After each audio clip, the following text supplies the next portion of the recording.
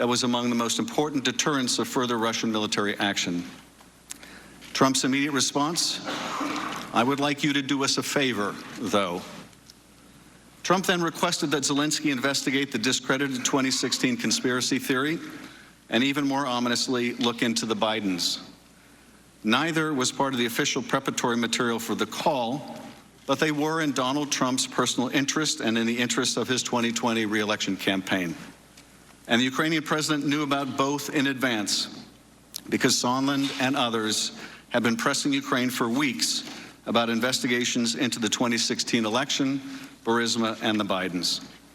Both Colonel Vindman and Ms. Williams were on the July 25th call. Vindman testified that due to the unequal bargaining position of the two leaders and Ukraine's dependency on the U.S., the favor Trump asked of Zelensky was really a demand. After the call, multiple individuals, including Vindman, were concerned enough to report it to the National Security Council's top lawyer. It was the second time in 2 weeks that Vindman had raised concerns with NSC lawyers.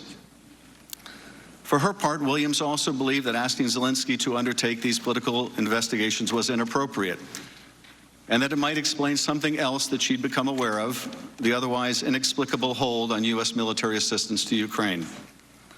Both Colonel Vindman and Ms. Williams also took note of the explicit use of the word Burisma by Zelensky, a fact conspicuously left out of the record of the call, now locked away on an ultra-secure server. Colonel Vindman believed that Zelensky must have been prepped for the call to be able to make the connection between Biden and Burisma, a fact that other witnesses have now confirmed. In the weeks that followed the July 25th call, Colonel Vindman continued to push for a release of the military aid to Ukraine and struggled to learn why it was being withheld. More disturbing, word of the hold had reached Ukrainian officials prior to it becoming public. By mid-August, the Ukrainian deputy ambassador asked Vindman why the United States was withholding the aid. Although Vindman didn't have an answer, Sondland made it explicit to Ukrainians at a meeting in Warsaw. They needed to publicly commit to these two investigations if they hoped to get the aid. Ms. Williams, we all saw the president's tweet about you on Sunday afternoon and the insults he hurled at Ambassador Yovanovitch last Friday. You are here today, and the American people are grateful. Colonel Vindman, we have seen far more scurrilous attacks on your character and watched as certain personalities on Fox have questioned your loyalty. I note that you have shed blood for America, and we owe you an immense debt of gratitude. I hope no one on this committee will become part of those vicious attacks. Today's witnesses, like those who testified last week, are here because they were subpoenaed to appear, not because they are for or against impeachment. That question is for Congress, not the fact witnesses. If the president abused his power and invited foreign interference in our elections, if he sought to condition, coerce, extort, or bribe an ally into conducting investigations to aid his re-election campaign and did so by withholding official acts, a White House meeting, or hundreds of millions of dollars of needed military aid, it will be up to us to decide whether those acts are compatible with the office of the presidency. I now recognize Ranking Member Nunes for any remarks he'd like to make. Thanks, gentlemen. I'd like to address a few brief words to the American people watching at home. If you watched the impeachment hearings last week, you may have noticed a disconnect between what you actually saw and the mainstream media accounts describing it. When you saw three diplomats who dislike President Trump's Ukraine policy discussing second-hand and third-hand conversations about their objections with the Trump policy. Meanwhile, they admitted they had not talked to the president about these matters, and they were unable to identify any crime or impeachable offense the president committed. But what you read in the press were accounts of shocking, damning, and explosive testimony that fully supports the Democrats' accusations. If these accounts have a familiar ring, it's because this is the same preposterous reporting the media offered for 3 years on the Russian hoax. On a nearly daily basis, the top news outlets in America reported breathlessly on the newest bombshell revelations, showing that President Trump and everyone surrounding him were Russian agents. It really wasn't long ago that we were reading these headlines. From CNN, Congress investigating Russian investment fund with ties to Trump officials. This was false. New York Times, Trump campaign aides had repeated contacts with Russian intelligence. Also false. Slate, was a Trump server communicating with Russia. This was false. New York Magazine, will Trump be meeting with his counterpart or his handler? This was false.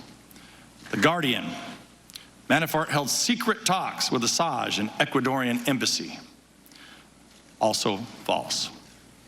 BuzzFeed, President Trump directed his attorney to lie to Congress about the Moscow Tower project. All of these were false. There was no objectivity or fairness in the media's Russia stories, just as a fevered rush to tarnish and remove a president who refuses to pretend that the media are something different from what they really are, puppets of the Democratic Party. With their biased misreporting on the Russia hoax, the media lost confidence of millions of Americans, and because they refused to acknowledge how badly they botched the story, they've learned no lessons and simply expect Americans will believe them as they try to stoke yet another partisan frenzy. In previous hearings, I've outlined 3 questions the Democrats and the media don't want asked or answered. Instead of shedding light on these crucial questions, the media are trying to smother and dismiss them. Those questions start with, what is the full extent of the Democrats' prior coordination with the whistleblower, and who else did the whistleblower coordinate this effort with? The media have fully accepted the Democrats' stunning reversal on the need for the whistleblower to testify to this committee. When the Democrats were insisting on his testimony, the media wanted it too. But things have changed since it became clear the whistleblower would have to answer problematic questions that include these. What was the full extent of the whistleblower's prior coordination with Chairman Schiff, his staff, and any other people he cooperated with while preparing the complaint? What are the whistleblower's political biases and connections to Democratic politicians? How does the whistleblower explain the inaccuracies in the complaint? What contact did the whistleblower have with the media, which appears to be ongoing? What are the sources of the whistleblower's information? Who else did he talk to? And was the whistleblower prohibited by law from receiving or conveying any of that information? The media have joined the Democrats in dismissing the importance of cross-examining this crucial witness. Now that the whistleblower has successfully kick-started impeachment, he has disappeared from the story, as if the Democrats put the whistleblower in their own witness protection program. My second question, what was the full extent of Ukraine's election meddling against the Trump campaign? In these depositions and hearings, Republicans have cited numerous indications of Ukraine meddling in the 2016 elections to oppose the Trump campaign. Many of these instances were reported, including the posting of many primary source documents by veteran investigative journalist John Solomon. Since the Democrats switched from Russia to Ukraine for their impeachment crusade, Solomon's reporting on Burisma, Hunter Biden, and Ukraine election meddling has become inconvenient for the Democratic narrative, and so the media is furiously smearing and libeling Solomon. In fact, the publication The Hill told its staff yesterday it would conduct a review of Solomon's Ukraine reporting. Coincidentally, the decision comes just 3 days after a Democrat on this committee told a Hill writer that she would stop speaking to The Hill because it had run Solomon's stories. And she urged the writer to relay her concerns to Hill's management. So now that Solomon's reporting is a problem for the Democrats, it's a problem for the media as well. I'd like to submit for the record John Solomon's October 31st story entitled "Debunking Some of Ukraine's Scandal Myths About Biden and Election Interference." I encourage viewers today to read this story and draw your own conclusions about the evidence Solomon has gathered. Ask unanimous consent that we put this into the record, Mr. Chair. Without objection. The concerted campaign by the media to discredit and disown some of their own colleagues is shocking. And we see it again in the sudden denunciations of New York Times reporter Ken Vogel as a conspiracy theorist after he covered similar issues, including a 2017 Politico piece entitled, "Ukrainian Efforts to Sabotage Trump Backfire." My third question: why did Burisma hire Hunter Biden? What did he do for them? And did his position affect any U.S. government actions under the Obama administration? We have now heard testimony from the Democrats' own witnesses that diplomats were concerned about a conflict of interest involving Hunter Biden. That's because he had secured a well-paid position despite having no qualifications on the board of a corrupt Ukrainian company, while his father was vice president charged with overseeing Ukrainian issues. After trying out several different accusations against President Trump, the Democrats have recently settled on bribery. According to widespread reports, they replaced their quid pro quo allegation because it wasn't polling well. But if the Democrats and the media are suddenly so deeply concerned about bribery, you would think they would take some interest in Burisma paying Hunter Biden $83,000 a month. And you think they would be interested in Joe Biden threatening to withhold U.S. loan guarantees unless the Ukrainians fired a prosecutor who was investigating Burisma. That would be a textbook example of bribery. The media, of course, are free to act as Democrat puppets, and they're free to lurch from the Russia hoax to the Ukraine hoax at the direction of their puppet masters. But they cannot reasonably expect to do so without alienating half the country who voted for the president they're trying to expel.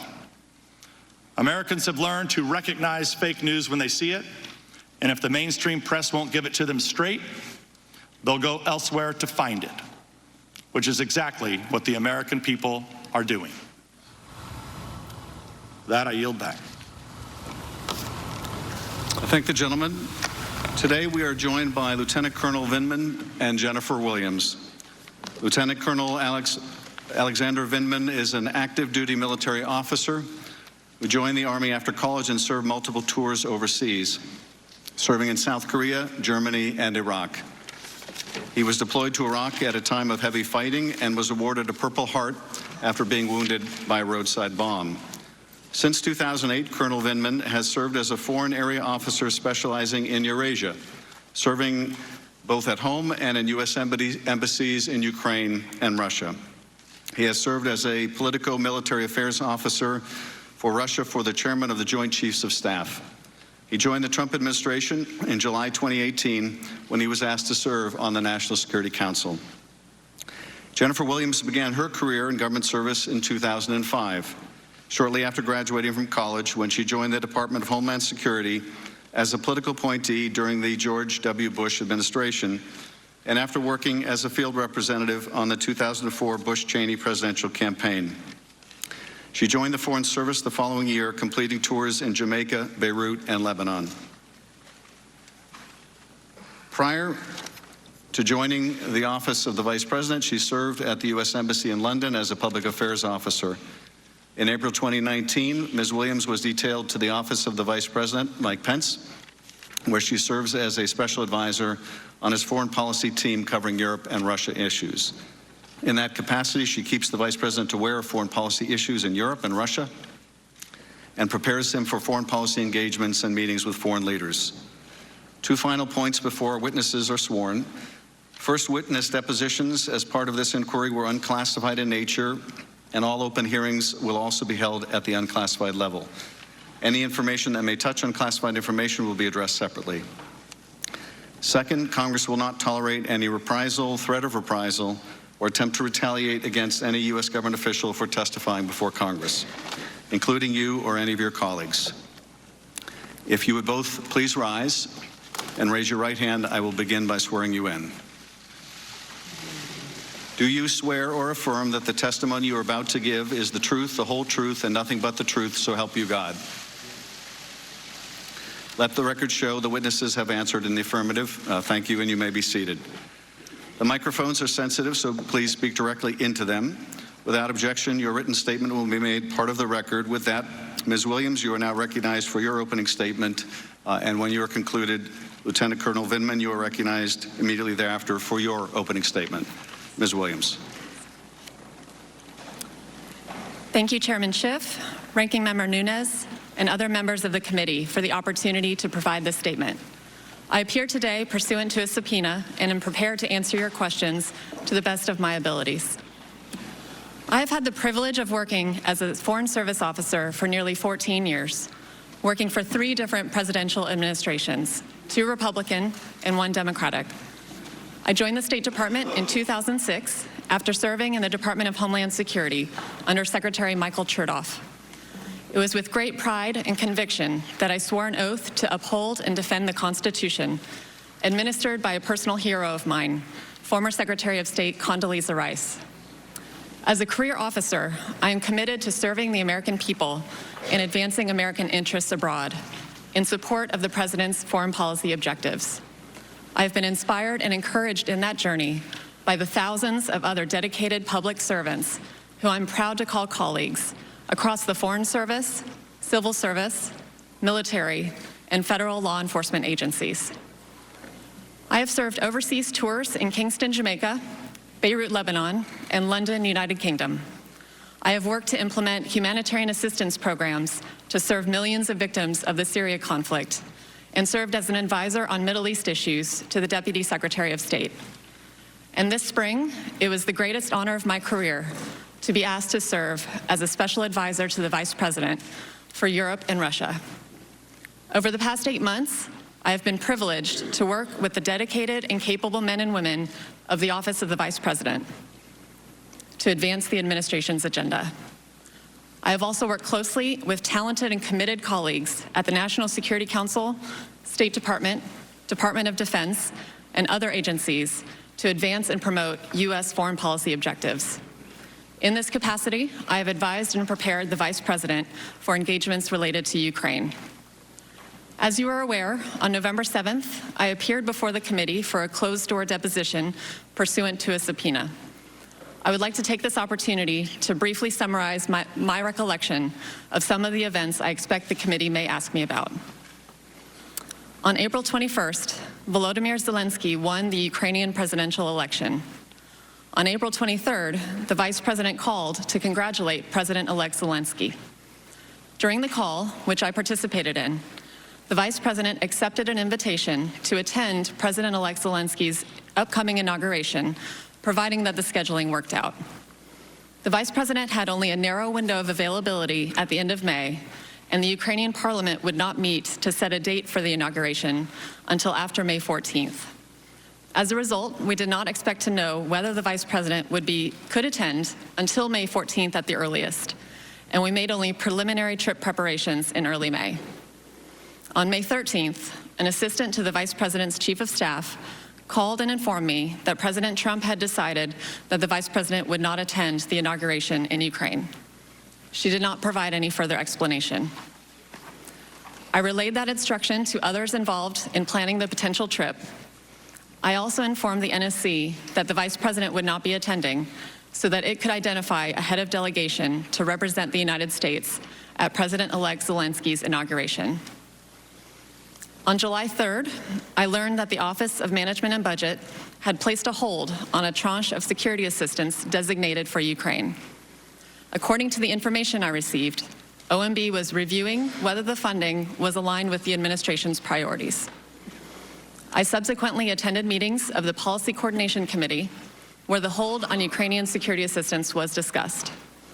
During those meetings, representatives of the state and defense departments advocated that the hold should be lifted, and OMB representatives reported that the White House Chief of Staff had directed that the hold should remain in place. On September 11th, I learned that the hold on security assistance for Ukraine had been released. I have never learned what prompted that decision.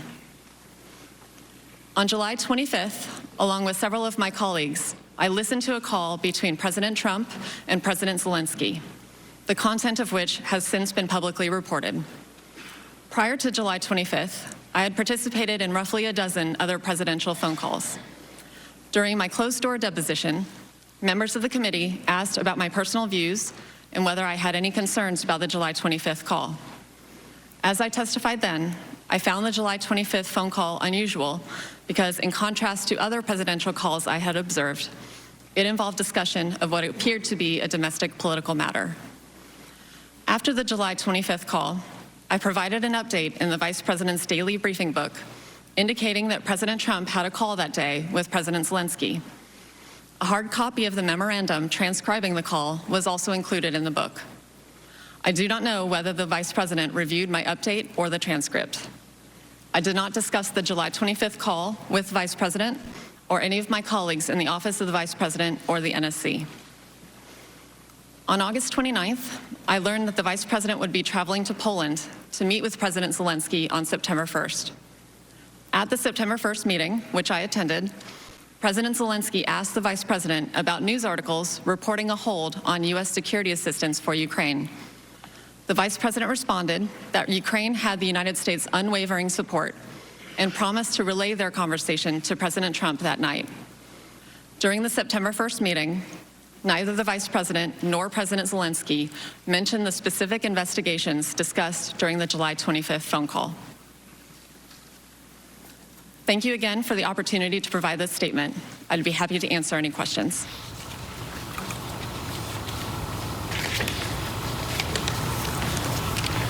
Mr. Chairman, ranking members, thank you for the opportunity to address the House Permanent Select Committee on Intelligence with respect to the activities relating to Ukraine and my role in the events under investigation. I've dedicated my entire professional life to the United States of America.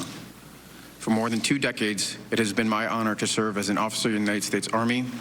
As an infantry officer, I served multiple overseas tours, including South Korea and Germany, and I was deployed to Iraq for combat operations. Since 2008, I have been a foreign area officer specializing in European and Eurasian political military affairs. I served in the United States embassies in Kiev, Ukraine, and Moscow, Russia.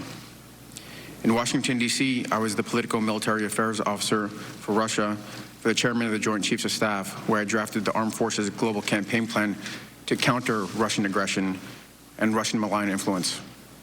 In July 2018, I was asked to serve at the White House National Security Council. At the NSC, I'm the principal advisor to the National Security Advisor on Ukraine and other countries in my portfolio. My role at the NSC is to develop, coordinate, and implement plans and policies to manage the full range of diplomatic, informational, military, and economic national security issues for the countries in my portfolio. My core function is to coordinate policy with departments and agencies. The committee has heard from many of my colleagues about the strategic importance of Ukraine as a bulwark against Russian aggression. It is important to note that our country's policy of supporting Ukrainian sovereignty and territorial integrity, promoting Ukrainian prosperity, and strengthening a free and democratic Ukraine as a counter to Russian aggression has been a consistent, bipartisan foreign policy objective and strategy across various administrations, both Democratic and Republican, and that President Zelensky's election in April 2019 created an unprecedented opportunity to realize our strategic objectives. In the spring of 2019, I became aware of 2 disruptive actors, primarily Ukraine's then prosecutor Yuri Lutsenko and former Mayor Rudolph Giuliani, President's personal attorney, promoting false narratives that undermined the United States-Ukraine policy. The NSC and its interagency partners, including the State Department, grew increasingly concerned about the impact that such information was having on our country's ability to achieve our national security objectives. On April 21st, 2019, Volodymyr Zelensky was elected president of Ukraine in a landslide victory on a unity, reform, and anti-corruption platform. President Trump called President Zelensky on April 21st, 2019 to congratulate him on his victory. I was the staff officer who produced the call materials and was one of the staff officers who listened to the call. The call was positive, and President Trump expressed his desire to work with President Zelensky and extended an invitation to visit the White House. In May, I attended the inauguration of President Zelensky as part of the presidential delegation led by Secretary Perry. Following the visit, the members of the delegation provided President Trump a debriefing offering a positive assessment of President Zelensky and his team. After this debriefing, President Trump signed a congratulatory letter to President Zelensky and extended another invitation to visit the White House. On July 10, 2019, Alexander Danylyuk, then Ukraine's National Security Advisor, visited Washington, D.C. for a meeting with National Security Advisor Bolton. Ambassadors Volker and Sondland, and Secretary Rick Perry also attended the meeting. I attended with Dr. Hill. We fully anticipated the Ukrainians would raise the issue of a meeting between the presidents. Ambassador Bolton cut the meeting short when Ambassador Sondland started to speak about the requirement that Ukraine deliver specific investigations in order to secure the meeting with President Trump. Following this meeting, there was a short debriefing during which Ambassador Sondland emphasized the importance of Ukraine delivering the investigations into the 2016 elections, the Bidens, and Burisma. I stated to Ambassador Sondland that this was inappropriate and had nothing to do with national security. Dr. Hill also asserted his comments were improper. Following the meeting, Dr. Hill and I agreed to report the incident to the NSC's lead counsel, Mr. John Eisenberg. On July 21, 2019, President Zelensky won a parliamentary election in another landslide victory. The NSC proposed that President Trump call President Zelensky to congratulate him. On July 25, 2019, the call occurred. I listened on the call in the Situation Room with White House colleagues. I was concerned by the call. What I heard was inappropriate, and I reported my concerns to Mr. Eisenberg. It is improper for the President of the United States to demand a foreign government investigate a U.S. citizen and a political opponent. I was also clear that if Ukraine pursued an investigation, it was also clear that if Ukraine pursued an investigation into the 2016 elections, the Bidens and Burisma, it would be interpreted as a partisan play. This would undoubtedly result in Ukraine losing bipartisan support, undermining U.S. national security, and advancing Russia's strategic objectives in the region. I want to emphasize to the committee that when I reported my concerns on July 10th relating to Ambassador Sondland, and then July 25th relating to the President, I did so out of a sense of duty. I privately reported my concerns in official channels to the proper authority in the chain of command. My intent was to raise these concerns because they had significant national security implications for our country.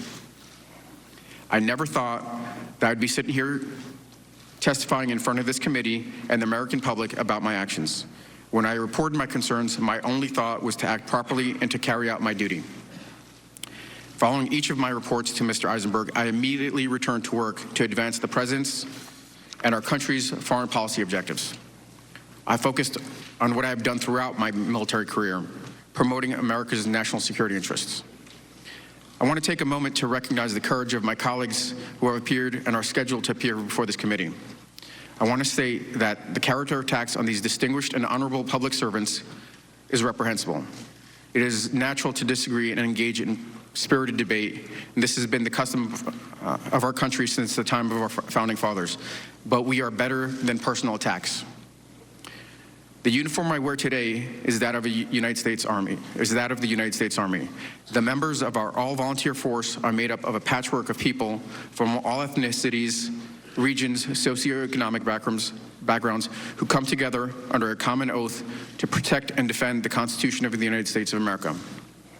We do not serve any political party, we serve the nation. I am humbled to come before you today as one of many who serve in the most distinguished and able military in the world. The Army is the only profession I've ever known. As a young man, I decided I wanted to spend my life serving this nation and gave my family refuge from authoritarian oppression. For the last 20 years, it has been an honor to represent and protect this great country. Next month will mark 40 years since my family arrived in the United States as refugees. When my father was 47 years old, he left behind his entire life and the only home he had ever known to start over in the United States so his 3 sons could have a better and safer lives. His courageous decision inspired a deep sense of gratitude in my brothers and myself and instilled in us a sense of duty and service. All 3 of us have served or are currently serving in the military. My little brother sits behind me here today.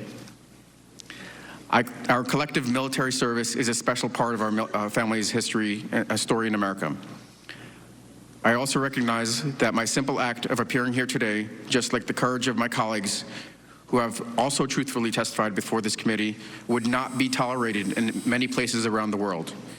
In Russia, my act of expressing concern to the chain of command in an official and private channel would have severe personal and professional repercussions, and offering public testimony involving the president would surely cost me my life.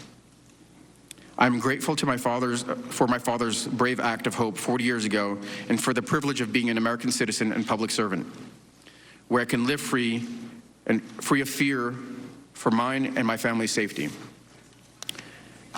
Dad, I'm sitting here today in the U.S. Capitol talking to our elected professionals is proof that you made the right decision 40 years ago to leave the Soviet Union and come here to the United States of America in search of a better life for our family. Do not worry. I will be fine for telling the truth. Thank you again for your consideration.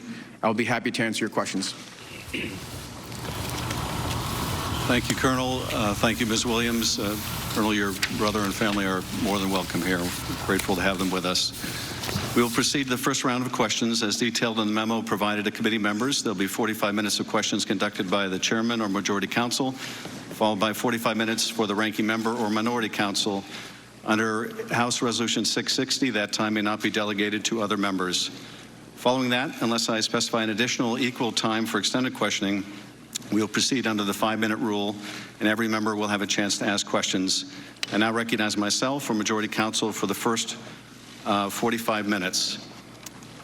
Before we get into the substance of your testimony, Ms. Williams, I want to ask you about a phone call between Vice President Pence and President Zelensky of Ukraine on September 18th. Were you on that call? I was. And did you take notes of the call? Yes, sir. Is there something about that call that you think may be relevant to our investigation? Mr. Chairman, as we previously discussed with the committee, the Office of the Vice President has taken the position that the September... Could you move the microphone a little closer to you? As we've previously discussed with both majority and minority staff of the committee, the Office of the Vice President has taken the position that the September 18th call is classified. As a result, with respect to the call, I'd refer the committee to the public record, which includes Ms. Williams' November 7th testimony, which has been publicly released, as well as the public readout of that call, which has previously been issued by the White House. Beyond that, given the position of the Vice President's office on classification, I've advised Ms. Williams not to answer further questions about that call in an unclassified setting. Thank you, counsel. Ms. Williams, I would only ask you in this setting whether you think there's something relevant to our inquiry in that call, and whether, if so, you'll be willing to make a classified submission to the committee. I would also refer to my testimony that I gave in the closed session, and I'm very happy to appear for a classified setting discussion as well. It may not be necessary for you to appear if you'll be willing to submit the information in writing to the committee. I'd be happy to do so. Thank you. Colonel Vindman, if I could turn your attention to the April 21st call, that is the first call between President Trump and President Zelensky. Did you prepare talking points for the president to use during that call? Yes, I did.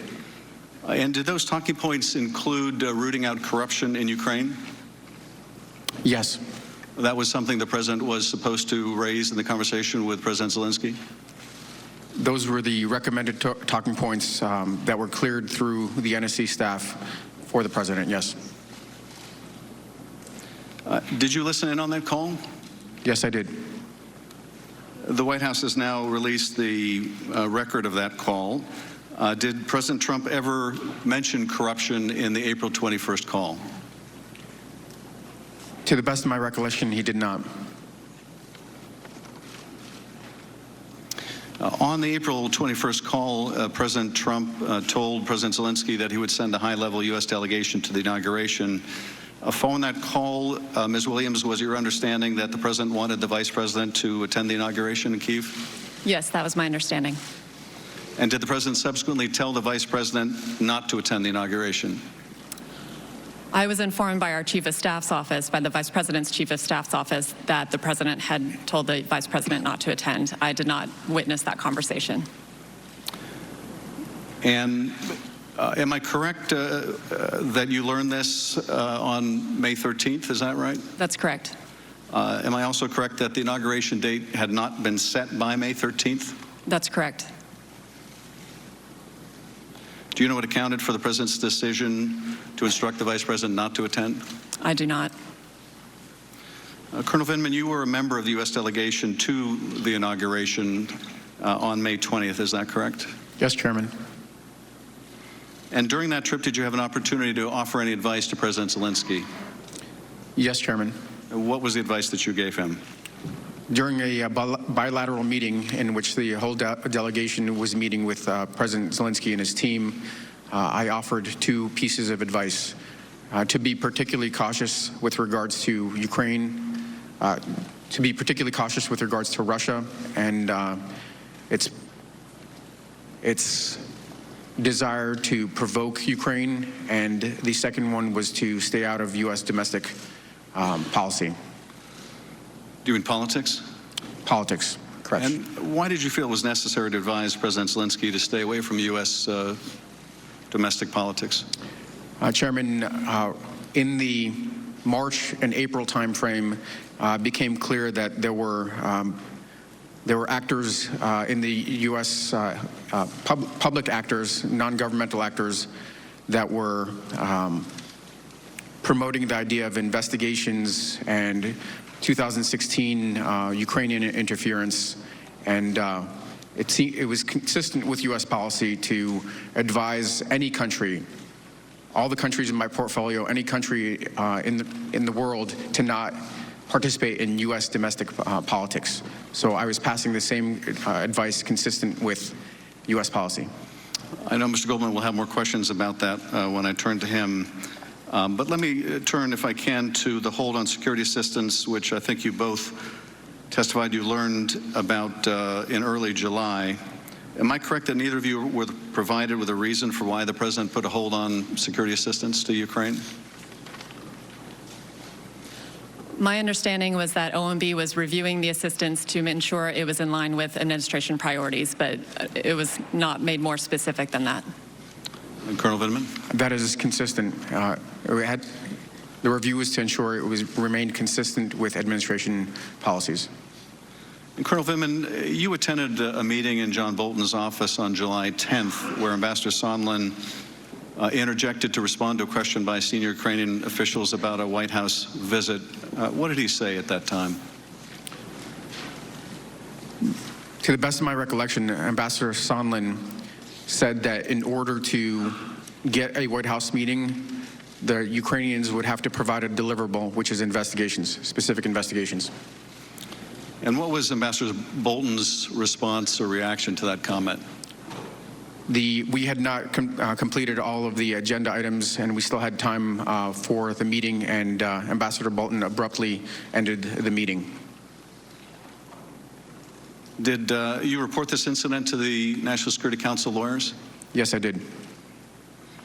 Based on Ambassador Sondland's remark at the July 10th meeting, was it your clear understanding that the Ukrainians understood they had to commit to investigations President Trump wanted in order to get the White House meeting?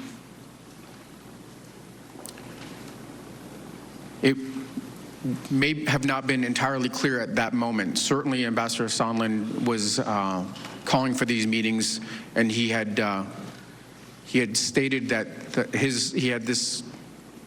this was developed per a conversation with the Chief of Staff, Mr. Mick Mulvaney, but the connection to the President wasn't clear at that point. But the import of what Ambassador Sondland said during that meeting was that there was an agreement with Mick Mulvaney that Zelensky would get the meeting if they would undertake these investigations. That is correct. About 2 weeks after that July 10th meeting, President Trump and President Zelensky had their second call, the now infamous July 25th call. Colonel Vindman, what was your real-time reaction to hearing that call?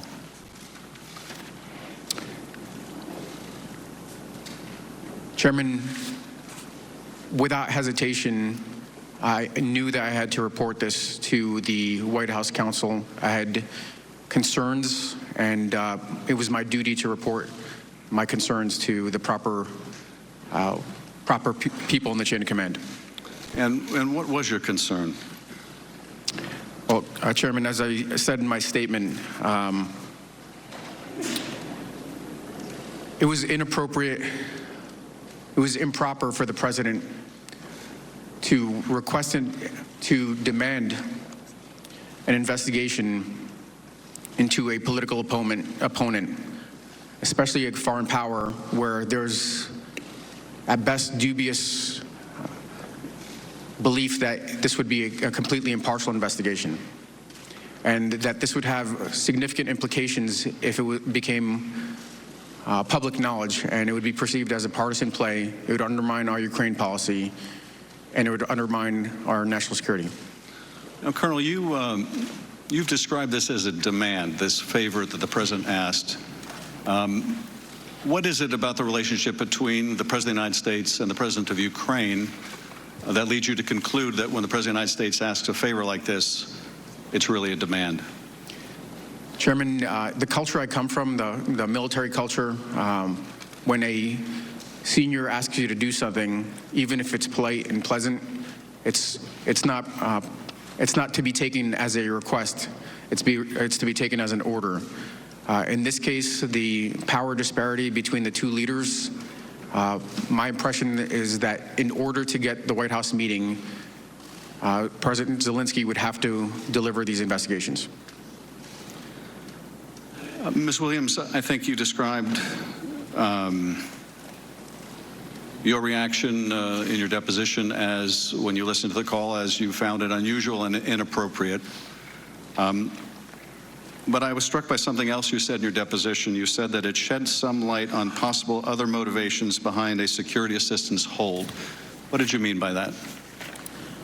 Mr. Chairman, I was asked during the closed-door testimony how I felt about the call, and in reflecting on what I was thinking in that moment, it was the first time I had heard internally the president reference particular investigations that previously I had only heard about through Mr. Giuliani's press interviews in press reporting. So in that moment, it was not clear whether there was a direct connection or linkage between the ongoing hold on security assistance and what the president may be asking President Zelensky to undertake in regard to investigations. So it was noteworthy in that regard. I did not have enough information to draw any firm conclusions. But it raised a question in your mind as to whether the two were related. It was the first I had heard of any requests of Ukraine which were that specific in nature. So it was noteworthy to me in that regard.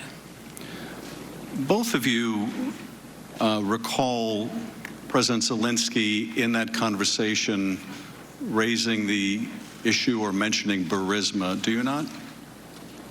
That's correct. Correct. And yet the word Burisma appears nowhere in the call record that's been released to the public. Is that right? That's right. Correct. Do you know why that's the case? Why that was left out? I do not. I was not involved in the production of that transcript. I attribute that to the fact that this transcript that is being produced may have not caught the word Burisma, and it was in the transcript that was released. It was released as the company, which is accurate. It's not a significant omission. But Colonel, you pointed out the fact that that word was used, did you not? Correct. And yet it was not included in the record released to the public. That's right. It's I'd say it's informed speculation that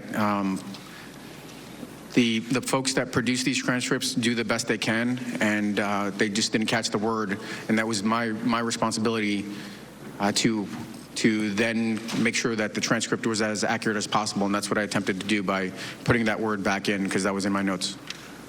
I think, Colonel, you testified in your deposition that you found it striking that Zelensky would bring up Burisma, that it indicated to you that he had been prepped for the call to expect this issue to come up. What led you to that conclusion?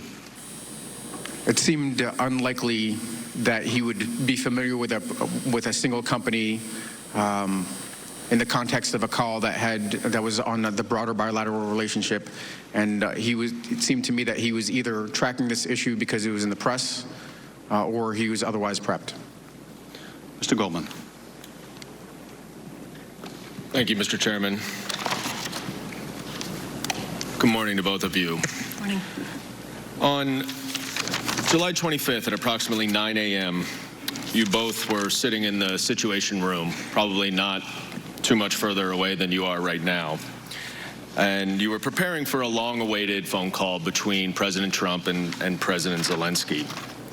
Now, Colonel Vindman, in advance of this phone call, did you prepare talking points as you did for the April 21st call? Yes, I did.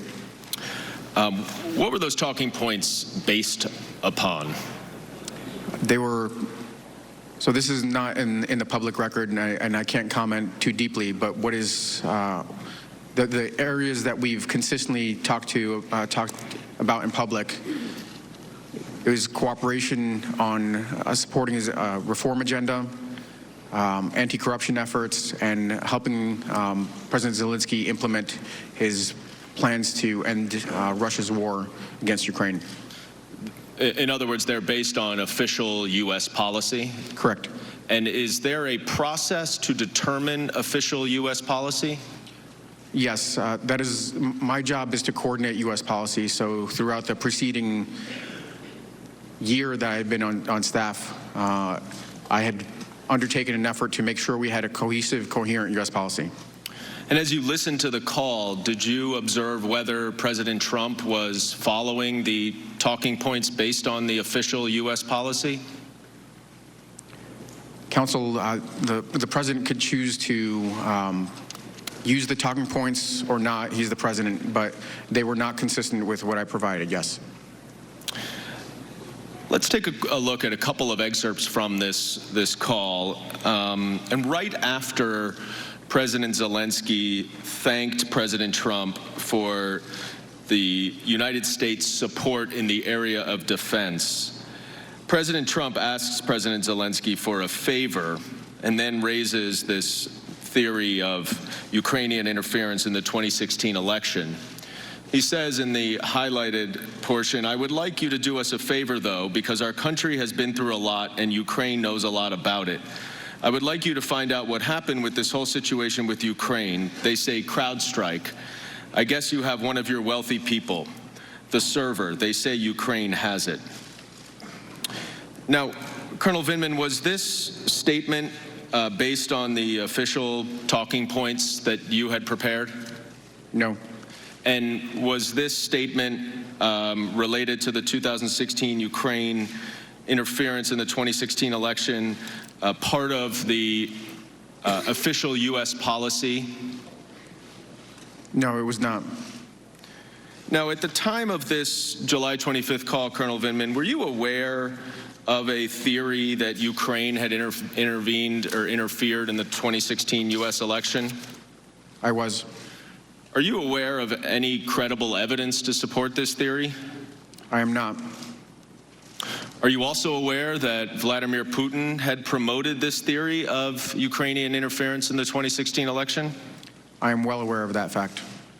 And ultimately, which country did U.S. intelligence services determine to have interfered in the 2016 election? It is the consensus of the entire intelligence community that the Russians interfered in U.S. elections in 2016. Let's go to another excerpt from this call where President Trump asked President Zelensky to investigate his political opponent, Vice President Joe Biden. Here, President Trump says, "The other thing, there's a lot of talk about Biden's son, that Biden stopped the prosecution, and a lot of people want to find out about that. So whatever you can do with the Attorney General would be great.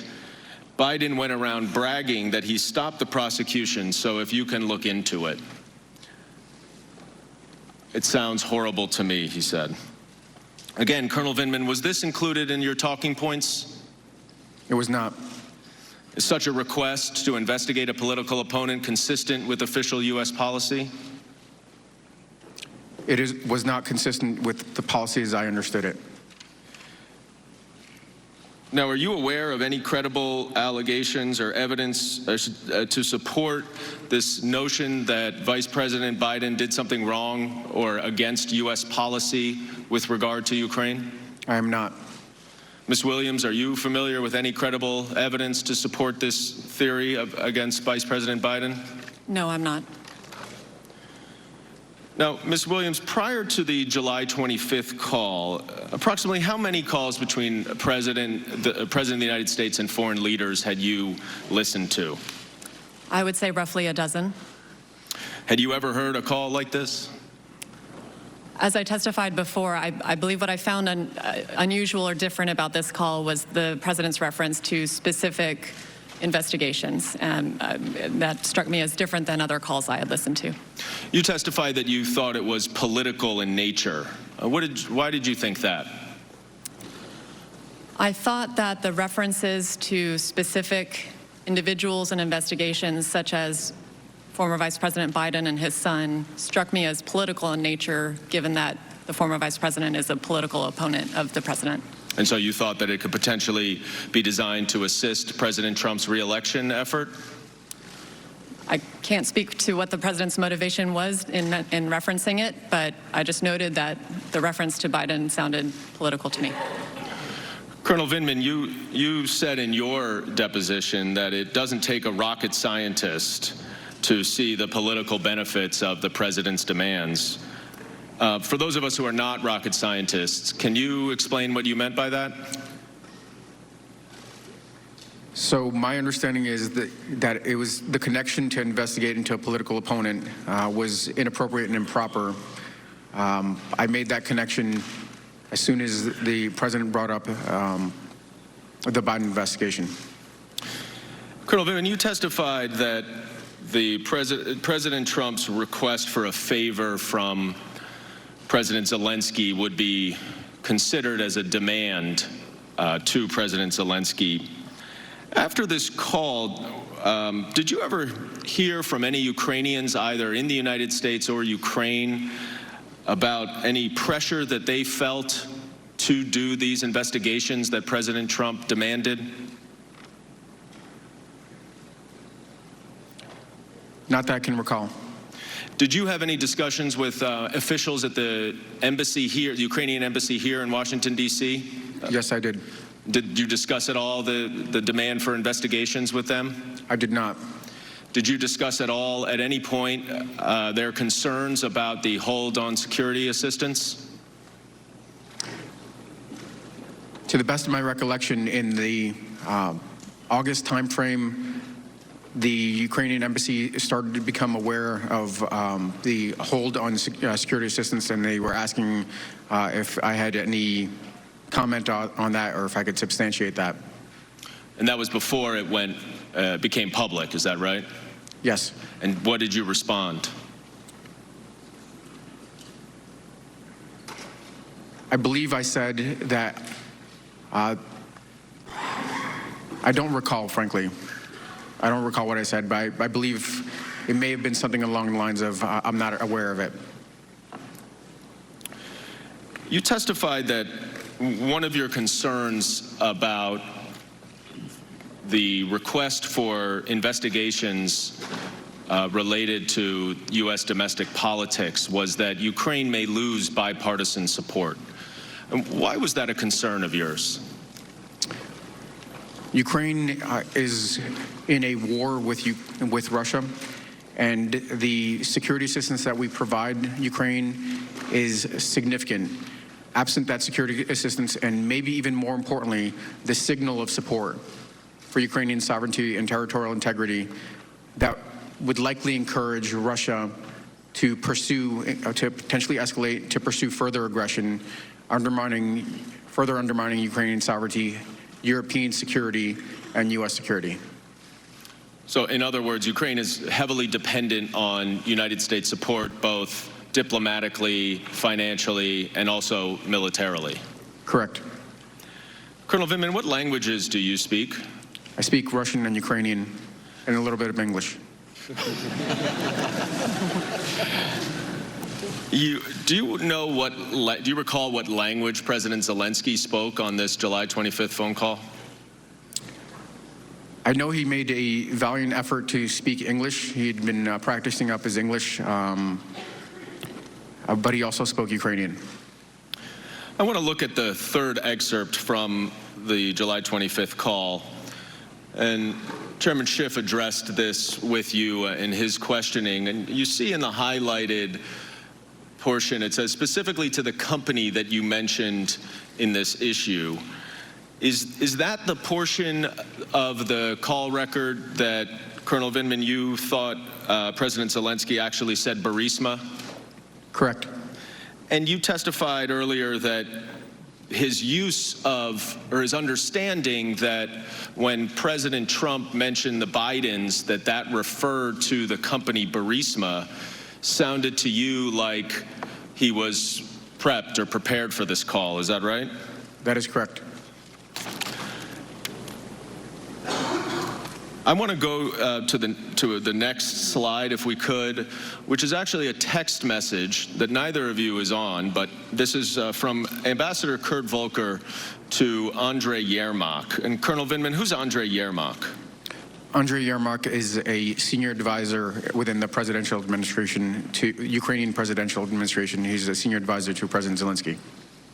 Now, this text message is less than a half hour before the call on July 25th. And since neither of you are on it, I'll read it. It says from Ambassador Volker, "Good lunch, thanks. Heard from White House. Assuming President Z convinces Trump he will investigate, quote, get to the bottom of what happened, unquote, in 2016, we will nail down date for visit to Washington. Good luck. See you tomorrow. Kurt." Now, is this the sort of thing that you're referring to when you say that it sounded like President Zelensky was prepared for this call? This would be consistent, yes. Now, turning to the fourth excerpt from the July 25th call, where Ukraine's President Zelensky links the White House meeting to the investigations that President Trump requests. President Zelensky says, "I also wanted to thank you for your invitation to visit the United States, specifically Washington, D.C. On the other hand, I also wanted to assure you that we will be very serious about the case and will work on the investigation." Colonel Vindman, when President Zelensky says, "on the other hand," would you agree that he's acknowledging a linkage between the White House visit that he mentions in the first sentence and the investigations that he mentions in the second sentence?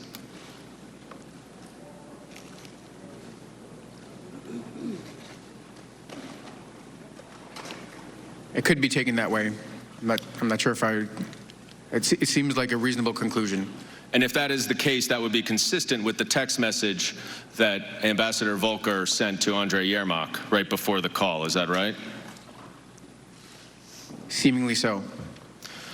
Now, you've testified in your deposition that a White House visit, an Oval Office visit, is very important to President Zelensky. Why is that?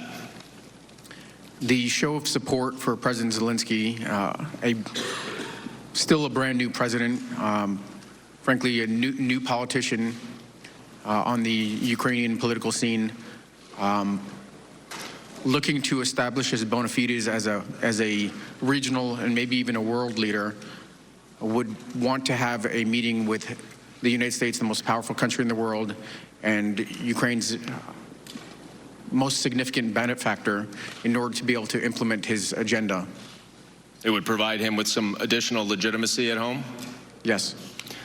So just to summarize, in this July 25th call between the presidents of the United States and Ukraine, President Trump demanded a favor of President Zelensky to conduct investigations that both of you acknowledge were for President Trump's political interest, not the national interest, and in return for his promise of a much-desired White House meeting for President Zelensky.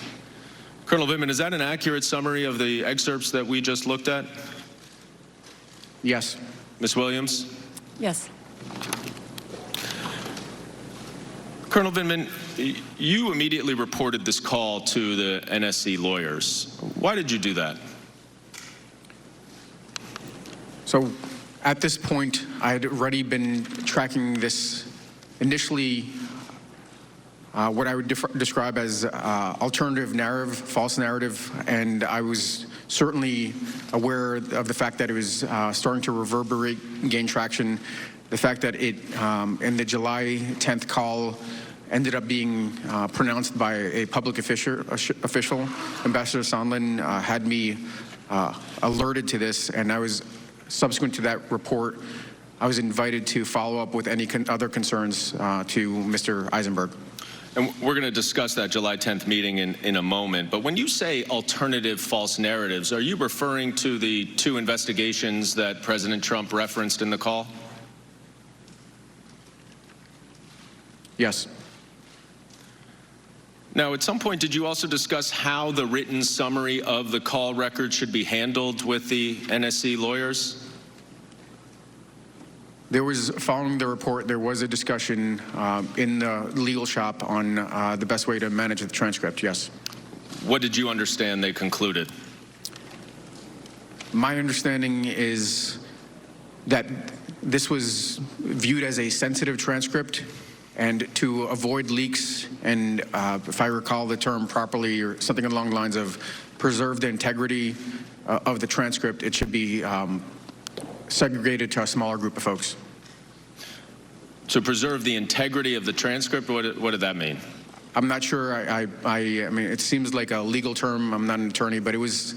I didn't take it as anything nefarious. I just understood that they wanted to keep it in a smaller group.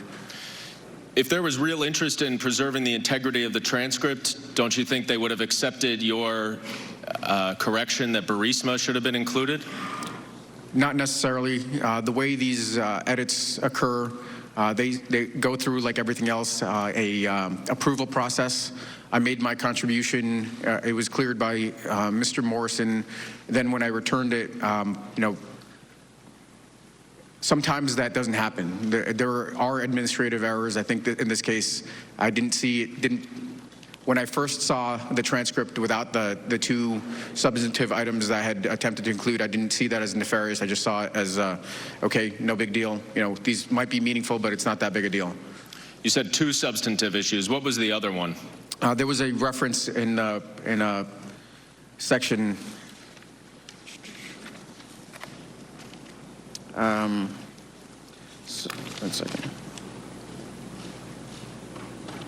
Yeah, on page 4, the top paragraph. Let me find the right spot. Okay. Yes, you can look into it. Ellipse. There are videos. So what I recall, or the recordings. Instead of an ellipses, there should have said, to what you heard, that there are recordings. Correct. Did you ultimately learn where the call record was put? I understood that it was being segregated into a separate system, separate secure system. Why would it be put on a separate secure system? This is definitely not unprecedented, but at times, if you want to limit access to a smaller group of folks, you put it on the secure system to ensure that a smaller group of people with access to the secure system have it. But can't you also limit the number of people who can access it on the regular system? You can do that, but to the best of my recollection, the decision was made, frankly, on the fly after the fact after I conveyed my concerns to Mr. Eisenberg.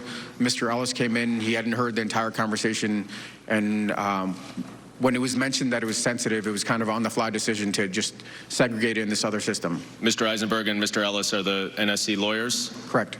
But it was your understanding that it was not a mistake to put it on the highly classified system, is that right? I'm not sure I understand. Was it intended to be put on the highly classified system by the lawyers? Or was it a mistake that it was put there? I think it was intended, but again, it was intended to prevent leaks and to limit access. Now, you testified, both of you, about the April 21st call a little earlier, and Colonel Vindman, you indicated that you did include in your talking points the idea of Ukraine rooting out corruption but that President Trump did not mention corruption. I want to go to the White House readout from the April 21st call. And I'm not going to read the whole thing, but you see the highlighted portion where it says root out corruption? Yes. So in the end, this readout was false, is that right?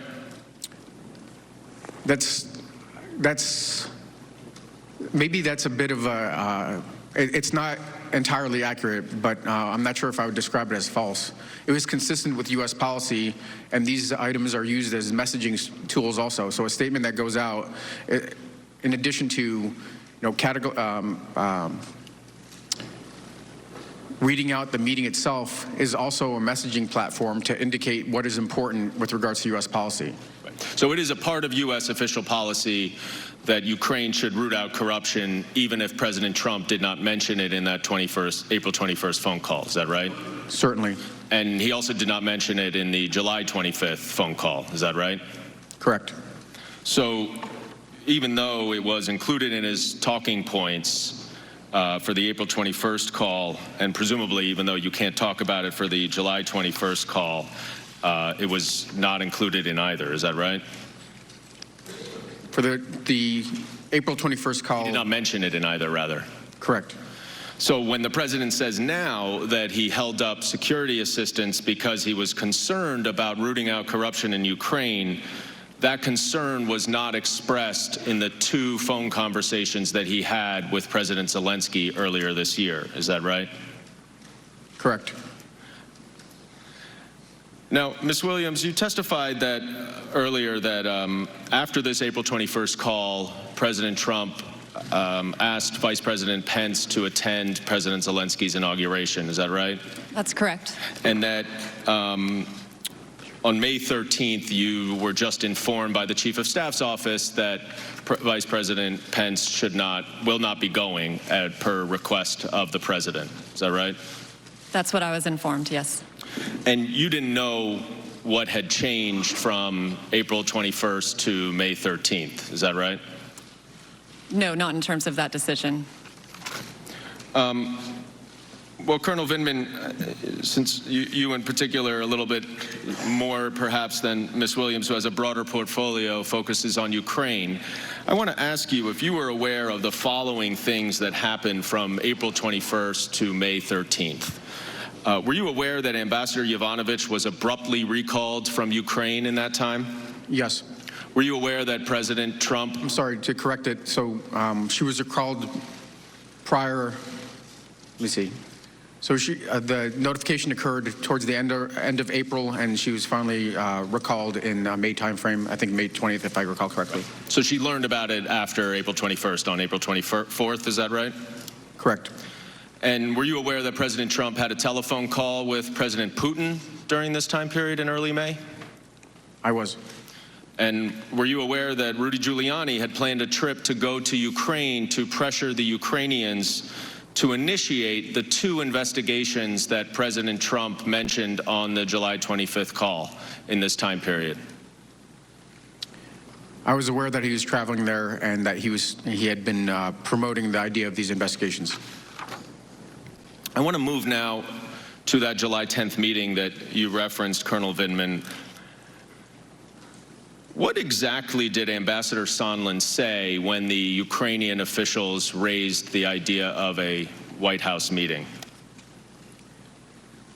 As I recall, he referred to specific investigations that Ukrainians would have to deliver in order to get these meetings. And what happened to the White House meeting? What happened to the broader meeting after he made that reference? Ambassador Bolton very abruptly ended the meeting. And did you have any conversations with Ambassador Bolton about this meeting? No, I did not. Did you follow Ambassador Sondland and the others to the wardroom for a meeting follow-up? There was a photo opportunity that we leveraged in order to demonstrate U.S. support. So the White House visit demonstrating U.S. support for Ukraine, and the new national security advisor, who's a technocrat. And then after that, we went down to a short post-meeting huddle or debrief. Were the investigations, the specific investigations that Ambassador Sondland referenced in the larger meeting, also discussed in the wardroom meeting? They were. And what did Ambassador Sondland say? Ambassador Sondland referred to investigations into the Biden's Burisma in 2016. How did you respond, if at all? I said that this request to conduct these meetings was inappropriate. These investigations was inappropriate and had nothing to do with national security policy. Was Ambassador Volker in this meeting as well? I don't recall specifically. I believe he was there for at least a portion of the time. I don't recall if he was there for that the whole meeting. Was this statement made in front of the Ukrainian officials? I believe there was some discussion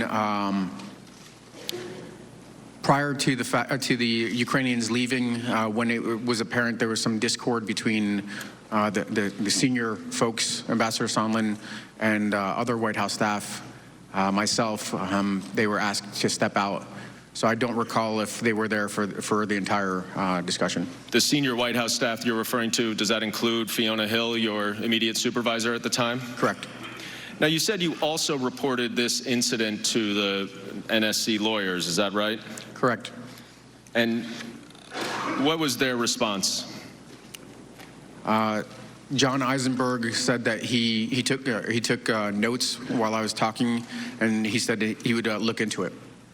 Why did you report this meeting and this conversation to the NSC lawyers?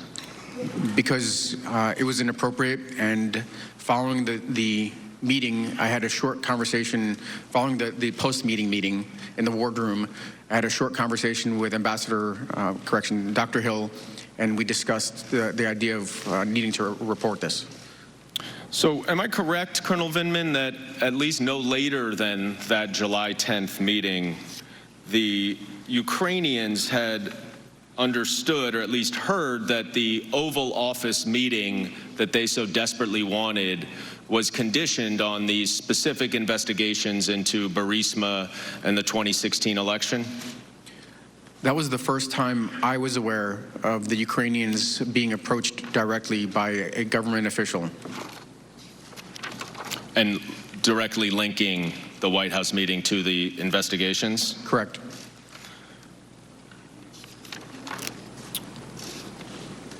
Ms. Williams, you testified that in your opening statement that you attended the September 1st meeting between Vice President Pence and President Zelensky in Warsaw. Is that right? That's correct. What was the first thing that President Zelensky asked Vice President Pence about at that meeting?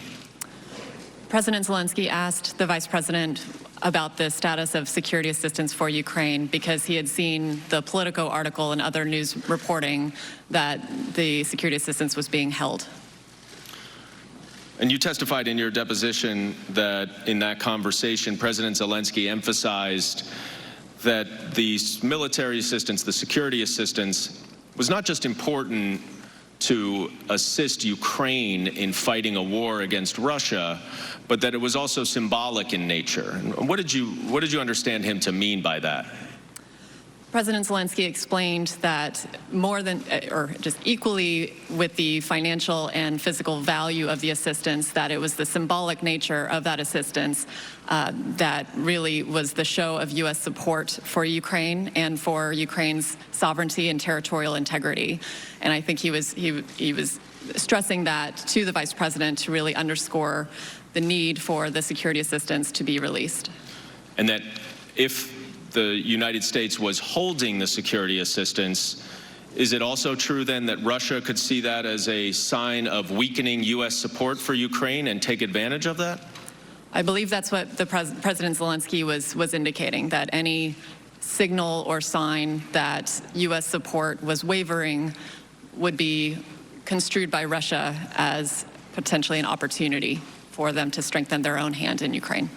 Did Vice President Pence provide a reason for the hold on security assistance to the Ukrainian president in that meeting? The Vice President did not specifically discuss the reason behind the hold, but he did reassure President Zelensky of the strongest U.S. unwavering support for Ukraine and they talked about the need for European countries to step up and provide more assistance to Ukraine as well.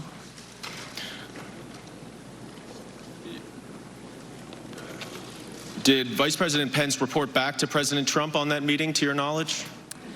The Vice President conveyed to President Zelensky that he would follow up with President Trump that evening and convey to President Trump what he had heard from President Zelensky with regard to his efforts to implement reforms in Ukraine. I am aware that the Vice President spoke to President Trump that evening, but I was not privy to the conversation. Are you also aware, however, that the security assistance hold was not lifted for another 10 days after this meeting? That's correct.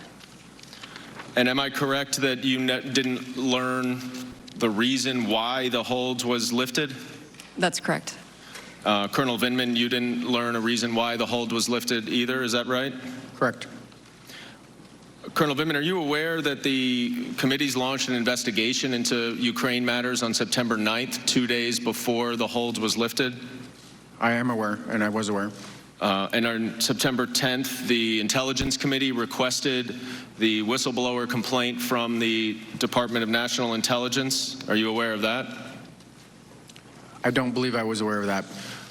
Were you aware that the White House was aware of this whistleblower complaint prior to that date? The first I heard of the whistleblower complaint is, I believe, when the news broke. I was only aware of the committees investigating the hold on security assistance. So is it accurate to say, Colonel Vindman, that whatever reason that was provided for the hold, including the administrative policies, which would support the hold, would support the security assistance, is that right, to your understanding? I'm sorry, I didn't understand that. I was just asking that the administrative policies of President Trump supported the security assistance. Is that your understanding?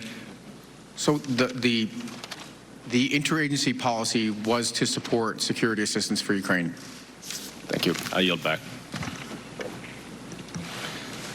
Now recognize Ranking Member Nunes or Minority Counsel for 45 minutes. Thank you, Ms. Williams. Welcome. I want to just establish a few basic facts about your knowledge of Ukraine, Burisma, and the role of the Bidens. Yes, sir. You spend an extraordinary amount of your time on Ukraine, correct? Ukraine is one of the countries in my portfolio. I would not say an extraordinary amount of time, but certainly the Vice President has engaged on Ukraine policy quite a bit in my 8 months. And it's in your portfolio. That's correct. First off, were you aware in September of 2015, then U.S. Ambassador to Ukraine, Jeffrey Pyatt, publicly called for an investigation into Sloshevsky, the president of Burisma. Were you aware of these public statements? No, not at the time. You are today, though. I've since heard them, yes. Did you know of anti-Trump efforts by various Ukrainian officials, as well as Alexander Chalupa, a DNC consultant? No, I was not aware. Did you know about the Deputy Assistant Secretary of State Kent's concerns about potential conflict of interest into Hunter Biden sitting on the board of Burisma? I did not work on Ukraine policy during that time frame, so I've become aware of it through... in the last year or so? I've become aware of it through Mr. Kent's testimony through this process. Did you know that financial records show a Ukrainian natural gas company, Burisma, routed more than $3 million to American accounts tied to Hunter Biden? No, I was not aware. Until you prepared for this hearing? Until others have been testifying in more detail on those issues, that's correct. You've been following it more closely? Correct. Did you know that Burisma's American legal representatives met with Ukrainian officials just days after Vice President Biden forced the firing of the country's chief prosecutor? Again, sir, I was not working on Ukraine policy during that time. So yeah, and none of these are trick questions. I'm just trying to get through them. I understand. Yeah. Did you know that Burisma lawyers pressured the State Department in February 2016 after the raid and month before the firing of Shokin, and that they invoked Hunter Biden's name as a reason to intervene? I was not aware. Did you know that Joe Biden called Ukrainian President Poroshenko at least 3 times in February 2016 after the president and owner of Burisma's home was raided on February 2nd by the state prosecutor's office? Not at the time. Again, I've become aware of that through this proceeding. Thank you, Ms. Williams. Lieutenant Colonel Vindman, I'm going to ask you same questions just to establish some basic facts about your knowledge about Ukraine, Burisma, and the role of the Bidens. In September 2015, U.S. Ambassador to Ukraine Jeffrey Pyatt publicly called for an investigation into Slashevsky, the president of Burisma. Were you aware of these public statements?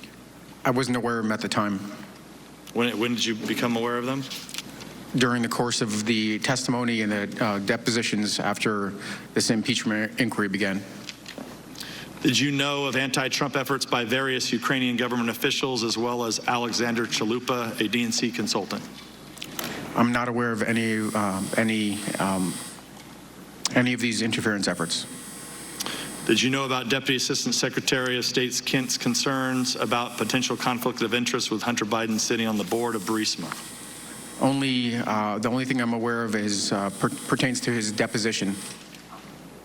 Did you know that financial records show a Ukrainian natural gas company, Burisma, routed more than $3 million to the American accounts tied to Hunter Biden?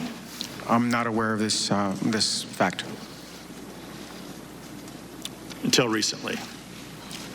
I guess I didn't independently look into it. I'm just not aware of what kind of payments Mr. Biden may have received. This is not something I'm aware of.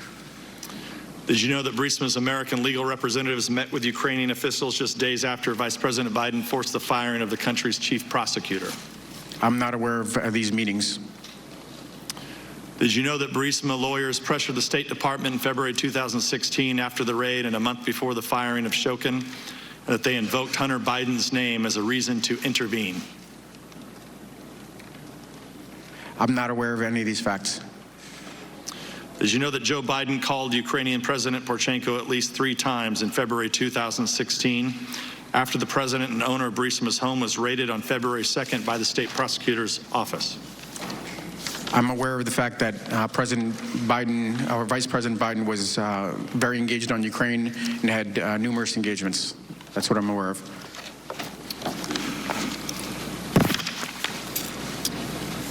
Ms. Williams and Lieutenant Colonel Vindman, as you may or may not know, this committee has spent nearly 3 years conducting various investigations, starting with the Russia collusion hoax, FISA abuse, Democratic hysteria over the lack of collusion in the Mueller report, and now this impeachment charade. One of the most concerning things regarding all of these investigations is the amount of classified or otherwise sensitive information I read in the press that derive either from this committee or sources in the administration. To be clear, I'm not accusing either one of you of leaking information. However, given that you are the first witnesses who actually have some firsthand knowledge of the president's call by listening in on July 25th, it's imperative to the American public's understanding of the events that we get a few matters out of the way first. Ms. Williams, let me just go to you first.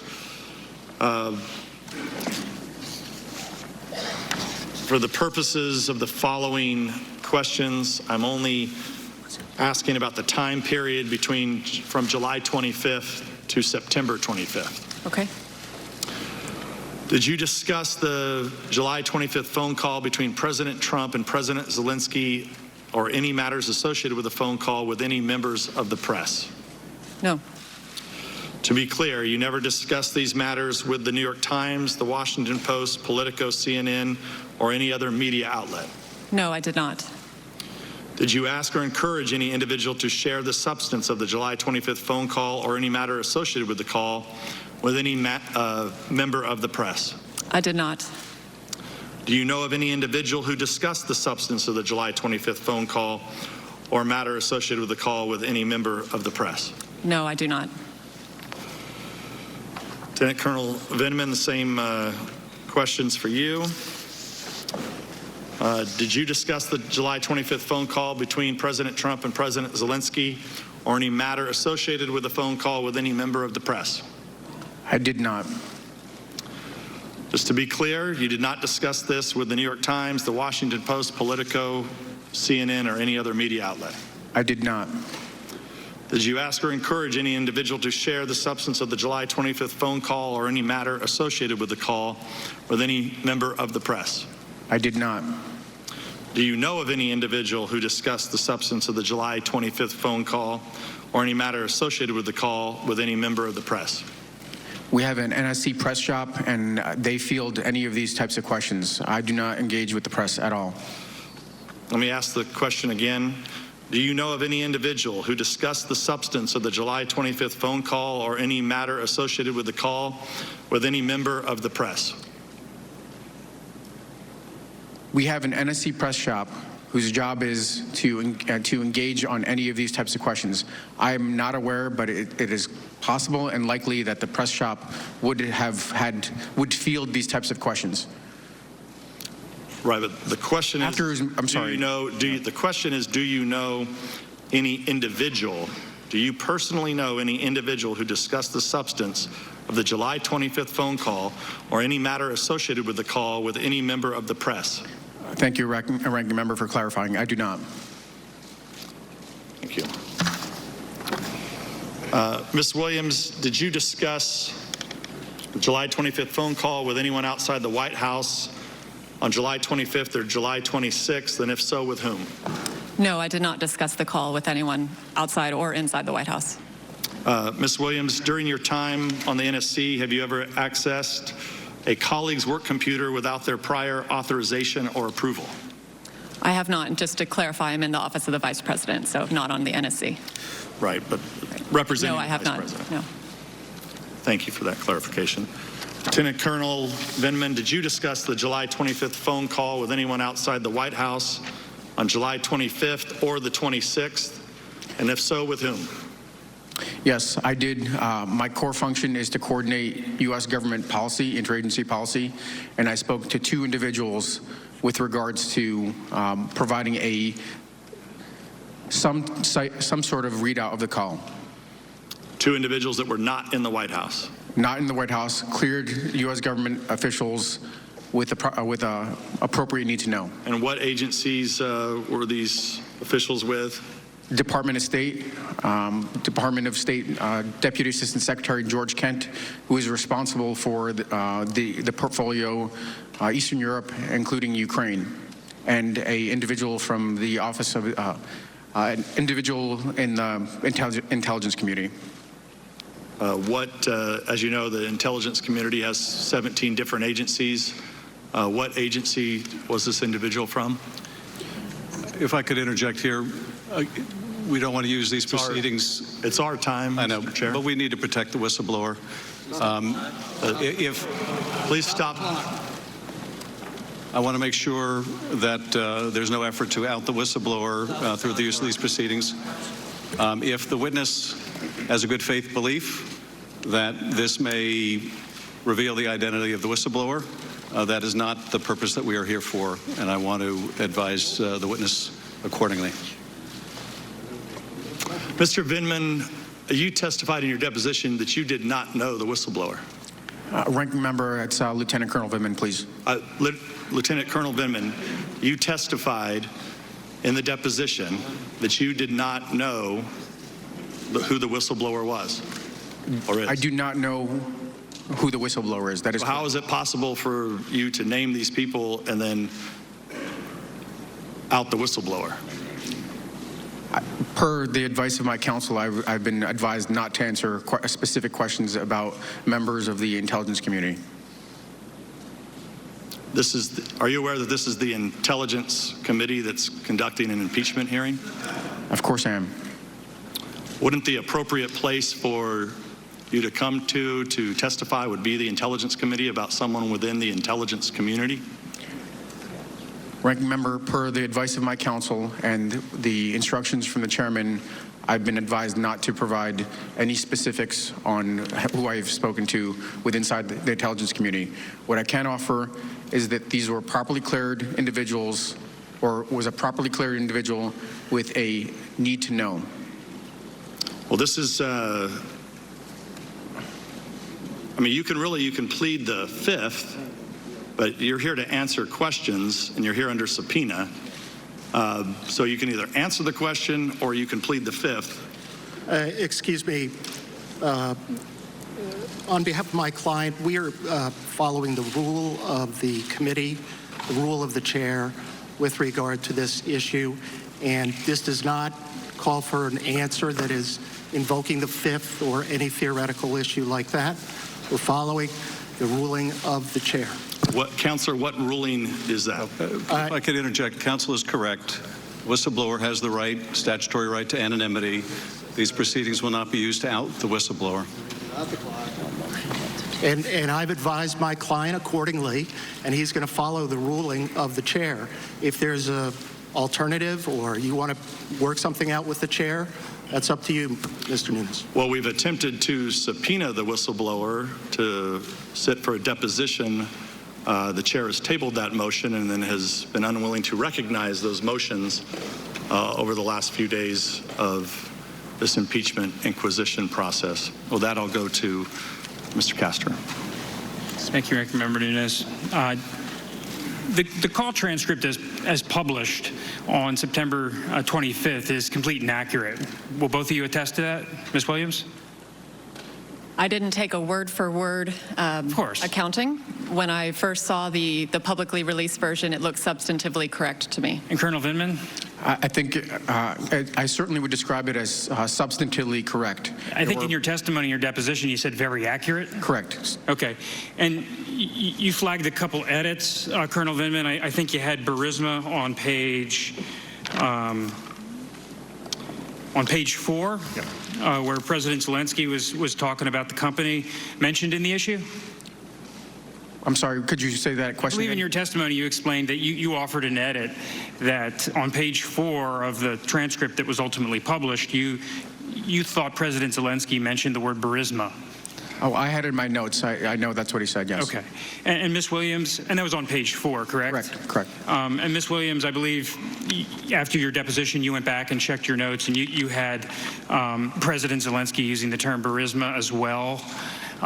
Is that correct? That's correct. But that came up on a different part of the transcript than what Colonel Vindman was relating to, correct? Yes, I believe so.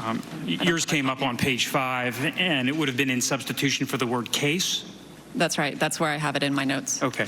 Colonel Vindman, we've had some discussion earlier today and also at your deposition about whether the president had a demand for President Zelensky.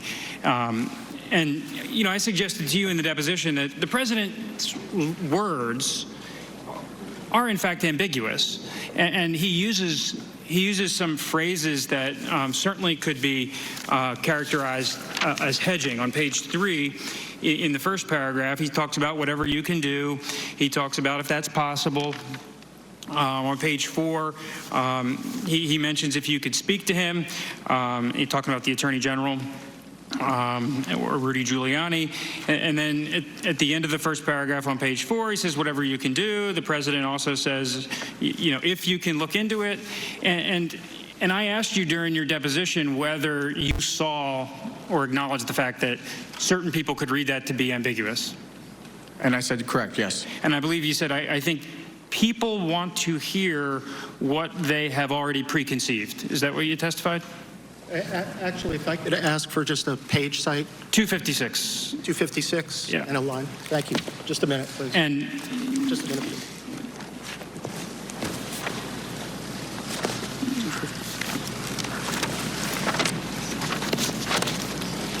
Okay, we got the page. okay. And then you went on to say, yeah, you agreed with me. You said, yeah, I guess you could interpret it different ways. Is that correct? Yes. Okay. Turning attention to the preparation of the transcript, that followed the ordinary process, correct? So I think it followed the appropriate process in terms of making sure that eventually it came around for clearances, for accuracy, Okay. but it was in a different system. So Well, I'll get to that in a second. That relates to the storage of it. You had some concerns. Mr. Morrison articulated his concerns about if the transcript was leaked out. And I think both you and Mr. Morrison agreed that it needed to be protected. Just a correction. I don't think it was Mr. Morrison. It was Mr. Eisenberg, right? Mr. Morrison testified at his deposition. Okay, we don't have that in front of us. If you can give us that, we'll take a look. Yeah, I think in this, but I could say for myself, there were the concerns about leaks seemed valid, and I wasn't particularly critical. I thought this was sensitive, and was not going to question the attorney's judgment on that. Right. And even on the code word server, you had access to it. Yes. So at no point in time during the course of your official duties were you denied access to this information? Correct. Is that correct?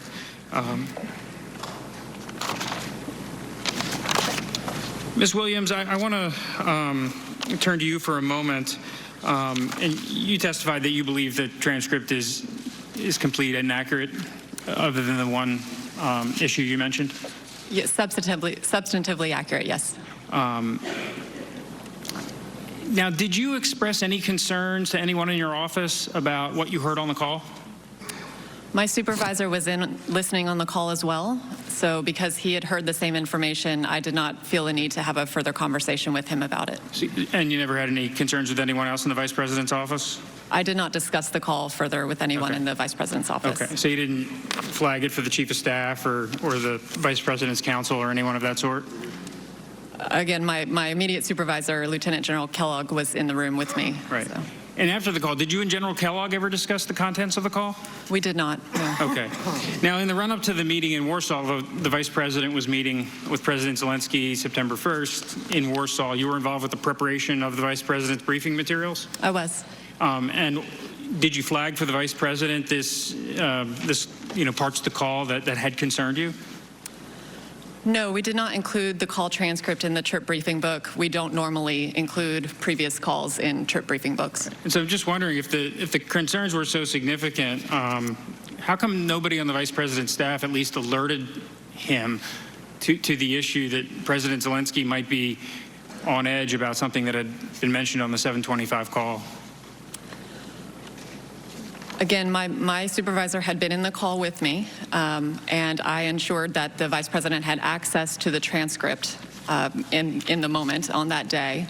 As we were preparing for the September meeting with President Zelensky, the more immediate issue at hand was 2 days prior, the news had broken about the hold on the security assistance.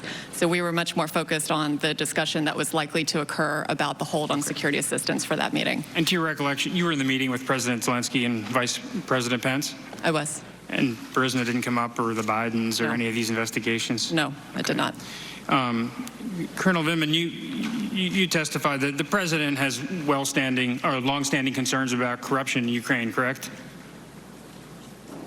I don't recall, but there are concerns. There are broad concerns about corruption, yes. But you would agree that if the U.S. is giving hundreds of millions of dollars to a foreign nation that has a corruption problem, that's certainly something that the U.S. government officials and the president would want to be concerned about?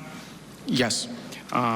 And if a foreign country has a problem with oligarchs taking money, taking U.S. taxpayer dollars, that's something that the president ought to be concerned about in advance of dispensing the aid? Yes.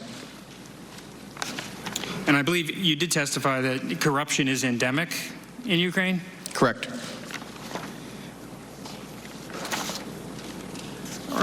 Are you also aware of the president's skepticism of foreign aid generally? I am. And it's something that he's made part of his priorities to make sure that U.S. foreign aid is spent wisely? That is correct. And you're also aware the president has concerns about burden sharing among our allies? Yes. And with respect to Ukraine, he was very interested and engaged in seeing if there was a possibility for our European allies to step up and contribute more? Yes, I think that would be in the context of military assistance. In terms of burden sharing, the European Union provides over $15 billion. Okay. Has provided since 2014. Okay, but you are aware of the president's concern of burden sharing, right? Yes, I am. Okay. Turning our attention specifically to the company Burisma. Mykola Zlochevsky, the co-founder of Burisma, it's one of Ukraine's largest natural gas producers, correct? That is my understanding, yes. And it's been subject to numerous investigations over the years. I'm not aware of, I guess I couldn't point to specific investigations, but there is a, what I would call a pattern of questionable dealings and questions about corruption. Zochevsky had served as the Minister of Ecology during President Yanukovych's tenure. I came to learn that that is correct, yes. And are you aware, and George Kent testified a little bit about this last week, that under the Obama administration, the U.S. government encouraged Ukraine to investigate whether Zochevsky used his government position to grant himself or Burisma exploration licenses? Are you aware of that? You know, I would defer to George Kent. He's a fount of knowledge on Ukraine, much deeper knowledge than I have. Okay. And if he attested to that, then I'd take his word for it. And he testified that the U.S., along with the United Kingdom, was engaged in trying to recoup about $23 million in taxpayer dollars from Zochevsky and the Burisma entity? I understand he testified that, yes. Correct. Okay. And Mr. Kent also testified that the investigation was moving along, and then all of a sudden there was a bribe paid, and the investigation went away. Did you hear him mention that? I heard him mention that. These are events that occurred before my time. So, frankly, beyond what he said, I don't know much more. Fair enough. Right around the time the bribe was paid, the company sought to bolster their board. Are you aware that they tapped some luminaries for their corporate board? Certainly, I learned that at some point. Yes. Including the president of Poland, I believe. Yes. And Hunter Biden?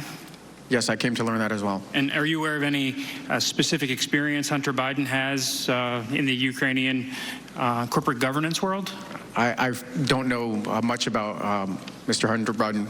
And we talked a little bit about, at your deposition, about whether Mr. Biden was qualified to serve on this board. And you know, I believe you acknowledged that apparently he was not, in fact, qualified? As far as I can tell, he didn't seem to be, but like I said, I don't know his qualifications. Okay. And Ms. Williams, I want to turn our attention to the inaugural trip. Okay. At one point, the Vice President and the Vice President's office was focusing on attending that, correct? That's right. And it's somewhat complicated because, as I understand it, the White House doesn't want the President and the Vice President to be out of the country at the same time? Yes, that's correct. And during the time frame, the President was in Japan. I believe he was in Japan May 24th to 28th.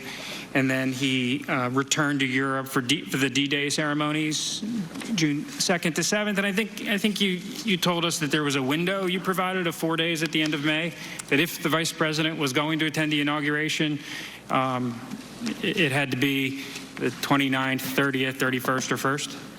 Our embassy in Kyiv had been in discussions with the Ukrainian, with President Zelensky's team.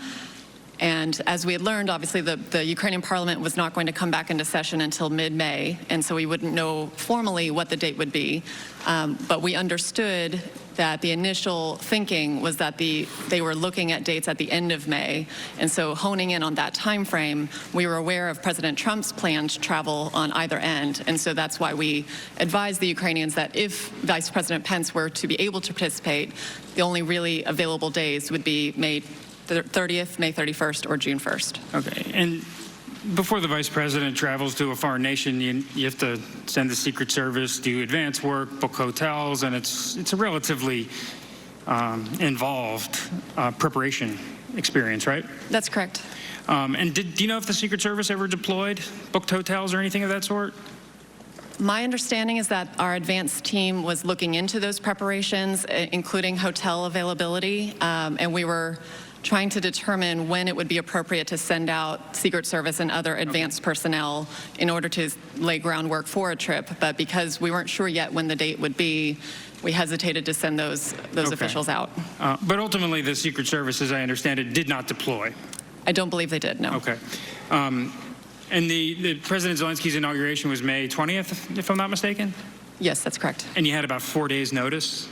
In the end, the Ukrainian parliament decided on May 16th to set the date for May 20th. That's correct. So you would acknowledge that that made it quite difficult for the vice president and the whole operation to mobilize and get over to Ukraine, correct? It would have been, but we had already stopped the trip planning by that point. And when did that happen? Stopping the trip planning? Yeah. On May 13th. Okay, and how did you hear about that? I was called by a colleague in the vice president's chief of staff's office and told to stop the trip planning. Okay, and as I understand it, it was the assistant to the chief of staff? That's correct. Okay, and so you didn't hear about it from General Kellogg or the chief of staff or? Correct. Or the president or the vice president? You heard about it from Mr. Short's assistant? That's right. And did you have any knowledge of the reasoning for stopping the trip? I asked my colleague why we should stop trip planning and why the vice president would not be attending, and I was informed that the president had decided the vice president would not attend the inauguration. Okay, but do you know why the president decided? No, she did not have that information. Okay. And ultimately, the vice president went to Canada for a USMCA event. That's right. During this this window of time, correct? Correct. So it's entirely conceivable that the president decided that he wanted the vice president to go to Canada on behalf of USMCA instead of doing anything else, correct?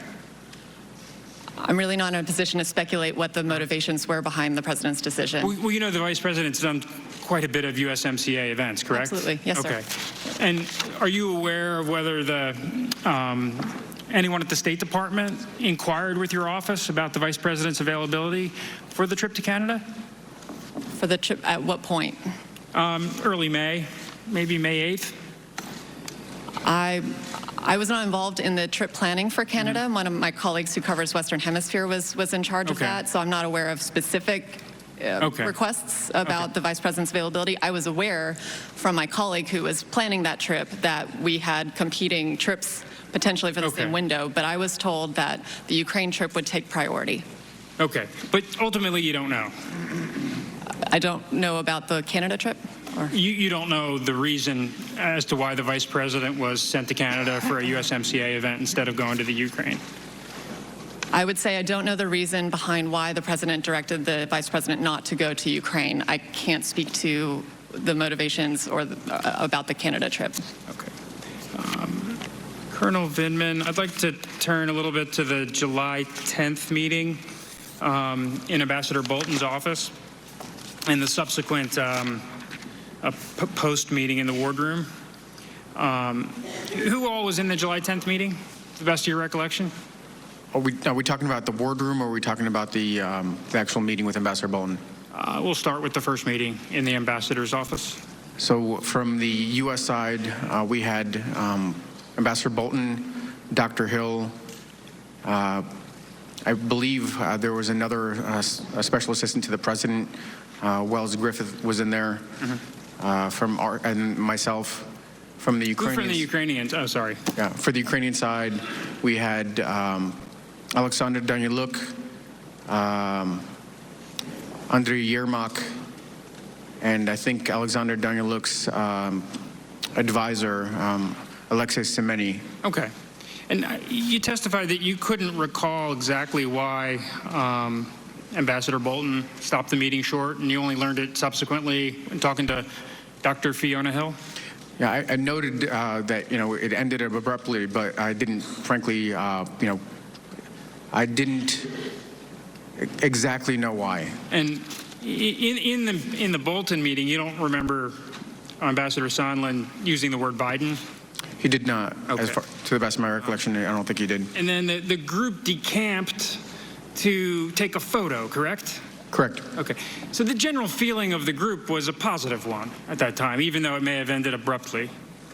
I think Ambassador Bolton was exceptionally qualified. He understood the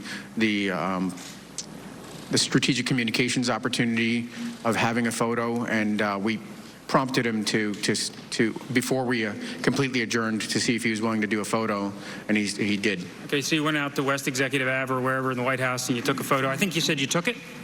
I certainly took a couple of them, yes. Okay. And in the photo is Secretary Perry, Ambassador Bolton, Ambassador Volker, oh, that's right. Yeah. Mr. Daniluk, and Mr. Yarmark? Yes, and I apologize. When I was running through the U.S. side, of course, Ambassador Bolton, Volker, and Sondland were there, and Secretary Perry was there. Okay. Now,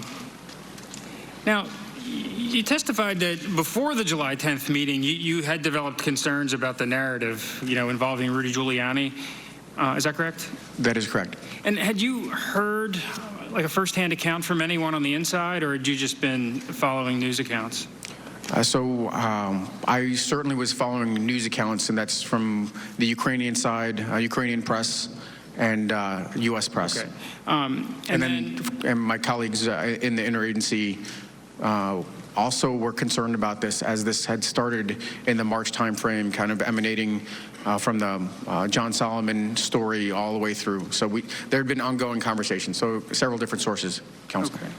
Okay. And so when Ambassador Sondland mentioned the investigations, you sort of had a little bit of a clue of what the issue was?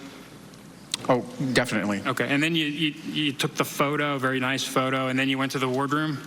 Correct. And do you remember, I think you conceded to us that you had a hard time remembering exactly what was said in the wardroom. Again, it's 4 months ago. It's hard to be precise about whether Sondland, what specific words he used, whether he used Burisma, 2016 investigations. Yeah, so I believe it's in the deposition, the three elements, Burisma, Biden's, and the 2016 elections were all mentioned. In the wardroom? Correct. I think we can maybe go back to this, but I think on page 64 of your testimony, you told us that you don't remember him using 2016 in the wardroom. I believe that I actually followed up, and because this question was asked multiple times, I said that all three elements were in there. So okay, so picked out when we asked the question, it sort of refreshed your recollection. Yes, I guess that's a term now. There was some discussion of, whether when Mr. Morrison took over the portfolio for Dr. Hill, whether you were sidelined at all. Did you feel like you were? So I certainly was excluded or didn't participate in the trip to Ukraine, Moldova, Belarus at the end of August, and I wasn't initially, before it changed from a POTUS trip to a vice president trip to Warsaw, I wasn't participating in that one. So I didn't miss that, no. Okay. Did you express any concerns to Mr. Morrison about why you weren't included on those trips? So Mr. Morrison, I was on leave. I was supposed to be on leave from the 3rd of August through about the 16th or so of August, and he called me and asked me to return. There was obviously high priority travel to the region. He needed my assistance to help plan for it, and in asking me to return early from leave, which I take infrequently, I assumed that I'd be going on the trip. So after returning from leave early, when I was told I wasn't going, I inquired about it, correct. Okay. And what feedback did he give you? He initially told me that the aircraft that was acquired, the Mil Air, was too small and there wasn't enough room. Okay. Had you ever had any discussions with Mr. Morrison about concerns that he or Dr. Hill had with your judgment? Did I ever have any conversations with Mr. Morrison about it? No. Okay. Did Mr. Morrison ever express concerns to you that he thought maybe you weren't following the chain of command in all instances? He did not. Did Dr. Hill or Mr. Morrison ever ask you questions about whether you were trying to access information outside of your lane? They did not. Another, aspect of the Ukraine portfolio that you were not a part of were some of the communications Mr. Morrison was having with Ambassador Taylor? Correct. And did you ever express concern that he was leaving you off those calls? Well, certainly it was concerning. He had just come on board. He didn't have the, he wasn't steeped in all the items that we were working on, including the policy that we developed over the preceding months. and I thought I could contribute to that, to the performance of his duties. Okay.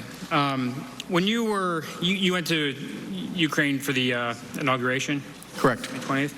At any point during that trip, did Mr. Daniluk offer you a position of defense minister with the Ukrainian government? He did. And how many times did he do that? I believe it was 3 times. And do you have any reason why he asked you to do that? I don't know, but every single time I dismissed it. Upon returning, I notified my chain of command and the appropriate counterintelligence folks about the offer. I mean, Ukraine's a country that's experienced a war with Russia. Certainly their Minister of Defense is a pretty key position for the Ukrainians. President Zelensky, Mr. Daniluk, to bestow that honor on you, at least asking you. I mean, that was a big honor, correct? I think it would be a great honor, and frankly, I'm aware of service members that have left service to help nurture the developing democracies in that part of the world, certainly in the Baltics. Former officers, and if I recall correctly, it was an Air Force officer that became Minister of Defense. But I'm an American. I came here when I was a toddler, and I immediately dismissed these offers, did not entertain them.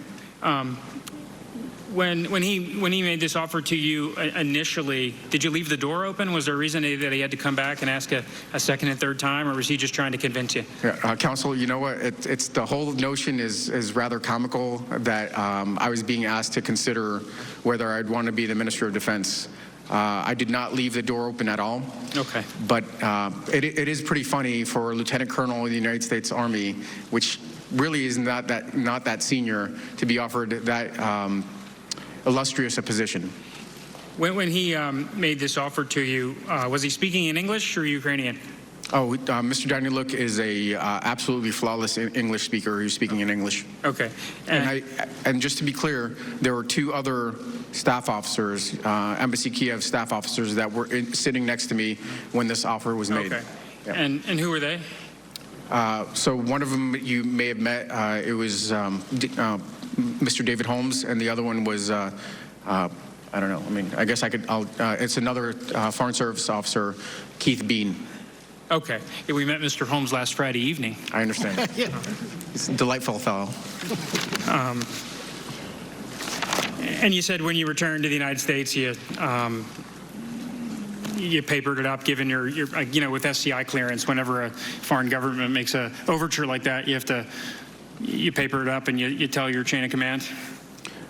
I did, but I also don't know if I fully entertained it as a legitimate offer. I was just making sure that I did the right thing in terms of reporting, yes. Okay.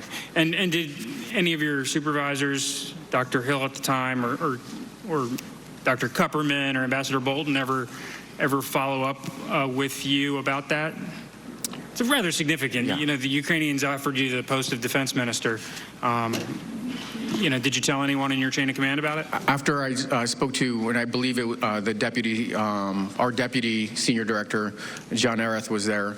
Once I mentioned it to both of them, I don't believe there was ever a follow-up discussion. Okay. So it never came up with Dr. Kupperman or Dr. Hill? Following that conversation I had with Dr. Hill, I don't believe there was a subsequent conversation, and I don't recall ever having a conversation with Dr. Kupperman about it. Okay, and did you brief Director Morrison when he came on board? No, I completely forgot about it.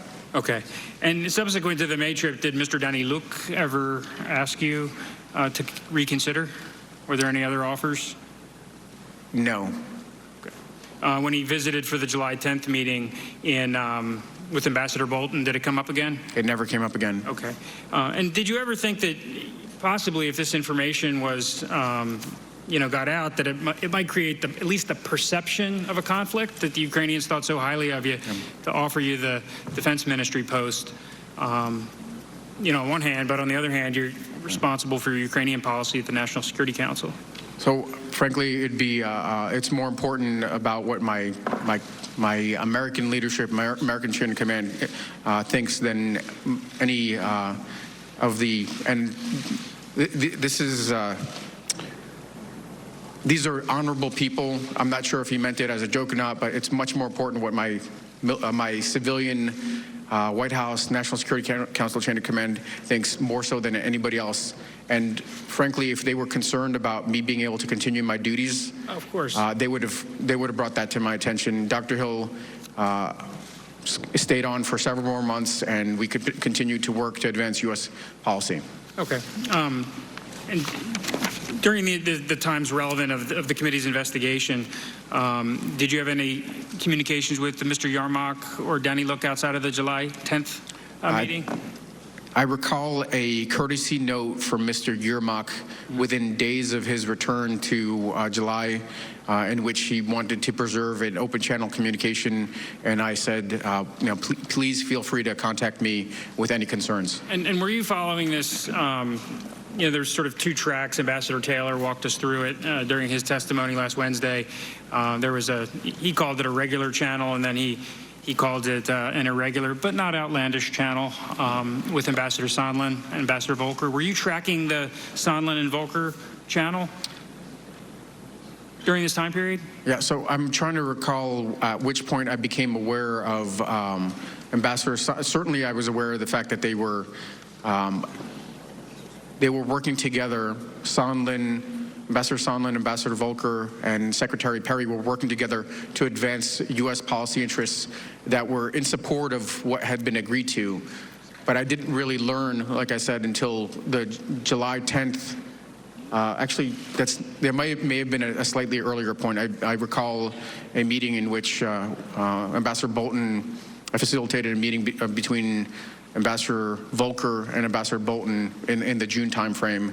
And there may have been some discussion about this external channel, but okay. I frankly didn't become aware of these particular U.S. government officials being involved in this alternate track until July 10th. Okay, and I think we had some discussion that Mr. Giuliani was promoting a negative narrative about the Ukraine, and certain officials were trying to help the president understand that with Zelensky, it was a new day, and Ukraine's going to be different. Is that your understanding?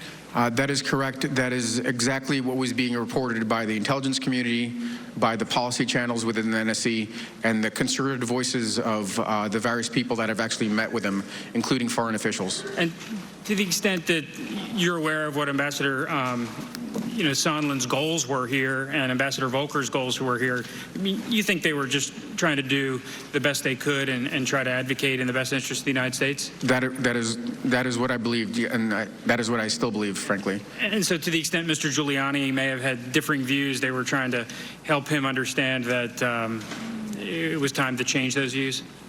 I think they were trying to bring him into the tent and have him kind of support the direction that we had settled on. And you never conferred with Mr. Giuliani?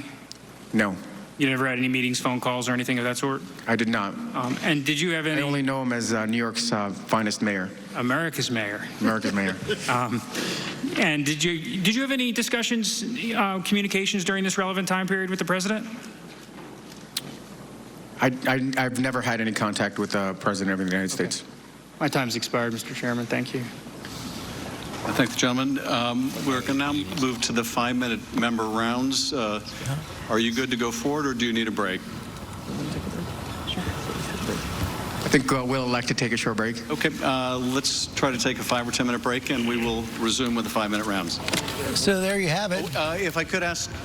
First round of the questioning audience for and the two members to witnesses please today. allow Jennifer witnesses Williams, to Special Advisor to Vice President Mike Pence, Russia expert for Vice President Mike Pence. Also, Lieutenant Colonel Alexander Vindman, who is the top Ukraine expert on the National Security Council.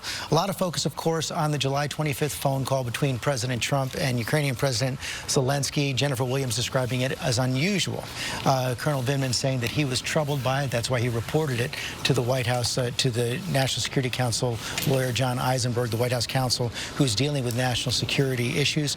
Also focus on the Vice President's communications with the Ukrainians, including the question of why his first visit to the inauguration of President Zelensky was canceled by President Trump, and his September 18th phone call where he told the Ukrainian president that the aid that had been held up would be freed. And of course, a lot of focus as well on a July 10th meeting between the Ukrainians and White House officials, where Ambassador Sondland, who's going to be a key witness tomorrow, was communicated with the Ukrainians that they would have to pursue these investigations, political investigations, in order to get the aid lifted. A lot to talk about here. I want to bring in our senior congressional correspondent, Mary Bruce, and you had both witnesses who, of course, both still serve in the White House, talking about that July 25th phone call. And Colonel Vindman saying that he interpreted the president's request to President Zelensky that at that time to do him a favor on those investigations as a demand. Yeah, George, it is amazing that we are now hearing for the first time from people who are actually on that phone call, who were listening in. And you saw them both outline why it is that they had such concerns about what they overheard on the phone call. Lieutenant Colonel Vindman making it clear that he felt that it was not proper for the president to be pushing for Ukraine to launch these investigations into the Bidens, and explaining why he went ahead and relayed that information, why he reported what he heard to his superior. What stood out to me, George, is also this question of corruption. We have seen over the last several weeks that Republicans have been making the argument that the president on that phone call, on that July 25th phone call and the one that preceded it, that he was pushing for these investigations simply because he wanted to root out corruption at large, that he was pushing a legitimate concern about trying to deal with corruption in Ukraine. Colonel Vindman testified that even though it was on the talking points that he gave to the president for that call, that corruption was never mentioned by the president. And that is what we've seen in the actual transcripts that were released by the White House. On the flip side, George, Democrats will also note that there are some theories that they were pushing here that Republicans will likely see as a positive for them. Colonel Vindman noting that while there were some omissions from the White House transcript, he says he doesn't think those were a very big deal. And that is probably good news for Republicans. That was the omission of the word Burisma from that. Of course, that is the company that Hunter Biden went and worked for. John Carl, you saw Chairman Nunes on the Republican side spend a lot of time on the whistleblower and the committee's failure to call in the whistleblower. Not too much time in the questioning, although there were some suggestions at the end of Mr. Castor's questioning that perhaps Colonel Vindman's superiors had some questions about his judgment. But a real difference between how the Republicans were approaching this on the committee so far and what you're seeing from the Trump campaign as Colonel Vindman testifies. Yeah, there's a real dichotomy here, George. On the one hand, what you described, we're hearing from Republicans on the committee not really going after Vindman's credibility. The White House has been putting out talking points, rapid response as this hearing has gone on. They largely have not gone very hard at Vindman's credibility, but instead talking about specific aspects of his testimony. But the Trump campaign is going right at him and going at him hard. The Trump campaign war room has tweeted just as he was getting started, Alexander Vindman is an unelected bureaucrat who was upset that President Trump was leading foreign policy instead of sticking to Vindman's talking points. So they are going after him in a personal way. But the White House is focusing on some specific aspects of it. What Mary mentioned in terms of the transcript being accurate. Another important point is that this question of whether or not the transcript was inappropriately put on a super secure server to try to hide it. Vindman was asked about that, and he didn't see any problem with how the transcript was stored and pointed out even when it was on that super secure server, he himself had access to it. Cecilia Vega also at the White House today, and Cecilia, interesting, so far at least, no tweets that I've seen from President Trump. We were just talking about that here, George. So far, nothing yet. We do expect to hear from the president in actually just a few minutes from now. He's going to allow the press back into a cabinet meeting that he's hearing. You can see the activity for reporters getting ready to go in here behind me. But you remember, it was last week that the president's own tweet about Marie Yovanovitch that really blew up the main Republican argument, and they're attempting to not attack credibility. So if and when that happens again, this will completely fly in the face of what the Republicans are out there trying to do today to not attack the credibility of those witnesses they're testifying. Okay, thank you. Let's come back to the table here right now. David Miram struck again by both Jennifer Williams and especially Colonel Vindman in his opening statement, emphasizing their service, emphasizing their years of service. Colonel Vindman emphasizing patriotism with that direct communication with his dad in the testimony. Speaking directly to his dad, the decision for that family to come when he was just a young boy, saying, you would be proud of me being here today because we're in a country where speaking out is allowed in a democracy. But to go back to the 2 points that you just made there, George, about what the lieutenant colonel, and we all saw there today how important his rank is to him, that you use it correctly from that committee. Not only did he point out that there was no mention of corruption, you heard John Carles say that the War Room is saying the president didn't follow his talking points, that's why he's upset. But it also flies in the face of the fact that Republicans have said for some time now the president was simply trying to root out corruption, and it wasn't on either call. And the second thing he went into in great detail, George, was that July 10th meeting, Ambassador Sondland there, as we all know, when that abruptly ended because of Mr. Bolton, actually, National Security Advisor, who stopped the meeting short. There was that second meeting where Ambassador Sondland, he said directly to him, possibly in questioning, he said in front of some Ukrainians that were still there, that this was inappropriate, this request, and that it has nothing to do with national security, which puts even a greater focus on Sondland come tomorrow. And Sondland tomorrow, and Dan Abrams also, as you're watching this testimony, you keep coming back to the voices we're not hearing in these hearings. John Bolton, Mick Mulvaney, Rudy Giuliani. Yeah, well, look, and if the Republicans want the people with the most direct evidence of that, they'll have Giuliani come forward. They'll have Pompeo come forward. And the president suggesting that maybe he'll even testify. Of course, no one's really taking that seriously. But what I found really interesting in the Republicans' questions is they're trying to make statements through questions. They're trying to alert the public to issues by asking questions. That's their job, by the way. That is, no, absolutely. Yeah. And so you see it both on the part of Nunes and Castor asking questions about leaks, suggesting that maybe Vindman was frustrated, that he wasn't in the loop on this stuff, and most importantly, questioning his loyalty. And I think that's one of the biggest subtle attacks we're seeing from Castor. All these questions about this offer of getting the defense ministry position, that they offered it to him, and he seems to be almost laughing it off. It was comical.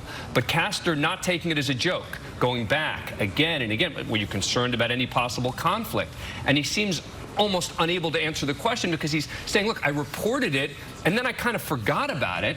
And Castor coming back to it again and again, which I think they're hoping is going to resonate with people that say, was this guy first and foremost devoted to the United States or to Ukraine? Yeah, it seemed Martha Raddatz, that Colonel Vindman didn't know whether to be offended or amused. And you couldn't tell. You know, we should go back to the very beginning of his testimony, too, where he was clearly very nervous. It's very strange to see his hand shaking. His hand was shaking, holding his statement.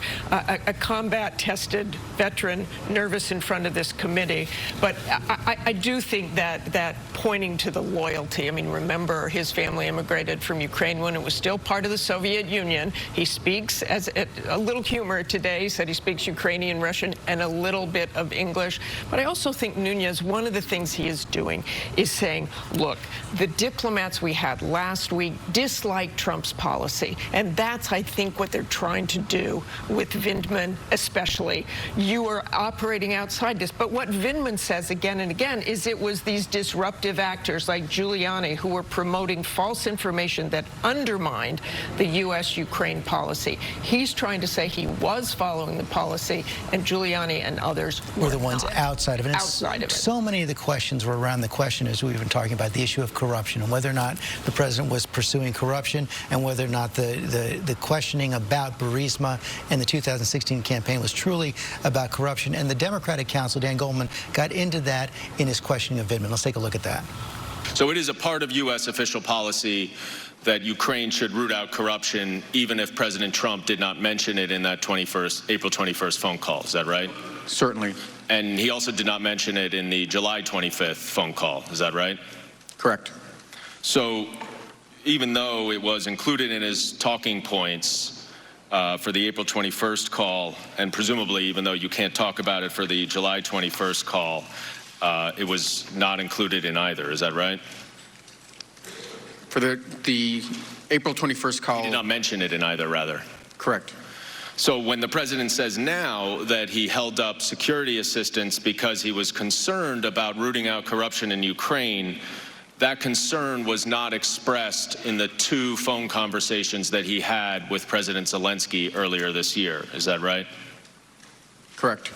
So Chrissy, what we have at issue here, if the Republicans can demonstrate that the president was sincerely pursuing corruption, then he's doing his job. If the Democrats Democrats can demonstrate, no, he wasn't really pursuing corruption. He was doing these political investigations that had nothing to do with corruption. It's an abuse of power. Well, the first thing that I'm sure every American is shocked by is to hear that Donald Trump wasn't following talking points.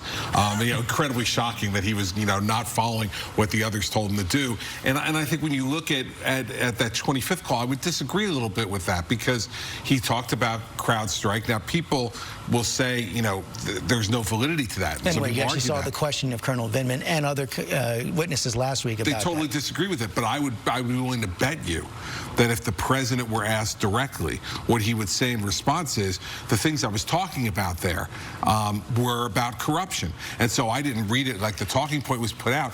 That's what the Republican argument's going to be. I think you're exactly right, but this is where you get into the question of is ignorance a defense? I guess because we now know from Tom Bossert, an ABC contributor who's the president's Homeland Security director, that from the beginning of the administration, he and others were consistently telling the president, this is a conspiracy theory. This has been debunked. It's not true. Right, but you had others who he listens to, Rudy Giuliani. like Rudy Giuliani, and others that Giuliani was associating with who were telling him the opposite. And so, the fact is the president might say, well, yeah, sure, some of these guys were telling me this wasn't true, but other people were telling me it was.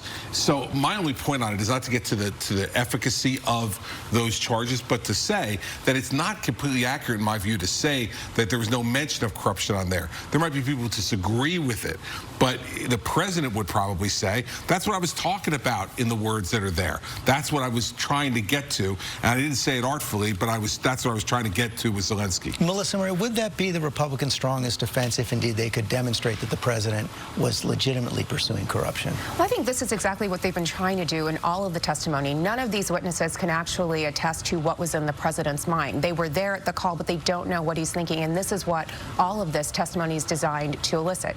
What is he thinking? You actually don't know, and therefore you're not in a position to speculate, and we're not in a position to take you at your word.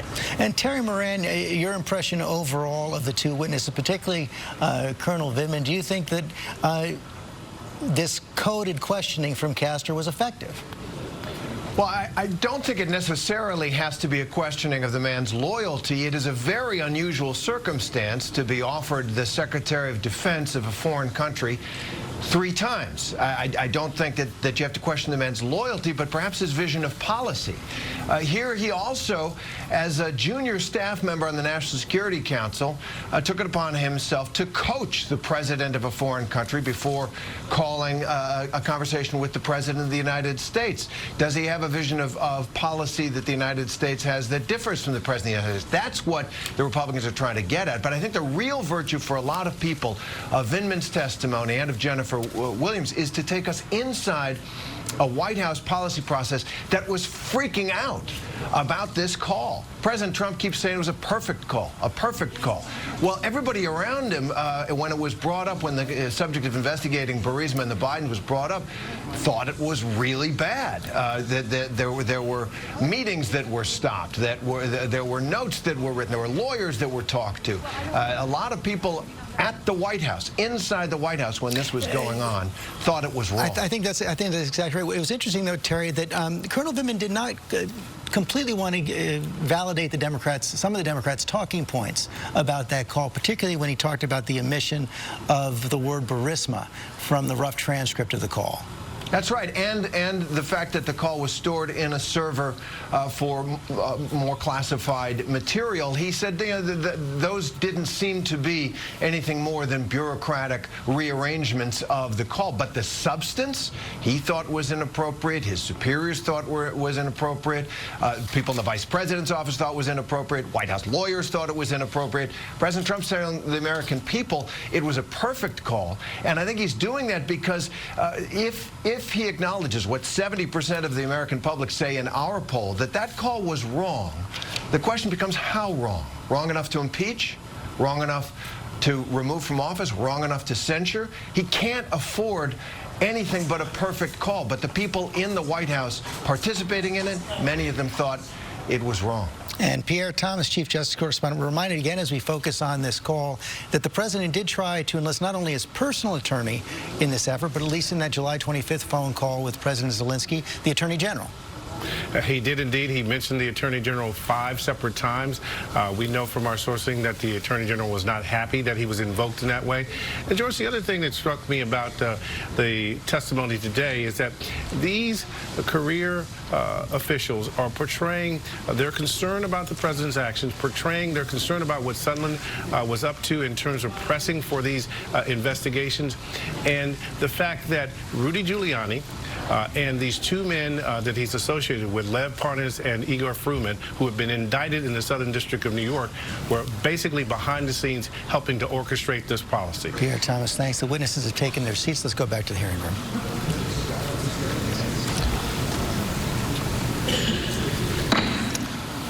Committee will come back to order. We'll now begin a period of 5-minute questions from the members. I recognize myself for 5 minutes. I want to ask you both about some of the questions you were asked by my colleagues in the minority.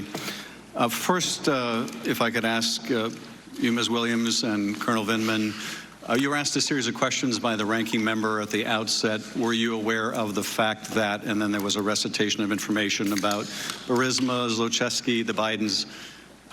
Is it fair to say you have no firsthand knowledge of any of the matters that were asked in those questions? That's correct. That is correct. Ms. Williams, you were also asked a series of questions about the vice president's schedule and whether he could have made the inauguration, or was the president traveling, or the trip to Canada. But let's be clear about something. The president, you were instructed that the president had told the vice president not to go before you even knew the date of the inauguration. Is that correct? Yes, that's correct. So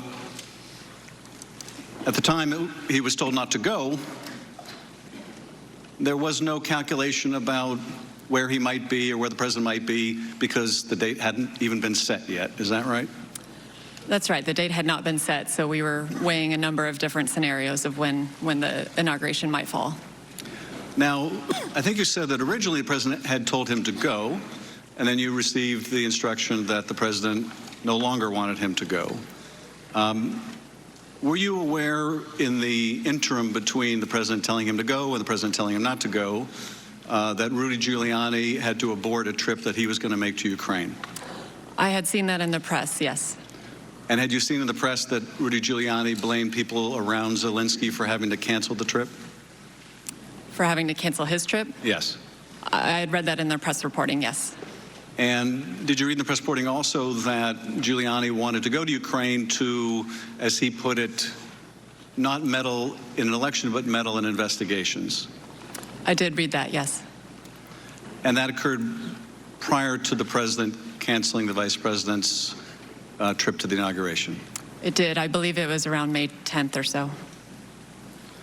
Colonel Vindman, you were asked by the minority counsel about the president's words in the July 25th call and whether the president's words were ambiguous. Was there any ambiguity about the president's use of the word Biden? There was not. It was pretty clear that the president wanted Zelensky to commit to investigating the Bidens, was it not? That is correct. That is one of the favors that you thought should be properly characterized as a demand? That is correct.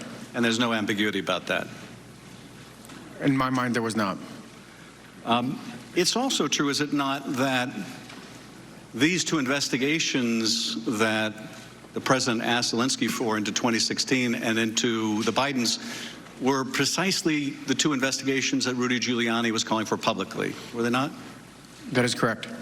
So when people suggest, well, maybe Rudy Giuliani was acting on his own and maybe he was a freelancer or whatever, the president referred to exactly the same two investigations Rudy Giuliani was out pushing on his behalf. Is that correct? That is correct.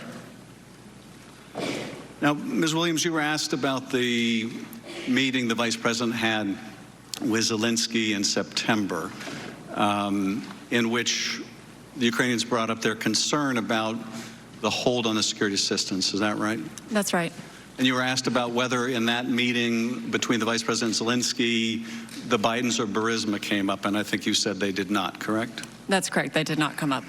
Now, that bilateral meeting was a large meeting that involved 2 or 3 dozen people, wasn't it? It was. So in the context of this meeting with 2 or 3 dozen people, the Vice President didn't bring up those investigations, correct? No, he did not bring up those investigations. He's never brought up those investigations. But were you aware that immediately, and I mean immediately after that meeting broke up, Ambassador Sondland has said that he went over to Mr. Yermak, one of the top advisors to Zelensky, and told Yermak that if they wanted the military aid, they were going to have to do these investigations or words to that effect? I was not aware at the time of any meetings, side meetings that Ambassador Sondland had following the Vice President's meeting with President Zelensky. I've only learned that through Ambassador Sondland's testimony. So at the big public meeting, it didn't come up, and you can't speak to the private meeting that was held immediately thereafter? Correct. The Vice President moved on with his schedule immediately after his meeting with President Zelensky. Now, Colonel Vindman, I want to go back to that July 10th meeting or meetings, the one with Ambassador Bolton and then the one in the wardroom that followed quickly on its heels. Were you aware that Ambassador Bolton instructed your superior, Dr. Hill, to go talk to the lawyers after that meeting?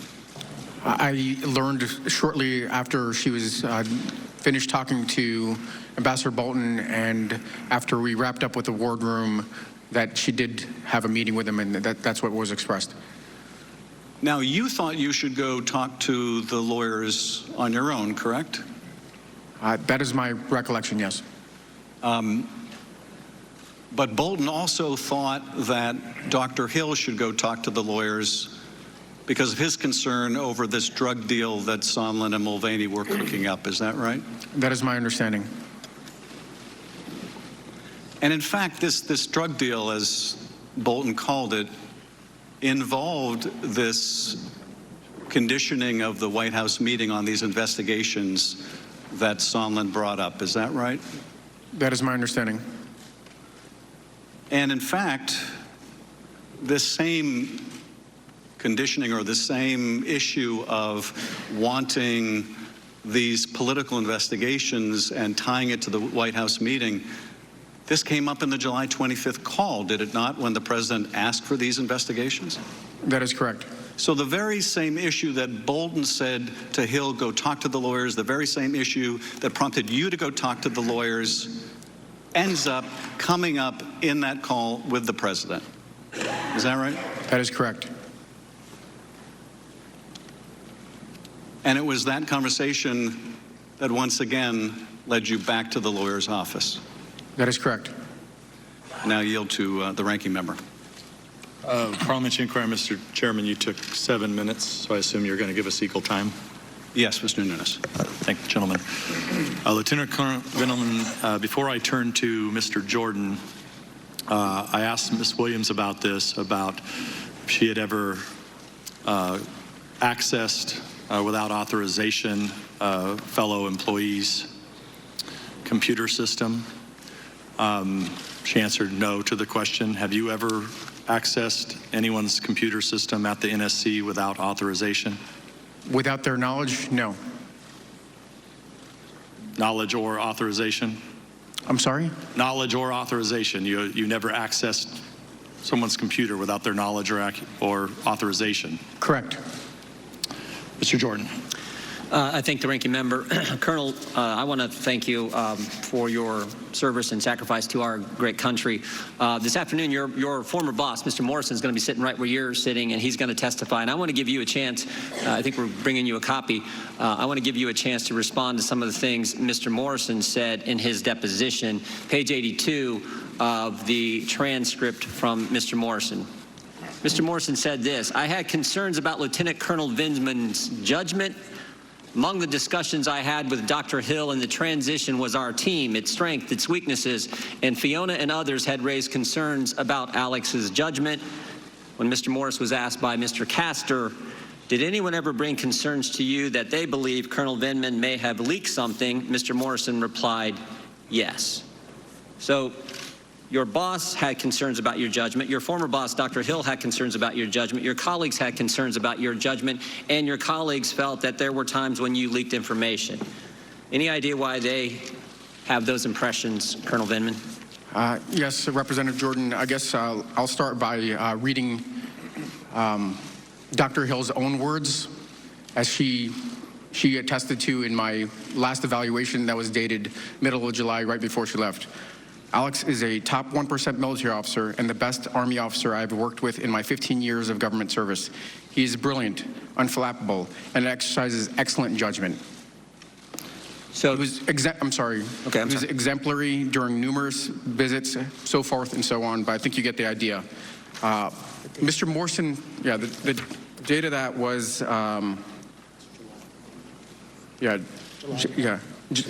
let's see, I'm sorry. July 13th. So, Mr. Jordan, I would say that I can't say what why Mr. Morrison questioned my judgment. We had only recently started working together. He wasn't there very long, and we were just trying to figure out our relationship. Maybe it was a different cultures, military culture versus. And Colonel, you never leaked information? I never did, never would.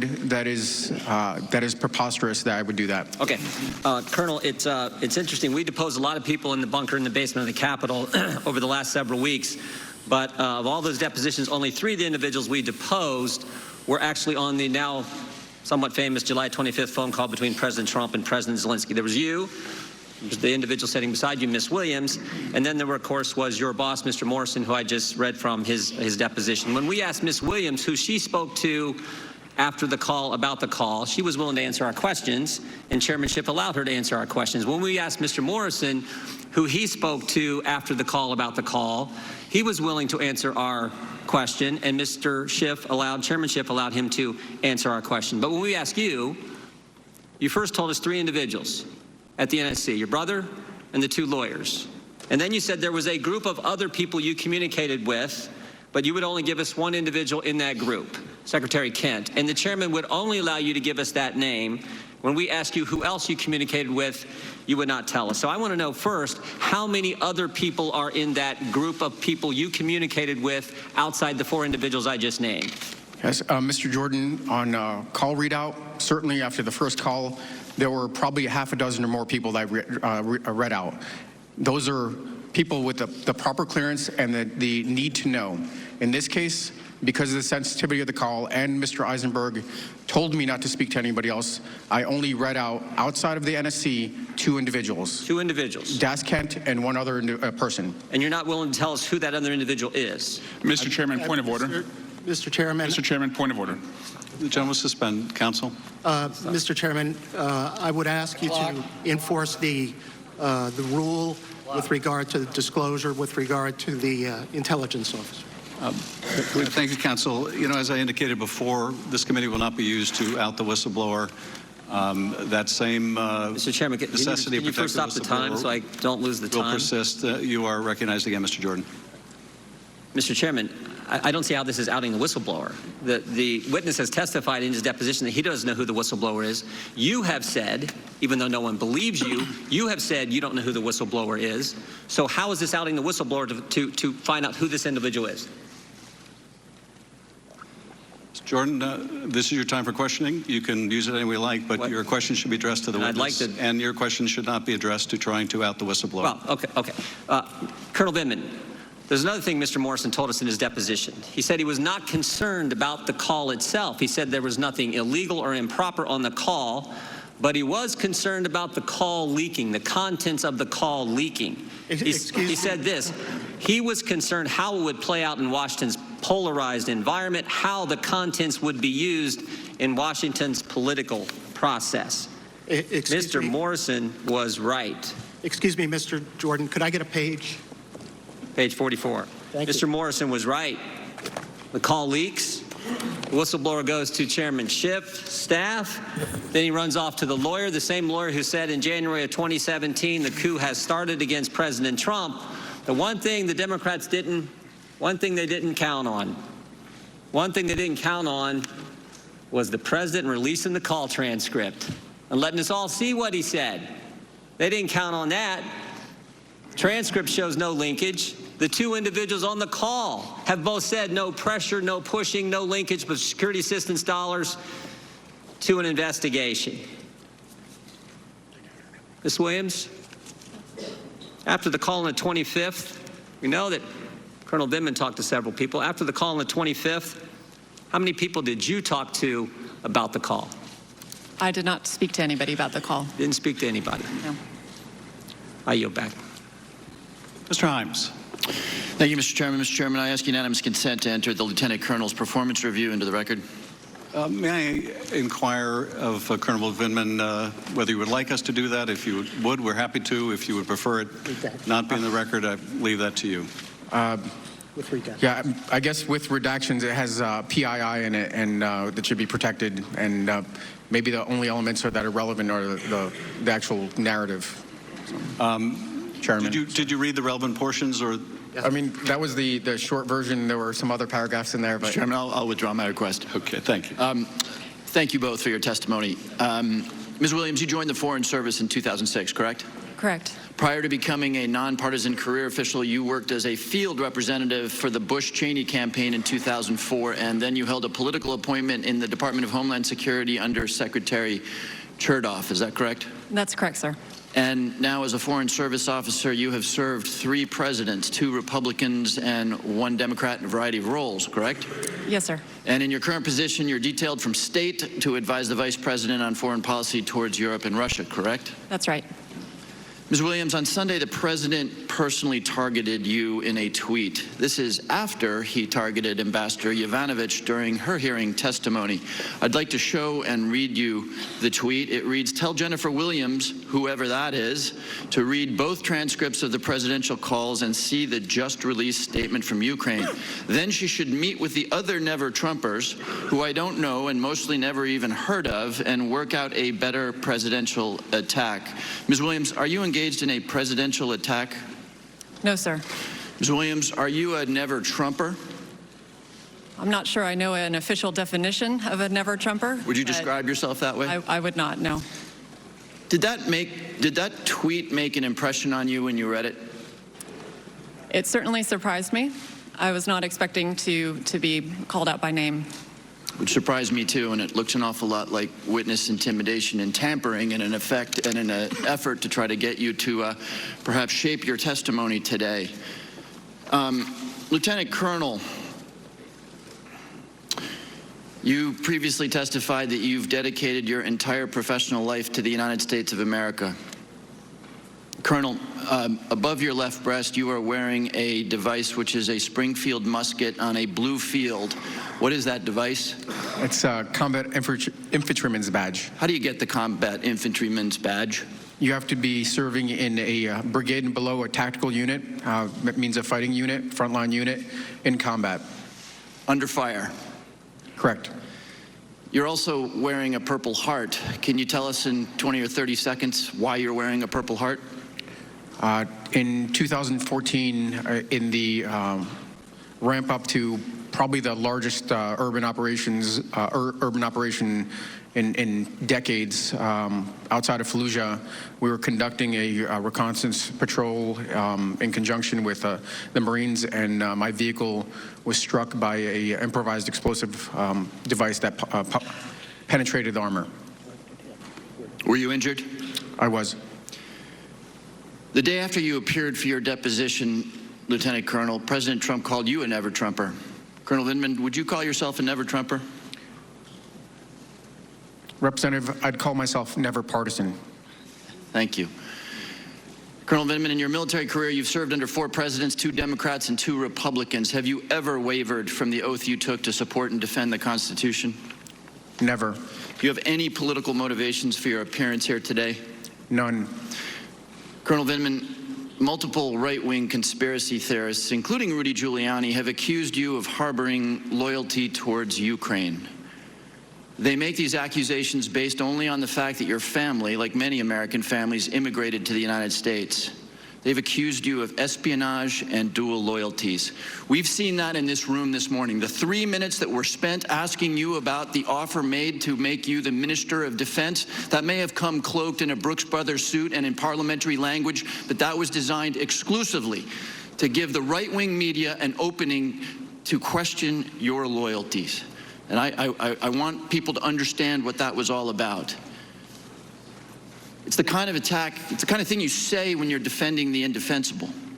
It's what you say when it's not enough to attack the media, the way the ranking member gave over his opening statement, or to attack the Democrats. But it's what you stoop to when the indefensibility of your case requires that you attack a man who is wearing a Springfield rifle on a field of blue above a Purple Heart. I, sir, thank you for your service and yield back the balance of my time. Mr. Conaway. Mr. Chairman, I yield my 5 minutes to Mr. Ratcliffe. I thank the gentleman for yielding.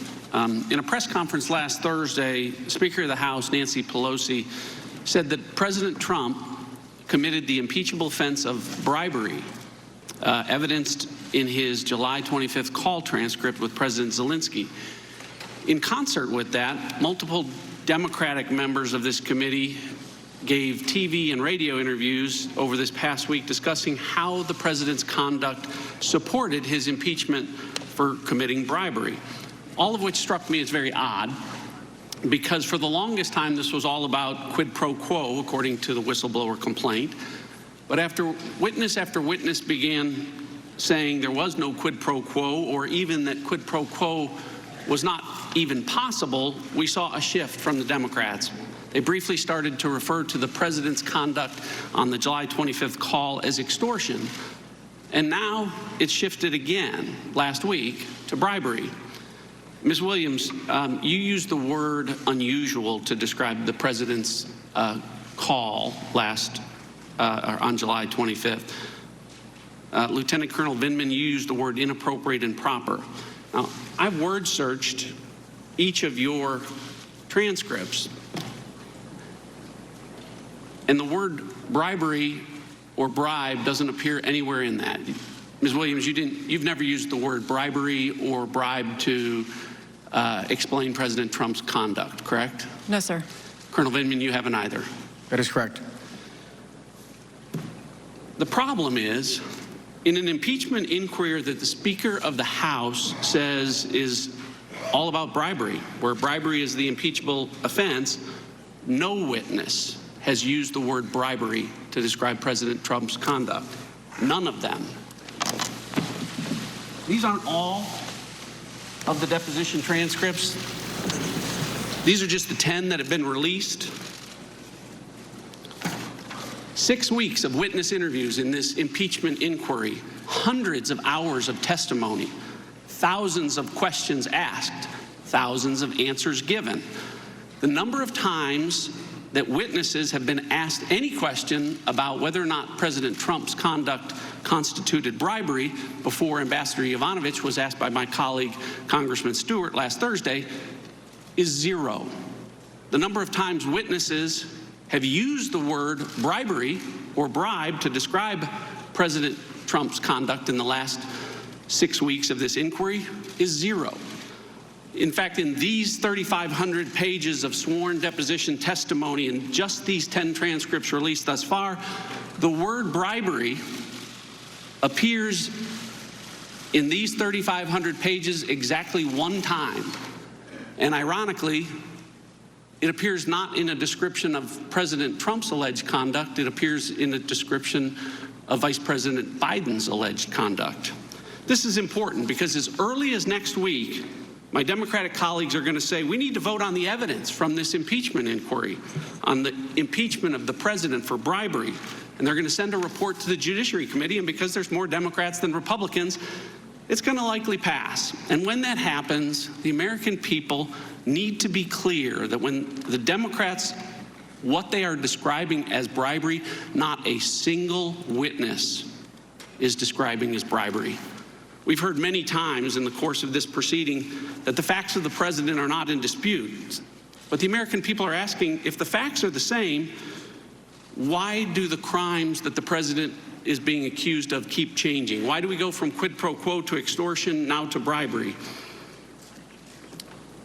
Chairman Nunes told you the answer. The answer is polling.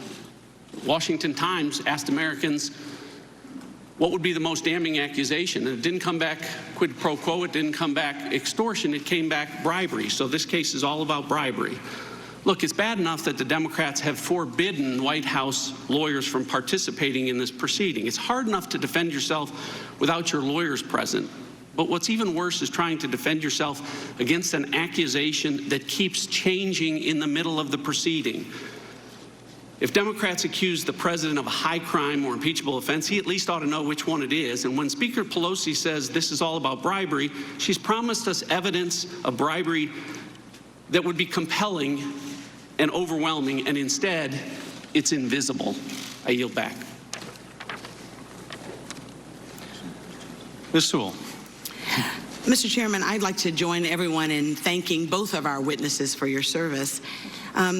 Lieutenant Colonel Vindman, as part of your policy portfolio in the White House, you maintain a relationship with Ukrainian officials, do you not? That is correct. You explained earlier in your testimony that your job within the White House was to coordinate United States and Ukraine policy. Is that right? It is to coordinate United States policy vis-a-vis Ukraine, correct. You testified in the spring of this year that these officials, these Ukrainian officials, began asking you, quote, advice on how to respond to Mr. Giuliani's advances, end quote. Is that correct? That is correct. What do you understand they meant by Mr. Giuliani's advances? I understood that to mean both his public commentary, so publicly calling for investigations into 2016, Burisma and Hunter Biden, as well as his direct overtures to the government of Ukraine directly and through proxies. That's what I understood. And as you understand it, under whose authority do you think Mr. Giuliani was acting under? Congresswoman, I don't know. Did the Ukrainian officials you spoke to understand that Mr. Giuliani was telling them to investigate Vice President Biden's son and debunk the 2016 conspiracy theories?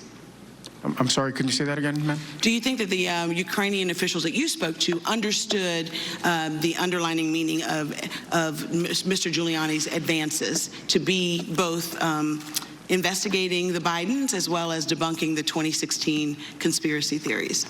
Yes, I think to be clear, I think you're referring to debunking that it was Russian interference. Exactly. And now, was this somehow implicating themselves that it was Ukrainian interference. I'm not sure. Exactly.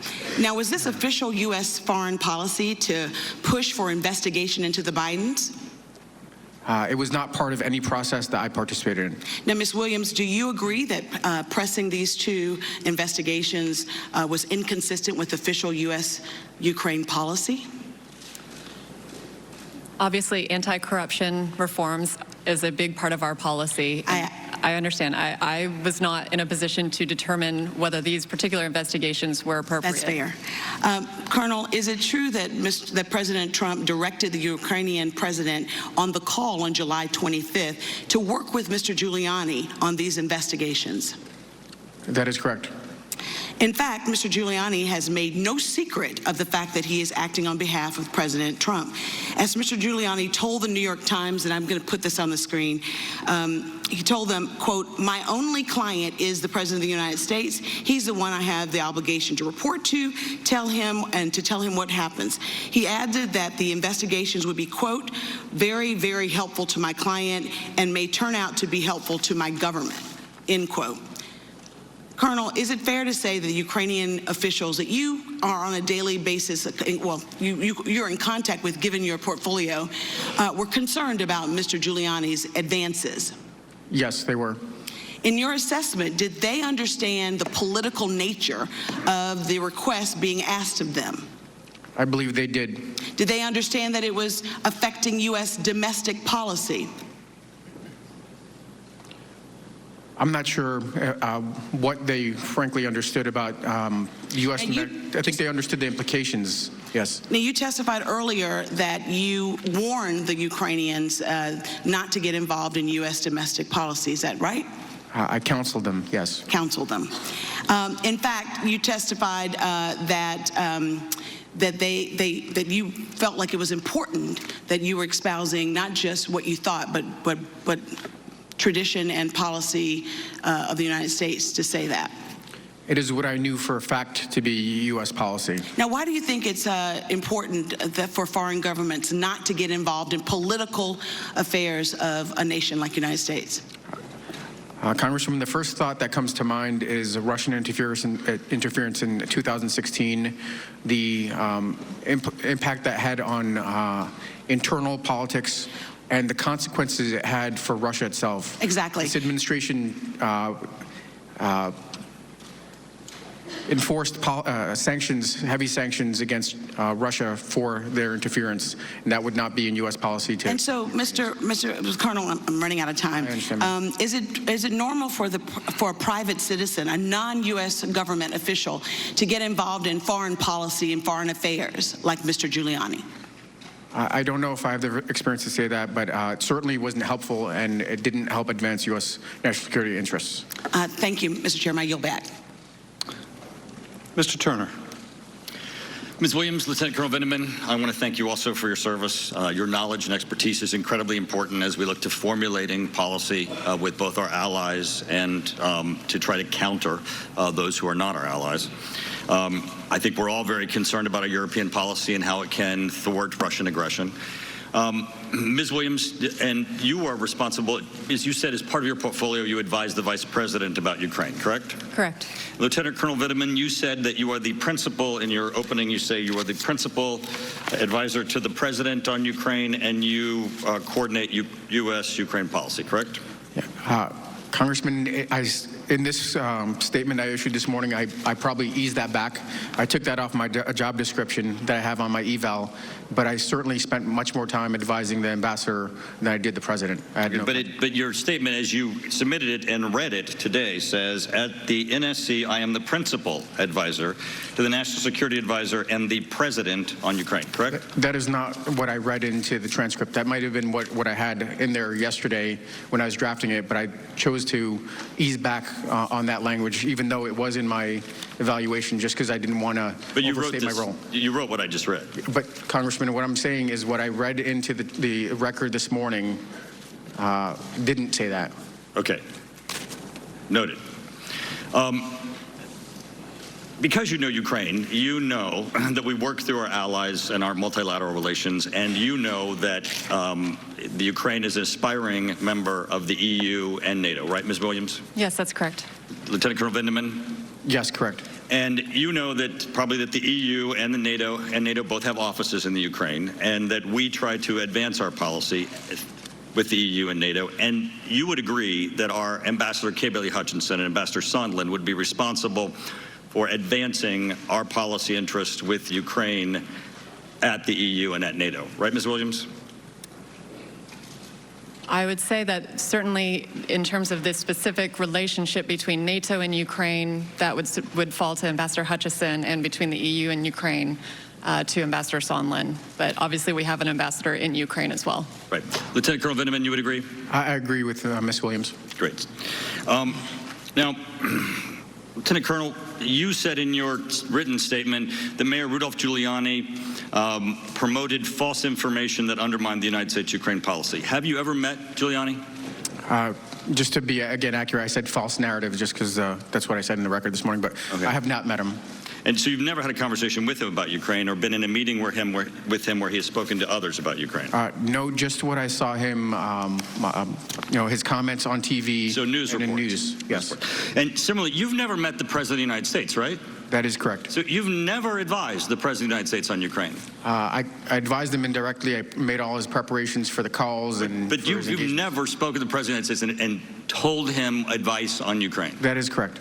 So in your written statement, you said, in May, I attended the inauguration of President Zelensky as part of the President delegation led by Secretary Perry. Following the visit, the members of the delegation provided President Trump a debriefing. Well, that's not really accurate, right? Because the members didn't, because you were a member, but you weren't in that meeting, were you? That is correct. Okay, so we'll just have a note there that that meeting occurred without you. You do know that this impeachment inquiry is about the President of the United States, don't you, Lieutenant Colonel Vindman? I do, Representative. Excellent. Now, you've said that you're responsible for coordinating U.S.-Ukrainian policy. Correct. Does the Secretary of State, Pompeo, report to you? He does not. Ambassador Volker? He does not. We coordinate. Ambassador of Ukraine, EU, NATO, Assistant Secretary for Europe, anyone at DOD report to you with respect to your responsibilities of coordinating U.S. policy with Ukraine? Congressman, at my level, I convene what's called a sub-policy coordinating committee. That's Deputy Assistant Secretary. I chair those meetings. And does anybody need your approval in your role on Ukraine policy to formulate Ukraine policy? Do they seek your approval? According to the NSPM4, the policy signed by the President, so he policy should be coordinated by the NSC, correct. We help Ms. Williams, do you have any information that any person who has testified as part of this impeachment inquiry, either in secret or in public, has either perjured themselves or lied to this committee? I have not read the other testimonies, and so you do not. Do you have any evidence, though, that they have perjured themselves or lied? No, because I have not read them. Lieutenant Colonel Vindman, do you have any evidence that anyone who has testified before this committee in the impeachment inquiry has perjured themselves or lied to this committee? Not that I'm aware of. Thank you. I yield back. Mr. Carson. Thank you, Chairman Schiff. I yield to the chairman. I thank the gentleman for yielding. Wanted to just make one point clear for folks that are watching the hearing today. Bribery does involve a quid pro quo. Bribery involves the conditioning of an official act for something of value. An official act may be a White House meeting. An official act may be $400 million in military aid. And something of value to a president might include investigations of their political rival. The reason we don't ask witnesses that are fact witnesses to make the judgment about whether a crime of bribery has been committed or whether, more significantly, what the founders had in mind when they itemized bribery or other high crimes and misdemeanors is your fact witnesses. It will be our job to decide whether the impeachable act of bribery has occurred. That's why we don't ask you those questions. For one thing, you're also not aware of all the other facts that have been adduced during the investigation. With that, I yield back to Mr. Carson. Thank you, Chairman. Thank you both for your service. Colonel Vindman, you were in a July 10th White House meeting in Ambassador Bolton's office. Isn't that right, sir? I'm sorry, could you say that again? You were in a July 10th White House meeting with Ambassador Bolton. Correct. In that meeting, the Ukrainians asked about when they would get their Oval Office meeting. And Ambassador Sondland replied that they need to, quote, speak about Ukraine delivering specific investigations in order to secure a meeting with the president, end quote. Is that correct, sir? That is correct. Colonel Vindman, did you later learn why Ambassador Bolton cut the meeting short? I did. After Ambassador Bolton ended that meeting, sir, some of the group that attended a follow-on meeting in a different room in the White House called the Ward Room. Is that correct, sir? That is correct. And Ambassador Sondland was there with the senior Ukrainian officials. Is that correct? That is correct. Did NSC lawyers tell you to come directly to them, sir, if you had any other concerns after July 10th? They said that, I believe the words were something to the effect of, if you have any other concerns, feel free to come back. In this follow-on meeting, sir, Ambassador Sondland left, in your words, no ambiguity about what specific investigations he was requesting. Ambassador Sondland made clear that he was requesting an investigation of Vice President Joe Biden's son. Isn't that correct, sir? That is correct. And he stated that he was asking these requests in coordination with Chief of Staff, White House Chief of Staff Mick Mulvaney. Correct, sir? That is what I heard him say. Colonel, in your career, had you ever before witnessed an American official request that a foreign government investigate a U.S. citizen who is related to the president's political opponent? I have not. And Colonel, you immediately raised concerns about this, correct, sir? That is correct. What exactly happened? After I reported it to the, I'm sorry. Oh, I'm sorry. Could you say that again? I apologize. You raised concerns about this, correct, sir? Correct. What happened? To Ambassador Sondland, if I understood you correctly, I stated that it was inappropriate and had nothing to do with national security policy. Did you also raise concern that day with White House lawyers? I did. What did you tell them? I reported the same thing. That I reported the content of the conversation with Ambassador Sondland. At that point, I wasn't aware that Dr. Hill had a conversation with Ambassador Bolton. So I just relayed what I experienced to the attorney, lead legal counsel. As we are now aware, sir, Ambassador Bolton expressed his concerns and instructed Dr. Fiona Hill, your supervisor, to also meet with the same White House lawyers to tell them what happened. Colonel Vindman, I agree that there is no question that Ambassador Sondland was proposing a transaction to Ukrainian officials trading White House meetings for specific investigations, with the full awareness of the President's Chief of Staff, White House attorneys, and his National Security Advisor. In my view, sir, that's appalling. Thank you both for your service. I yield back to the chairman. Thank the gentleman. I would just point out as well that when the matter does move to the Judiciary Committee and no decision has been made about the ultimate resolution, the White House, through its counsel, will have the opportunity to submit or make a submission to the Judiciary Committee. I now turn to Dr. Wenstrup. Thank you, Mr. Chairman. Lieutenant Colonel Vindman, thank you very much for being here. As an Army colonel who served a year in Iraq, I appreciate your service and the sacrifice that you made during that time, and I know the environment. And I understand and appreciate the importance of chain of command. In your deposition, you emphasized the importance of chain of command. You were a direct report to Dr. Fiona Hill and then Mr. Tim Morrison, and they were your seniors, correct? That is correct. When you had concerns about the 725 call between the two presidents, you didn't go to Mr. Morrison about that, did you? I immediately went to John Eisenberg, the lead legal counsel. So that doesn't seem like change of command. So in the deposition with Mr. Morrison, page 58 to 60. Excuse me, please allow Colonel Vindman to answer. Yeah. So I reported it to John Eisenberg. I attempted to report it to Mr. Morrison. Okay, thank you. He didn't avail himself. And at that point, I was told not to speak well, to anybody else. Well, he did avail himself, and I'll get into that. Please allow the witness to finish. Colonel, are you finished with your answer? Yes. Thank you. Thank you. Okay. In the Morrison deposition on page 58 to 60, the question was, do you know if anyone else on the call went to Eisenberg to express concerns? And the answer was, I learned based on today's proceedings, based on open source reporting, which I have no firsthand knowledge that other personnel did raise concerns. Question, who? Based on open source, without firsthand knowledge, Alex Vindman on my staff. The question then, and he reports to you, correct? Answer, he does. Lieutenant Colonel Vindman's direct report was Mr. Morrison, and it didn't happen. Lieutenant Colonel Vindman, in your deposition, page 96, the question was, okay, after the call on 725, do you have any discussions with Mr. Morrison about your concerns? Answer, after the call, per the exercise in the chain of command and expressing, I immediately went to the senior NSC legal counsel and shared those concerns. That would be Mr. Eisenberg, correct?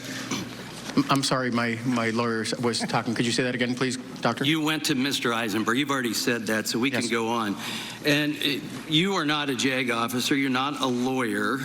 And on page 153 of your testimony deposition, in reference to that meeting with Mr. Eisenberg, you said, I was not making a legal judgment. All I was doing is sharing my concerns with my chain of command.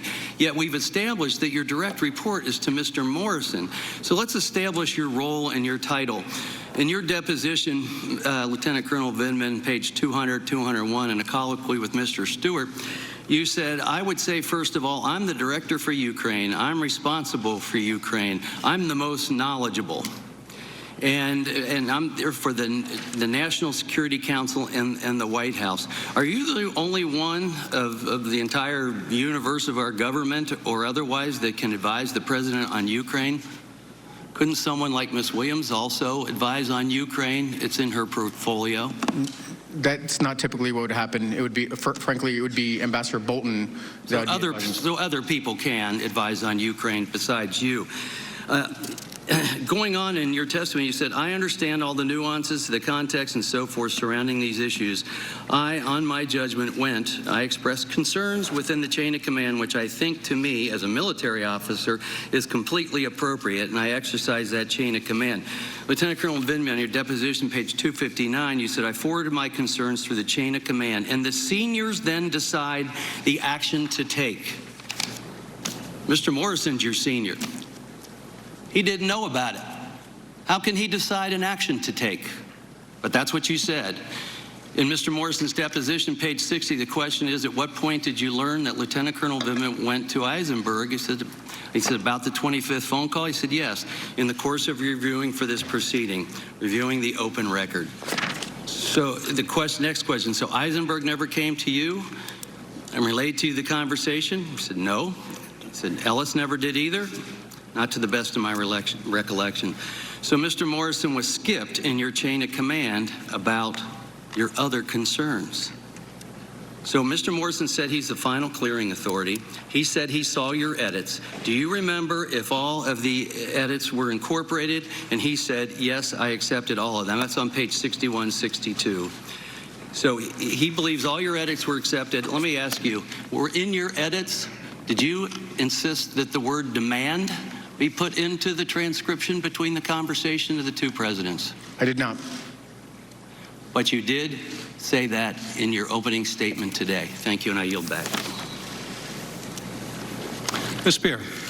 Thank you, Mr. Chairman, and thank you both for your testimony and your service. Colonel Vindman, wasn't it the case that Mr. Eisenberg, the attorney, had said to you after the July 5th meeting that you should come to him if you have any other concerns? After the July 10th meeting, yes, ma'am, that is correct. And it is not going outside the chain of command to speak to the lawyer within the institution. Is that correct? No, he is the senior between the two, certainly. All right. Our colleagues on the other side of the aisle have been complaining about other witnesses having only secondhand information. But in both your cases, you have firsthand information because you were on the July 25th phone call. Is that correct? That's correct. That is correct. Now, Colonel, you in your comments today said, I want to state that the vile character attacks on these distinguished and honorable public servants is reprehensible. Would you like to expand on that at all? Ma'am, I think they stand on their own. I don't think it's necessary to expand on it. So in both your situations, since you have given depositions, since those depositions have been made public, have you seen your experience in your respective jobs changed, or have you been treated any differently? I have not, no. Since the report on the July 25th, as I stated, I did notice I was being excluded from several meetings that would have been appropriate for my position. So in some respects, then, there have been reprisals. I'm not sure if I could make that judgment. I could say that it was out of the course of normal affairs to not have me participate in some of these events. Thank you. In preparation for the July 25th phone call, it's standard for the National Security Council to provide talking points. Is that correct? Correct. Because the words of the president carry incredible weight. Is that not correct? That is correct. So it's important to ensure that everyone has carefully considered the implications of what the president might say to a foreign leader. That is correct. Colonel Vindman, you are the National Security Council's director for Ukraine. Did you participate in preparing the talking points for the president's call? I did. I prepared them. So you prepared them. They were then reviewed and edited by multiple senior officers at the NSC and the White House. Is that correct? That is correct. Did the talking points for the president contain any discussion of investigations into the 2016 election, the Bidens, or Burisma? They did not. Are you aware of any written product from the National Security Council suggesting that investigations into the 2016 election, the Bidens, or Burisma are part of the official policy of the United States? No, I'm not. Some of President Trump's allies have suggested that the president requested these investigations for official policy reasons as part of some plan to root out corruption in Ukraine. In your experience, did the official policies of the United States include asking Ukraine to specifically open investigations into the Bidens and interference by Ukraine in the 2016 election? Nothing that we prepared or had discussed up until that point included any of these elements. Would it ever be U.S. policy, in your experience, to ask a foreign leader to open a political investigation? There are proper procedures in which to do that. Certainly the president is well within his right to do that. It is not something the NSC, certainly a director at the NSC, would do. As a matter of fact, we are prohibited from being involved in any transaction between Department of Justice and a foreign power to ensure that there is no perception of manipulation from the White House. So it is not something that we participate in. Ms. Williams, in your experience, did the official policies of the United States include asking Ukraine to open investigations into the Bidens? I had not seen any reference to those particular cases in our policy formulation process. All right, let me just say to you, Lieutenant Colonel Vindman, that in listening to your opening statement, I had chills up and down my spine. And I think most Americans recognize what an extraordinary hero you are to our country. And I would say to your father, he did well. I yield back. Mr. Stewart. Thank you, Ms. Williams, Lieutenant Colonel Vindman. Thank both of you for being here today. Lieutenant Colonel Vindman, I see you're wearing your dress uniform. Knowing that's not the uniform of the day, you normally wear a suit to the White House. I think it's a great reminder of your military service. I, too, come from a military family. These are my father's Air Force wings. He was a pilot in World War II. 5 of his sons served in the military. So as one military family to another, thank you and your brothers for your service. Your example here. Very quickly, I'm curious, when Ranking Member Nunes referred to you as Mr. Vindman, you quickly corrected him and wanted to be called Lieutenant Colonel Vindman. Do you always insist on civilians calling you by your rank?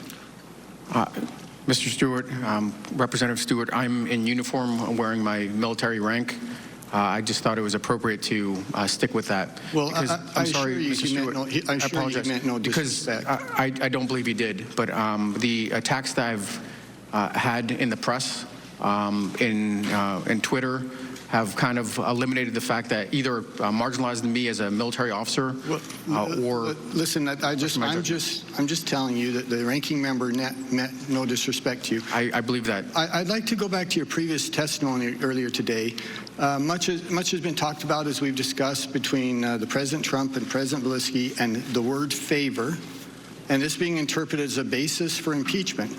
And your interpretation of the word favor, and I'll paraphrase you, and you feel free to correct me, you said, in the military culture, which you and I are both familiar with, when a superior officer asks for a favor of a subordinate, they will interpret that as a demand. Is that a fair synopsis of what you previously stated?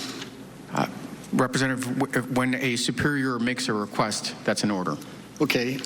In short, then, you think your interpretation of a favor as a demand is based on your military experience and the military culture? I think that is correct. I think that is correct. Is President Trump a member of the military? He is not. Has he ever served in the military? Not that I'm aware of. Is President Zelensky a member of the military? I don't believe so. I don't know. He's not. Would it be fair, then, to take a person who has never served in the military and to take your reevaluation of their words based on your military experience and your military culture, and to attach that culture and that meaning of those words to someone who has never served? Representative, I made that judgment. I stick by that judgment. Okay, well, I got to tell you, I think it's nonsense. Look, I was in the military. I could distinguish between a favor and an order and a demand, and so could my subordinates. And I think President Zelensky did as well. He never initiated an investigation. In fact, he's been very clear. He said, I never felt any pressure at all. So you interpreted the word favor, but the two people who were speaking to each other did not interpret that as a demand. It was your interpretation. Is that fair? The context of this call, consistent with the July 10th meeting with the reporting that was going on, including the president's personal attorney, made it clear that this was not simply a request. Well, that's not true at all. That's not clear at all. You say it makes it clear. It's not clear at all. And the two individuals who were talking to each other didn't interpret it that way. I'd like to go on to discuss your reaction to the phone call and, again, your previous testimony. And for brevity and for clarity, I'm going to refer to your previous testimony, page 155. Your attorney is welcome to follow along. Quoting you, Lieutenant Colonel Vindman, I did not know whether this was a crime or anything of that nature. I thought it was wrong. And I'd like to key on the word wrong here because we're going to come back to that. In my mind, did I consider this factor that could have been other implications? Yes, but it wasn't the basis of, I don't know, lodging a criminal complaint or anything like that. Then you go on to talk about policy concerns and moral and ethical judgments. So your concerns regarding this phone call were not legal. They were based on moral, ethical, and policy differences. Let me ask you then, and what you thought were wrong, to use your word. You said this was wrong. Not illegal, but wrong. There are, as I've stated sitting here a couple days ago, there are dozens of corrupt nations in the world, hundreds of corrupt government officials. Exactly one time did a vice president go to a nation and demand the specific firing of one individual and give a 6-hour time limit and withhold or threaten to withhold $1 billion in aid if not. It was the one individual who was investigating a company that was paying his son. So I'll ask you, was that also wrong? That is not what I understand. I frankly don't have any firsthand knowledge of that. You've not seen the video? I've seen the video. That's all I've described is with video. Everything I just said to you was in the video. Was that wrong as well? Congressman, this is something I actually participated in. I think the American people can make a judgment. I don't know. The time of the gentleman has expired. Colonel Vindman, if you'd like to answer the question, you're more than welcome. I frankly don't know that much more about that particular incident. I saw the snippet of the video, but I don't know if I could make a judgment off that. Thank you. Mr. Quigley. Thank you, Mr. Chairman. Colonel, it's one thing to ask somebody a favor like, hey, go pick up my dry cleaning. And it's another when the commander-in-chief of the most powerful army in the world asks an ally who's in a vulnerable position to do him a favor, is it not? Yes. Let me go back to that military assistance, if I could. Ms. Williams, again, when did you first learn that the security assistance was being held up, the nearly $400 million that was referenced? July 3rd. And were you aware of any additional, or did you attend any additional meetings in which that military assistance being withheld was discussed? I did. I attended meetings on July 23rd and July 26th where the security assistance hold was discussed. I believe it may have also been discussed on July 31st. And at that point, did anyone provide a specific reason for the hold? In those meetings, the OMB representative reported that the assistance was being held at the direction of the White House Chief of Staff. And did they give reasons beyond that it was being withheld by the White House Chief of Staff? Not specifically. The reason given was that there was an ongoing review whether the funding was still in line with administration priorities. Did anyone in any of those meetings or in any other subsequent discussion you had discuss the legality of withholding that aid? There were discussions, I believe, in the July 31st meeting and possibly prior as well in terms of Defense and State Department officials were looking into how they would handle a situation in which earmarked funding from Congress that was designated for Ukraine would be resolved if the funding continued to be held as we approach the end of the fiscal year. And from what you witnessed, did anybody in the national security community support withholding the assistance? No. Colonel, again, just for the record, when did you first learn the security assistance was being withheld? On or about July 3rd. And what exactly had you learned from the State Department, I believe, that prompted you to draft the notice on July 3rd? So on or about July 3rd, I became aware of inquiries into security assistance funding in general. There are two typical pots, State Department and DOD, and I believe it was around that date that OMB put a hold on congressional notification. Had you had any earlier indications that this might be the case? Prior to that, there were some general inquiries on how the funds were being spent, things of that nature, nothing specific, but no hold, certainly. Were you aware of anyone in the national security community who supported withholding the aid? No. No one from the national security? None. No one from the State Department? Correct. No one from the Department of Defense? Correct. Did anyone, to your understanding, raise the legality of withholding this assistance? It was raised on several occasions. And who raised those concerns? Following the July 18th sub-PCC, which is again what I coordinate, what I convene at my level, there was a July 23rd PCC that would have been conducted by Mr. Morrison. There were questions raised on as to the legality of the hold. Over the subsequent week, the issue was analyzed, and during the July 26th deputies, so the deputies from all the departments and agencies, there was a opinion rendered that it was legal to put the hold. It was, excuse me? There was an opinion rendered that it was okay to, that the hold was legal. From a purely legal point of view? Correct. Very good. I yield back to the chairman. I thank the gentleman for yielding. Ms. Stefanik. Ms. Williams, Lieutenant Colonel Vindman, thank you for being here, and thank you both for your service.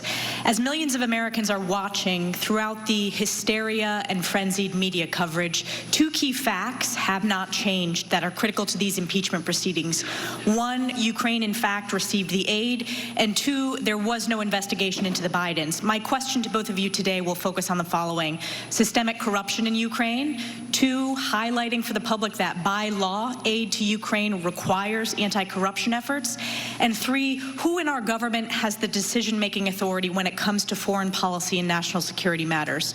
So on corruption in Ukraine, as Ambassador Yovanovitch testified, one of the key reasons why President Zelensky was overwhelmingly elected by the Ukrainian people was that they were finally standing up to rampant corruption in their country. Would you both agree with the ambassador's assessment? Yes. Yes. And Ms. Williams, corruption was such a critical issue from your perspective that when you prepared the Vice President for his congratulatory call with President Zelensky, you testified that the points you wanted to communicate on the call were the following, quote, looked forward to seeing President Zelensky really implement the agenda on which he had run related to anti-corruption reforms. That's correct. That is, yes. And Lieutenant Colonel Vindman, would you agree that this focus on anti-corruption is a critical aspect of our policy towards Ukraine? I would.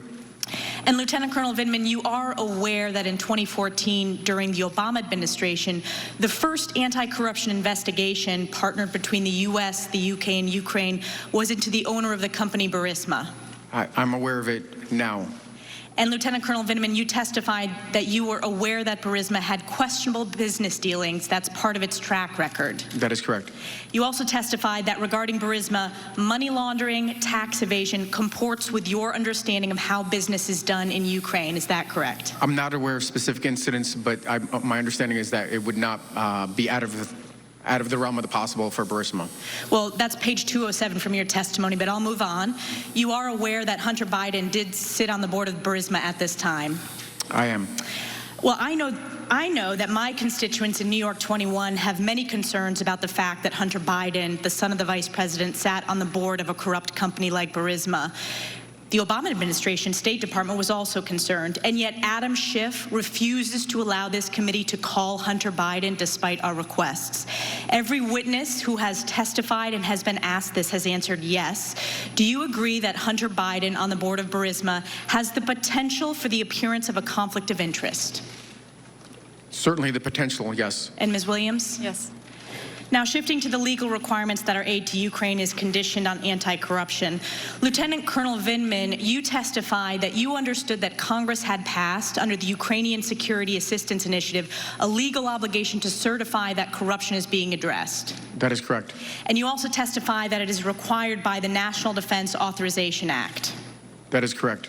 So for the public listening, we are not just talking about President Trump focusing on anti-corruption in Ukraine, but it is so critical, so important that hard-earned taxpayer dollars, when given to foreign nations, that by law, overwhelmingly bipartisan support requires anti-corruption in Ukraine in order to get U.S. taxpayer-funded aid. Lieutenant Colonel Vindman, you spoke extensively about the importance of defensive lethal aid to Ukraine, specifically javelins. This was in your deposition. Correct. And you testified that the Javelin in particular, because of its effectiveness in terms of influencing the Russian decision calculus for aggression, it is one of the most important tools we have when it comes to providing defensive lethal aid. The system itself and the signaling of U.S. support, yes. And it is a fact that that aid was provided under President Trump and not President Obama. That is correct. And my last question, Lieutenant Colonel Vindman, I know you serve at the NSC in the White House. I served in the West Wing of the White House for President Bush on the Domestic Policy Council and in the Chief of Staff's office, so I'm very familiar with the policy process. I also know that as a staff member, the person who sets the policy of the United States is the president, not the staff. And you testified that the president sets the policy, correct? That is correct. And I respect your deep expertise, your tremendous service to our country. We can never repay those that have worn the military uniform and served our nation. But I was struck when you testified in your deposition. I would say, first of all, I'm the director for Ukraine. I'm responsible for Ukraine. I'm the most knowledgeable. I'm the authority for Ukraine, for the National Security Council, and the White House. I just want a clarification. You report to Tim Morrison, correct? In my Your advisory direct report is Tim Morrison, correct? in my advisor, just to clarify, only in my advisory capacity, I advise up through the chain of command. That's what I do. And the chain of command is Tim Morrison to Ambassador John Bolton, the National Security Advisor to the President of the United States. Correct. Mm-hmm. And do you agree that the President sets the policy as Commander-in-Chief, as you testified previously? Absolutely. Thank you. My time's expired. Mr. Swalwell. Thank you both. Lieutenant Colonel Vindman, I think the follow-up question that my colleague from New York did not ask you, but is relevant for everyone at home. Isn't it true that the Department of Defense had certified that the anti-corruption requirements of Ukraine had been met when the hold was put on by the president? That is correct. Now, Mr. Jordan suggested that the president did something none of us expected by releasing that call transcript. You listened to the call, is that right, Lieutenant Colonel? That is. Ms. Williams, you also listened to the call, is that right? Yes. Fair to say, Ms. Williams, a lot of other people at the White House listened to the call or read the transcript? I can't characterize how many. I believe there were five or six of us in the listening room at the time. And the transcript was distributed to others, is that right? I wasn't part of that process, but that's my understanding. So the president is asking for us and his defenders to give him a gold star because a number of people listened to the call or saw the call transcript and then he released it. The difference, of course, between this and, say, his one-on-one meeting in Helsinki with Vladimir Putin was it was a one-on-one meeting, and he took the notes from the interpreter, so none of us could see it. The point being, the president had no choice but to release a call that everyone had seen. Now, you've been asked to also characterize what exactly legally all of this means. And Mr. Ratcliffe pointed out that no one had used the term bribery in our depositions. And Ms. Williams, you're not a lawyer, are you? I'm not, no. Lieutenant Colonel Vindman, are you a lawyer? Lawyer's back there. The lawyer's your brother, right? Yep. Born 20 seconds after you, is that what you said? 9 minutes. 9 minutes after you, yes. You're the older brother. Yeah. Lifetime of wisdom there. Now, I want to give you a hypothetical here. Suppose you have a shooting victim and the police respond after the victim is doing a little bit better and they ask the victim, well, tell us what happened. And the victim says, well, someone came up to my car, shot into the car, hit me in the shoulder, hit me in the back, hit me in the neck. Miraculously, I survived, but I can identify, who the person is that pulled the trigger. And the police say, okay, you were shot, you know who it is, but shucks, you didn't tell us that this was an attempted murder, so we're going to have to let the person go. Is that how it works in our justice system, that unless victims or witnesses identify the legal theories of a case, we just let people off the hook? Is that how it works, Lieutenant Colonel Vindman? I'm not an attorney, but it doesn't seem so. I don't think your brother would think so either. Ms. Williams, Vice President Pence was described to our committee by Mr. Morrison as a, quote, voracious reader of his intelligence read book. And after the April 21 call with President Zelensky, you put a transcript of that call in the Vice President's read book. Is that right? That's correct. And then the Vice President called President Zelensky 2 days later. Is that right? That's correct. And you told us in the deposition that he stuck pretty faithfully to what President Trump had said in that April 21 call. Is that right? I believe his remarks were consistent, but he also spoke on other issues as well, including anti-corruption. And you would describe the Vice President as somebody who would make follow-up calls to world leaders after the President had done so. Is that right? He has on occasion. It's not a normal practice. It depends on the situation. And in that case, he stuck to President Trump's talking points. I would say that I provided talking points for the April 23rd call for the Vice President, which included discussion of the President Zelensky's inauguration, which President Trump had also discussed with President Zelensky. But I would say the Vice President discussed other issues with President Zelensky as well. And as was stated earlier, the President sets the foreign policy for the United States. Is that right? Absolutely. And you told us that after the July 25 call between President Trump and President Zelensky, that you put the call transcript in Vice President Pence's intelligence briefing book. Is that right? I ensured it was there. My colleagues prepare the book, but yes. So let's flash forward to September 1. Vice President Pence meets with President Zelensky. Is that right? That's correct. You're there. Yes. And President Zelensky with Vice President Pence, they talk about a lot of things, but you will agree that Vice President Pence did not bring up the Bidens. Is that correct? That's correct. He did not. He did not bring up investigations. No. Is one reasonable explanation that although Vice President Pence will do a lot of things for President Trump, that he was not willing to bring up investigations in Biden's because he thought it was wrong? I'm not in a position to speculate. We had not discussed those particular investigations in any of the preparatory sessions with the Vice President. But you didn't bring it up with the Ukrainians after the July 25 call, right? He did not in that meeting, no. And you did not either? No. And Lieutenant Colonel Vindman, did you ever ask the Ukrainians to do what President Trump was asking them to do after the July 25 phone call? I did not. I didn't render any opinion on what was asked in the 25. Thank you. Yield back. Mr. Hurd. Ms. Williams, I want to join my colleagues in thanking you for your service. We share a personal hero in Dr. Rice, so great minds think alike.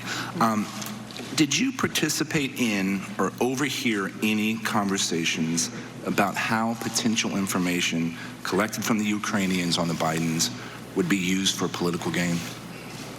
No, I did not participate or overhear any conversations along those lines. Thank you. Lieutenant Colonel Vindman, I think all of us would agree that your father made the right move to come here, and we're glad that he did. You've talked about how part of your responsibilities is developing talking points for your principals. Is that correct? That is correct. President, I'm assuming you also do that for your direct supervisor currently right now, Mr. Morrison. Is that correct? Mr. Morrison has left the position some time ago already, at least 3 weeks ago. But you prepare talking points for your supervisors. Is that correct? Typically, frankly, at that level, they don't really take talking points, especially if they have expertise. The talking points are more intended for National Security Advisor, although Ambassador Bolton didn't really require him because of his deep expertise. It's the next level up, the president. But traditionally, I'm just trying to establish that this position is somebody that creates talking points for a number of people. Is that correct? That is correct. Do they always use them? No. Or is President Trump known to stick to a script? I don't believe so. So is it odd that he didn't use your talking points? No, it is not. In your deposition, if your lawyer wants to follow on, it's page 306. You were asked about events during the temporary holds on U.S. assistance to Ukraine. This is that 55-day period or so. And you testified that the U.S. administration did not receive any new assurances from Ukraine about anti-corruption efforts, and the facts on the ground did not change before the hold was lifted. Is that accurate in recounting your testimony? That is accurate. When was President Zelensky sworn in? He was sworn in on May 20th, 2019. And then he had a new parliament, too, elected after he was. Is that correct? He did. And when was that parliament seated? That was, July 21st, 2019. That was when they won, right? They weren't properly seated until August. Is that? That's right. That's when they won, and they weren't seated until August. Your boss's boss, Ambassador Bolton, traveled to Ukraine in late August, right? August 27, 28. Is that correct? That is correct. Did he take you with you? Did he take you with him? He didn't. We know from other witnesses that when Ambassador Bolton was there, he met with President Zelensky and his staff, and they talked about how they were visually exhausted because one of the things that President Zelensky did during that time period was change the Ukrainian constitution to remove absolute immunity from Rada deputies, right? Some of their parliamentarians, because that had been the source of raw corruption for a number of years. Is that accurate? That is accurate. Were you aware of this important change to Ukrainian law? Of course. Yep. And you don't believe that's a significant anti-corruption effort? No, it is significant. It's pretty significant, correct. Also, Ambassador Taylor testified that President Zelensky, with this new parliament, opened Ukraine's high anti-corruption court. All right, this had been an initiative that many folks and our State Department had been pushing to happen, and that was established in that time frame. Were you aware of this? Yes. Do you think this is a significant anti-corruption? I do. When you talked about, how many times have you met President Zelensky? I think it was just the one time from the presidential delegation, multiple engagements, but just the one trip. And that's a one-on-one meeting? That was in a larger bilateral format. Then there were a couple of smaller venues. They were all in. There was never a one-on-one, but there were a couple of again touch points. So the bilateral meeting, handshake, meet and greet. He had a short. So there was a lot of people in the room. Yeah. When you met with them. Yes, but you still advised the Ukrainian president to watch out for the Russians. Yes. And everybody else in the room, I'm assuming the National Security Advisor was there. I believe in this case, you had other members of the administration. Were your points pre-approved? Did they know you were going to bring up those points? We did have a huddle beforehand, and it's possible I flagged them, but I don't recall specifically. It's possible I didn't. And you counseled the Ukrainian president to stay out of U.S. politics? Correct. Mr. Chairman, I yield back the time I do not have. Gentleman yields back. Mr. Castro. Thank you, Chairman. Ms. Williams, thank you for your service to the country. Colonel Vindman, thank you for your service. And it's great to talk to a fellow identical twin. I hope that your brother's nicer to you than mine is to me. It doesn't make you grow a beard. You both listened in real time to the July 25th call. In particular, you would have heard President Trump ask the president of Ukraine, quote, "I'd like you to find out what happened with this whole situation with Ukraine. They say CrowdStrike." And quote, "The server, they say Ukraine has it." This is a debunked conspiracy theory that has no basis in fact. President Trump's own former Homeland Security Advisor, Thomas P. Bossert, called the president's assertion that Ukraine intervened in the 2016 elections, quote, "not only a conspiracy theory, but quote unquote, completely debunked," unquote. Colonel Vindman, are you aware of any evidence to support the theory that the Ukrainian government interfered in the 2016 election? Congressman, I am not, and furthermore, I would say that this is a Russian narrative that President Putin has promoted. And are you aware of any part of the U.S. government, its foreign policy or intelligence apparatus that supports that theory? No, I'm not aware of. You are aware that other parts of the U.S. government, our intelligence community, for example, has said definitively that it was the Russians who interfered in the 2016 elections? That is correct. It seems incredibly odd, though, unfortunately, but not inconsistent to me, that President Trump would be giving credence to a conspiracy theory about Ukraine that helps Russia really in at least two ways. First, it ignores and frankly undermines the assessment of the U.S. intelligence community and seeks to weaken a state dependent on the United States support to fight Russian aggression. It also, for the United States, hurts our national security and emboldens Russia. And I want to look at what President Trump was doing on his call instead of pushing back against Russian hostility. He was pressuring Ukraine to do his political work. President Trump stated on that July 25th call, quote, "There's a lot of talk about Biden's son, that Biden stopped the prosecution, and a lot of people want to find out about that, so whatever you can do with the Attorney General would be great." Biden went around bragging that he stopped the prosecution. So if you can look into it, it sounds horrible to me. Colonel Vindman, when you hear those words, do you hear the president requesting a thoughtful and well-calibrated anti-corruption program consistent with U.S. policy? I do not. In fact, it sounds like President Trump was encouraging the Ukrainian president to engage in precisely the same type of behavior for President Trump's own political benefit that we discourage foreign leaders from undertaking in their own countries. And discouraging other countries from undertaking politically motivated investigation is, in fact, a major part of official U.S. anti-corruption policy. Is that correct? That is correct. And are you, in fact, aware of any evidence that Vice President Biden improperly interfered in an investigation of his family members? I am not. These false narratives, it should be said, are damaging our country. They poison our politics and distract from the truth. And pressing another country to engage in corruption is antithetical to who we are as a nation. You also mentioned that this request, well, you felt this request was wrong. And you've also said that corruption in Ukraine is endemic to Ukraine, just as it is in other places around the world.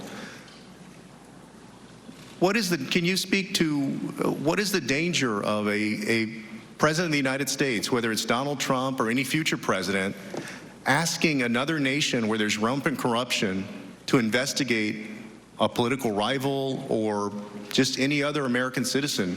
What would be the danger to that American? Congressman, the Ukrainian judiciary is imperfect at the moment, and the reliance on U.S. support could conceivably cause them to tip the scales of justice in favor of finding the U.S. citizen guilty if they thought they needed to do that in their national. So they could trump up charges if they wanted to in a corrupt system like that. They could, and Ukraine is making progress. Certainly, more broadly in Russia, that is likely to happen, where the state will be involved in judicial outcomes and drive them. Thank you. I yield back, Chairman. Mr. Ratcliffe. Thank you, Chairman. Ms. Williams, you testified that what you noted as being unusual about the call that took place on July 25th was that the president raised what appeared to be a domestic political issue, correct? Correct. But raising an issue, even one that you thought was unusual, is different than making a demand. Would you agree? Yes. And as I read your deposition, it didn't sound like from your testimony that you heard what took place on that call as a demand for investigations. Is that fair? I don't believe I'm in a position to characterize it further than the president did in terms of asking for a favor. You didn't hear a demand? Again, I would just refer back to the transcript itself. Lieutenant Colonel Vindman, you've testified and explained to us why in your mind it was a demand. And you've given us reasons, a disparity of power between the two presidents. And because you did feel that way, you also felt that you had a duty to report what you thought was improper. Is that correct? That is correct. Okay. So two different people, two impartial observers, one felt the need to report the call because there was a demand that was improper, and one that didn't report it to anyone. You didn't report it to anyone, right, Ms. Williams? I ensured that the information was available to my superiors. So while all this might seem as clear as mud, I think your honest and candid assessments of what you heard on the call tells us what we need to know. We have two independent folks, nonpartisans, and I'm not hearing a consensus between the two of you about what exactly you both heard on the call that you heard at the exact same time. And if you can't reach an agreement with regard to what happened on the call, how can any of us? An impeachment inquiry is supposed to be clear. It's supposed to be obvious. It's supposed to be overwhelming and compelling. And if two people on the call disagree honestly about whether or not there was a demand and whether or not anything should be reported on a call, that is not a clear and compelling basis to undo 63 million votes and remove a president from office. I yield my remaining time to Mr. Jordan. I thank the gentleman for yielding. Colonel Vindman, why didn't you go, after the call, why didn't you go to Mr. Morrison? I went immediately per the instructions from the July 10th incident. I went immediately to Mr. Eisenberg. After that, once I made that, expressed my concerns, it was an extremely busy week. We had a PCC just finish, we had the call, and then we had a deputies meeting, which consumed all of my time. I was working extremely long days. I attempted to try to communicate. I managed to speak to two folks in the interagency. I attempted to try to talk to Mr. Morrison. That didn't happen before I received instructions from John Eisenberg to not talk to anybody else any further. So the lawyer, you not only didn't go to your boss, you said you tried, but you didn't go to your boss. You went straight to the lawyer, and the lawyer told you not to go to your boss? No, he didn't tell me until what ended up unfolding is I had the conversation with the attorney. I did my coordination, my core function, which is coordination. I spoke to the appropriate people within the interagency, and then circling back around, Mr. Eisenberg came back to me and told me not to talk to anybody I'm going to read from the transcript here. Why didn't you go to your direct report, Mr. Morrison? Your response was, this page 102, because Mr. Eisenberg had told me to take my concerns to him. Then I asked you, did Mr. Eisenberg tell you not to report, to go around Mr. Morrison? And you said, actually, he did say that. I shouldn't talk to any other people. Is that right? Yes, but there's a period of time in there between when I spoke to him and when he circled back around. It wasn't that long a period of time, but it was enough time for me to... Enough time to go to talk to someone that you won't tell us who it is, right? I've been instructed not to, Representative Jordan. Well, here's what I'm getting. The lawyer told you don't talk to any other people, and you interpret that as not talking to your boss, but you talk to your brother, you talk to the lawyers, you talk to Secretary Kent, and you talk to the one guy Adam Schiff won't let you tell us who he is. Is that right? Representative Jordan, I did my job.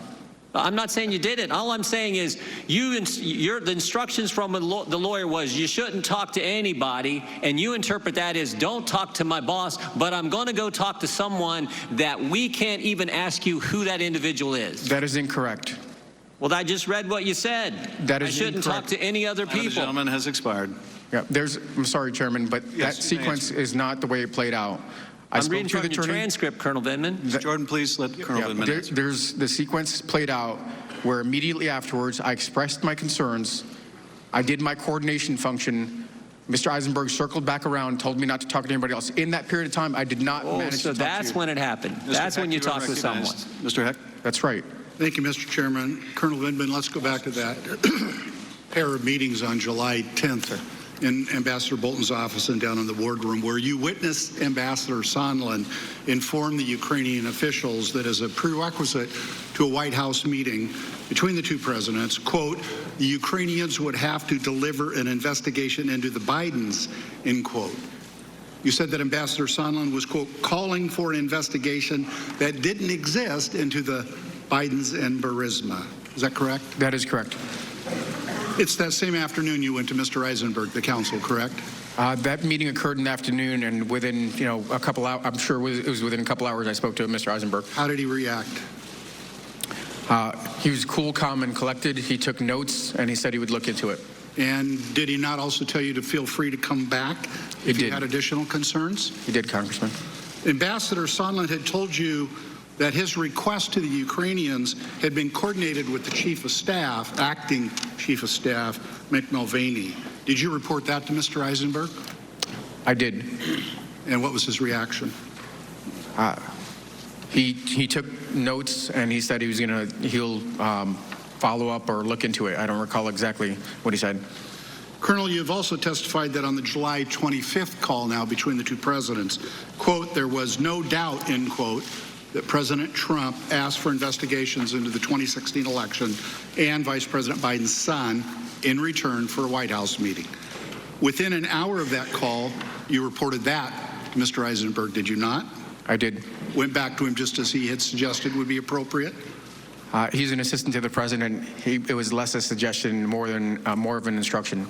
Did you tell the lawyers that President Trump asked President Zelensky to speak to Mr. Giuliani? Yes. And the lawyers, it was at this point, told you not to talk to anyone else? That is not correct with regards to timing. They didn't follow back. They didn't circle back around. What ended up happening is, in my coordination role, I spoke to state. I spoke to a member of the intelligence community, and the general counsel from one of the intelligence bodies notified Mr. Eisenberg that there was information on the call, on the July 25th call. At that point, Mr. Eisenberg told me I shouldn't talk to anybody else about it. Colonel, I want to go back to 2014 in Iraq when you were blown up. I presume that given the point in your military career and what else was going on in the world, that upon recovery there was the very real prospect or possibility that you might once again find yourself in harm's way. Is that correct? Yes, Congressman, it happened in 2004, but yes. Excuse me, thank you. Did you consider leaving the military service at that point?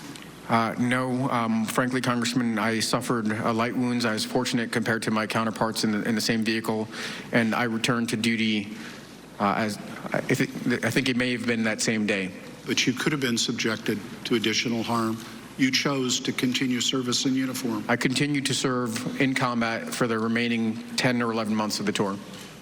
You know, Colonel, I have to say, I find it a rich but incredibly painful irony that within a week of the president, contrary to all advice of the senior military officials, he pardons those who were convicted of war crimes, which was widely decried in the military community. Within the week of him doing that, he is engaged in an effort, and allies on his behalf, including some here today, to demean your record of service and the sacrifice and the contribution you have made. Indeed, sir, less than 20 minutes ago, the White House officially quoted out of context, the comments referred to earlier by Mr. Morrison in your judgment. I can only conclude, sir, that what we thought was just the president as the subject of our deliberations in this inquiry isn't sufficient to capture what's happening here. Indeed, what's subject to this inquiry and what is at peril is our Constitution and the very values upon which it is based. I want to say thank you for your service, but you know, thank you doesn't cut it. Please know, however, that it comes from the bottom of my heart, and I know on the bottoms of the heart of countless other Americans. Thank you for your service, sir. I yield back. Mr. Jordan. Thank you, Mr. Chairman. Sunday, the Speaker of the United States House of Representatives called the President of the United States an imposter. Speaker of the House called the President an imposter. The guy 63 million people voted for, the guy who won an electoral college landslide, the Speaker calls an imposter. That's what's happened to our country, to this Congress. The Speaker's statement says it all. The Democrats have never accepted the will of the American people. Democrats don't trust the American people. The American people who wanted to send someone to this town who was willing to shake it up a bit, they don't trust that. And they have tried to do everything they can to undo what the American people decided on November 8th, 2016. They've been out to get the president since the day he was elected. The whistleblower's lawyer, the whistleblower's legal team said this. January 30th, 2017, president been in office about a week. Coup has started. First of many steps. Next sentence, impeachment will follow ultimately. I guess we're in the final step. Started 3.5 years ago. Congressman Tlaib started this Congress. First day of Congress said, impeach the president. Representative Green said, if we don't impeach him, the president's going to win re-election. We got to do it. Most importantly, 5 Democrat members of this committee voted to move forward with impeachment before the phone call ever happened. The truth is, the attacks actually started before the inauguration, even before the election. The ranking member talked about this in his opening statement. July 2016, FBI opens an investigation, so-called Trump-Russia coordination, collusion, which was never there. Opened an investigation, spied on 2 American citizens associated with the presidential campaign. My guess is that's probably never happened in American history, but they did it. And for 10 months, Jim Comey's FBI investigated the president. Guess what? After 10 months, they had nothing. And you know why we know that? Because when we deposed Mr. Comey last Congress, he told us they didn't have a thing. No matter. Special Counsel Mueller gets appointed, and they do a 2-year, $40 million, 19-lawyer, unbelievable investigation. And guess what? They come back, and they got nothing. But the Democrats don't care. So now we get this. Bunch of depositions in the bunker in the basement of the Capitol. Witnesses who aren't allowed to answer questions about who they talked to about the phone call. We get this. All based on some anonymous whistleblower, no firsthand knowledge, bias against the president. These facts have never changed. We learned these right away. Who worked with Vice President Biden, who wrote a memo the day after somebody talked to him about the call, but waited 18 days to file a complaint.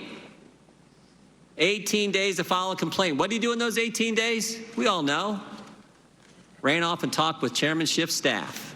And then hired the legal team that I just talked about. One of the steps in the whole impeachment coup, as his legal team has said. This is scary what these guys are putting our country through. It is sad, it is scary, it is wrong. And the good news is the American people see through it all. They know the facts are on the president's side. As Representative Stefanik said, 4 facts will never change. We got the transcript, which they never thought the president would release. Shows no coordination, no conditionality, no linkage. We got the 2 guys on the call, President Trump, President Zelensky, who have said, nothing wrong, no pressure, no pushing here. We got the fact the Ukrainians didn't even know aid was held up at the time of the call. And most importantly, we've yet to have one witness tell us that any evidence from anyone that President Zelensky did anything on investigations to get the aid released. Those facts will never change. The facts are on the president's side. The process is certainly not. It has been the most unfair process we have ever seen, and the American people understand it. Those 63 million Americans, they understand it, and frankly, I think a lot of others do as well. They see what this for what it is, and they know this is wrong, especially wrong, just 11 months before the next election. I yield back. Mr. Welch. Thank you. What this hearing is about, I think, was best stated by Colonel Vindman's opening statement. The question before us is this: is it improper for the President of the United States to demand a foreign government investigate a United States citizen and political opponent? Very well stated. I just listened to Mr. Jordan, as you did as well, and I heard his criticisms of the process. Nothing really happened. A lot of people are out to get the president. I didn't hear an answer to the question as to whether it's proper for the President of the United States to demand a foreign government to investigate a U.S. citizen and political opponent. And to date, I haven't heard any one of my Republican colleagues address that question. Colonel Vindman and Ms. Williams, thank you. I want to ask some questions that go through the background. What's come out during this process is that we had two Ukraine policies.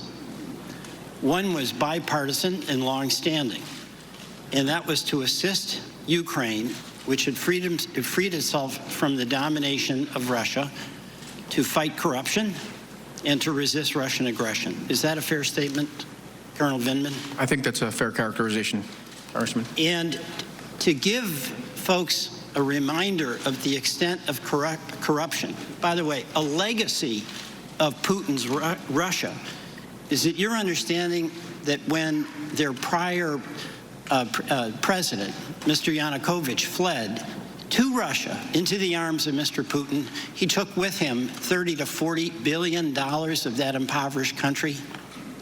Those, there are different estimates, but it's on that scale, yes. Vast scale for a poor country. And is it your understanding that powerless but motivated Ukrainians rose up in protest to this incredible graft and theft and abuse by their president?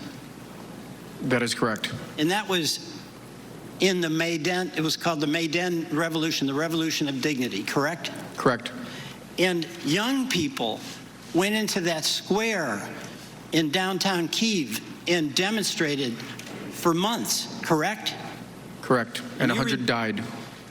106 young people died and older people died, correct? That was between February 18, 2014 and February 22. Is that correct? Correct. 106 died, including people who were shot by snipers, kids. And Yanukovych had put snipers on the rooftops of buildings to shoot into that square and kill, murder, slaughter those young people. Is that your understanding? That is correct. In our bipartisan support, and by the way, I want to say to my Republican colleagues, a lot of leadership to have this bipartisan support came from your side. Thank you. But our whole commitment was to get rid of corruption and to stop that Russian aggression. Is that correct? That amounts to some of the key pillars. That's right. And the Giuliani, Sondland, and it appears Trump policy was not about that. It was about investigations into a political opponent. Correct? I'll take that question back. We know it. And you know, I'll say this to President Trump. You want to investigate Joe Biden? You want to investigate Hunter Biden? Go at it. Do it. Do it hard. Do it dirty. Do it the way you do it. Just don't do it by asking a foreign leader to help you in your campaign. That's your job. It's not his. My goal in these hearings is two things. One is to get an answer to Colonel Vindman's question. And the second, coming out of this, is for us as a Congress to return to the Ukraine policy that Nancy Pelosi and Kevin McCarthy both support. It's not investigations. It's the restoration of democracy in Ukraine and the resistance of Russian aggression. I yield back. Mr. Maloney. Thank you both for being here. Lieutenant Colonel Vindman, this may be one of your first congressional hearings like this, so you may not understand. I can't blame you for feeling that way, sir. Particularly when I've been sitting here listening to my Republican colleagues. You know, one of the advantages of being down here at the kids' table is that you get to hear the folks above you ask their questions. And I've been listening closely to my Republican colleagues, and I've heard them say just about everything except to contradict any of the substantive testimony you've both given.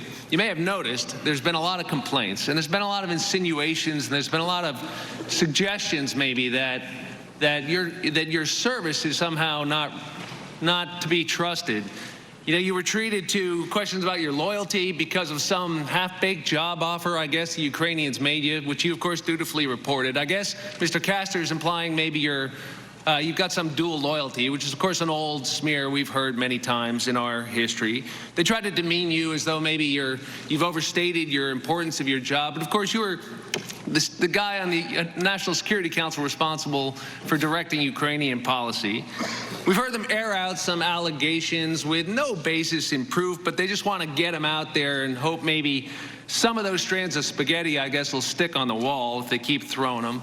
We've even had a member of this committee question, this is my favorite, question why you would wear your dress uniform today. Even though that dress uniform includes a breastplate that has a combat infantry badge on it and a Purple Heart medal ribbon. Seems like if anybody gets to wear their uniform, it's somebody who's got a breastplate with those commendations on it. So let's do it again. Let's do the substance. Can we do that? Because we've had a lot of dust kicked up. Ms. Williams, you heard the call with your own ears, right? Yes, sir. Not secondhand, not hearsay. You heard the president speak. You heard his voice on the call. Correct. And your conclusion was what he said about investigating the Bidens was, your words, unusual and inappropriate, I believe. Am I right? That was my testimony. And Mr. Vindman, you were treated to a July 10th meeting in the White House where you heard Ambassador Sondland raise investigations, conditioning a White House meeting on that, investigations that you thought were unduly political. I believe that's how you described them. And you went to NSC Council and you reported it, right? Correct. And then later, you too were on the White House call. Am I right? You heard it with your own ears. Correct. Not secondhand, not from somebody else, not hearsay, right? Correct. You heard the president's voice on the call. I did. And you heard him raise that subject again that Ambassador Sondland had raised before about investigating the Bidens, right? I did. And I want to ask you, when you heard him say that, what was the first thought that went through your mind? Frankly, I couldn't believe what I was hearing. It was probably an element of shock that maybe in certain regards my worst fear of how our Ukraine policy could play out was playing out, and how this was likely to have significant implications for U.S. national security. And you went immediately and you reported it, didn't you? I did. Why? Because that was my duty. You still have your opening statement handy? I do. Would you read the last paragraph for me again? Not the one, the very last one, the second to last one. Would you read that one again for me? Because I think the American public deserves to hear it again. That's the one. I think my dad would appreciate this one too. Dad, my sitting here today in the U.S. Capitol talking to our elected officials is proof that you made the right decision 40 years ago to leave the Soviet Union and come here to the United States of America in search of a better life for our family. Do not worry, I'll be fine for telling the truth. You realize when you came forward out of sense of duty that you were putting yourself in direct opposition to the most powerful person in the world. Do you realize that, sir? I knew I was assuming a lot of risk. And I'm struck by that word, don't worry, that phrase, do not worry, you addressed to your dad. Was your dad a warrior? He did serve. It was a different military, though. And he would have worried if you were putting yourself up against the President of the United States, is that right? He deeply worried about it because in his context, there was the ultimate risk. And why do you have confidence that you can do that and tell your dad not to worry? Congressman, because this is America. This is the country I've served and defended, that all of my brothers have served, and here, right matters. Thank you, sir. Yield back. Ms. Demings. Thank you, Mr. Chairman. First of all, Ms. Williams, let me thank you for your service to our nation. It truly matters. Lieutenant Colonel Vindman, I had the honor of speaking to a group of veterans this past weekend. And what I said to them was that no words are really adequate or sufficient to fully express our gratitude for their service to our nation. So, Lieutenant Colonel Vindman, today I say to you, there are no words that are sufficient to fully express our gratitude to you for what you have done for our nation and, amazingly, what you are still willing to do for our nation. It is vitally important that the American people understand how President Trump's unethical demand that Ukraine deliver politically motivated investigations in exchange for military assistance created a security risk for the United States of America national security. The president was not just playing a political game by upholding military aid and meetings with Ukraine, threatening the hundreds of millions of dollars of military assistance that Congress had appropriated has real-life consequences for Ukraine and for the USA. In your deposition, Colonel Vindman, you testified, and I quote, "A strong and independent Ukraine is critical to our security interests." Could you please explain why a strong and independent Ukraine is so critical and why it is so vital to U.S. interests? We sometimes refer to Ukraine as a frontline state. It's on the front line of Europe. They have actually described to me, the Ukrainians, that they consider themselves as a barrier between Russian aggression and Europe. And what I've heard them describe is the need for U.S. support in order to serve this role, in order to protect European and Western security. Lieutenant Colonel, this is not just a theoretical conflict between Ukraine and Russia. You've already said this morning that Russia is actively fighting to expand into Ukraine, that Ukraine is in a hot war with Russia right now. Is that correct? It's stable, but it's still a hot war.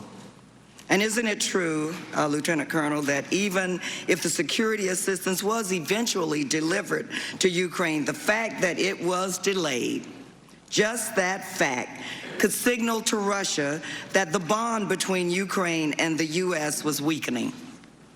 That was the concern of myself and my colleagues. And was the risk of even the appearance that the U.S.-Ukraine bond is shaky is that it could embolden Russia to act with more aggression? Would you say that's correct? I believe that was my testimony. Just last month during an interview, President Putin joked about interfering in our political elections. I can only guess that's what we have become to Russia and its president. I think he felt emboldened by the president's reckless actions, both attempts to hold critical military aid from Ukraine and President Trump's effort to blame Ukraine, not Russia, for election interference. Ms. Williams and Lieutenant Colonel Vindman, I can only say that every American, regardless of our politics, should be critically concerned about that. And let me just say this. Yes, we do trust the American people. But you know what? The American people trust us, too, as members of Congress, to support, protect, and defend the Constitution of the United States against all enemies, foreign and domestic. And we intend to do just that. Thank you again for your service. Mr. Chairman, I yield back. Mr. Krishnamurthy. Good afternoon, Lieutenant Colonel Vindman and Ms. Williams. Thank you for your service. Lieutenant Colonel Vindman, I'm concerned that your loyalty has been questioned not just because you're bringing forward evidence of wrongdoing against the President of the United States, but because you're an immigrant. Recently, Fox News host Brian Kilmeade said he, meaning you, were born in the Soviet Union, emigrated with his family young. He tends to feel simpatico with the Ukraine. I find this statement reprehensible because it appears that your immigrant heritage is being used against you. Lieutenant Colonel, I came to this country when I was 3 months old. Your family fled the Soviet Union and moved to America when you were just 3.5 years old, right? Correct. And I understand that your father worked multiple jobs while also learning English, right? Correct. Your father stressed the importance of embracing what it means to be an American, correct? That is correct. All your childhood memories relate to being an American, correct? That is correct. You and your family faced difficult times during your childhood, correct? Yes. I can relate. That's my story too. But your father went on to become an engineer, right? He reestablished himself in his former profession in the United States. I can relate. I got a BS in engineering. Of course, some people claim I practice the BS part now. Your father never gave up working hard to build his very own American dream, did he? He did not. Well, Lieutenant Colonel Vindman, your father achieved the American dream, and so did you and your family. From one immigrant American to another immigrant American, I want to say to you that you and your family represent the very best of America. I assume that you are as proud to be an American as I am, correct? Yes, sir. Sir, I want to turn your attention to Yuri Lutsenko. You called him a disruptive actor in your opening statement, correct? Correct. Mr. Lutsenko, the former prosecutor general in Ukraine, has made various claims about various Americans, right? Correct. You are unaware of any factual basis for his accusations against Ambassador Yovanovitch, right? Correct. He also was a source for an article by John Solomon in The Hill, right? That is correct. And you said that key elements of that article, as well as his accusations, are false, right? Correct. Lutsenko is not a credible source, correct? Correct. Sir, the other side claims that there was absolutely no pressure on this July 25th phone call. I think that's what we heard earlier, right? I believe so. And you have termed what President Trump asked in terms of investigations on that phone call as a demand, correct? Correct. And you've pointed out the large power disparity between President Trump on the one hand and President Zelensky on the other, correct? Yes. There was pressure on that phone call, right? The Ukrainians needed the meeting. The Ukrainians subsequently, when they found out about it, needed the security assistance. So pressure was brought to bear on them, correct? I believe so.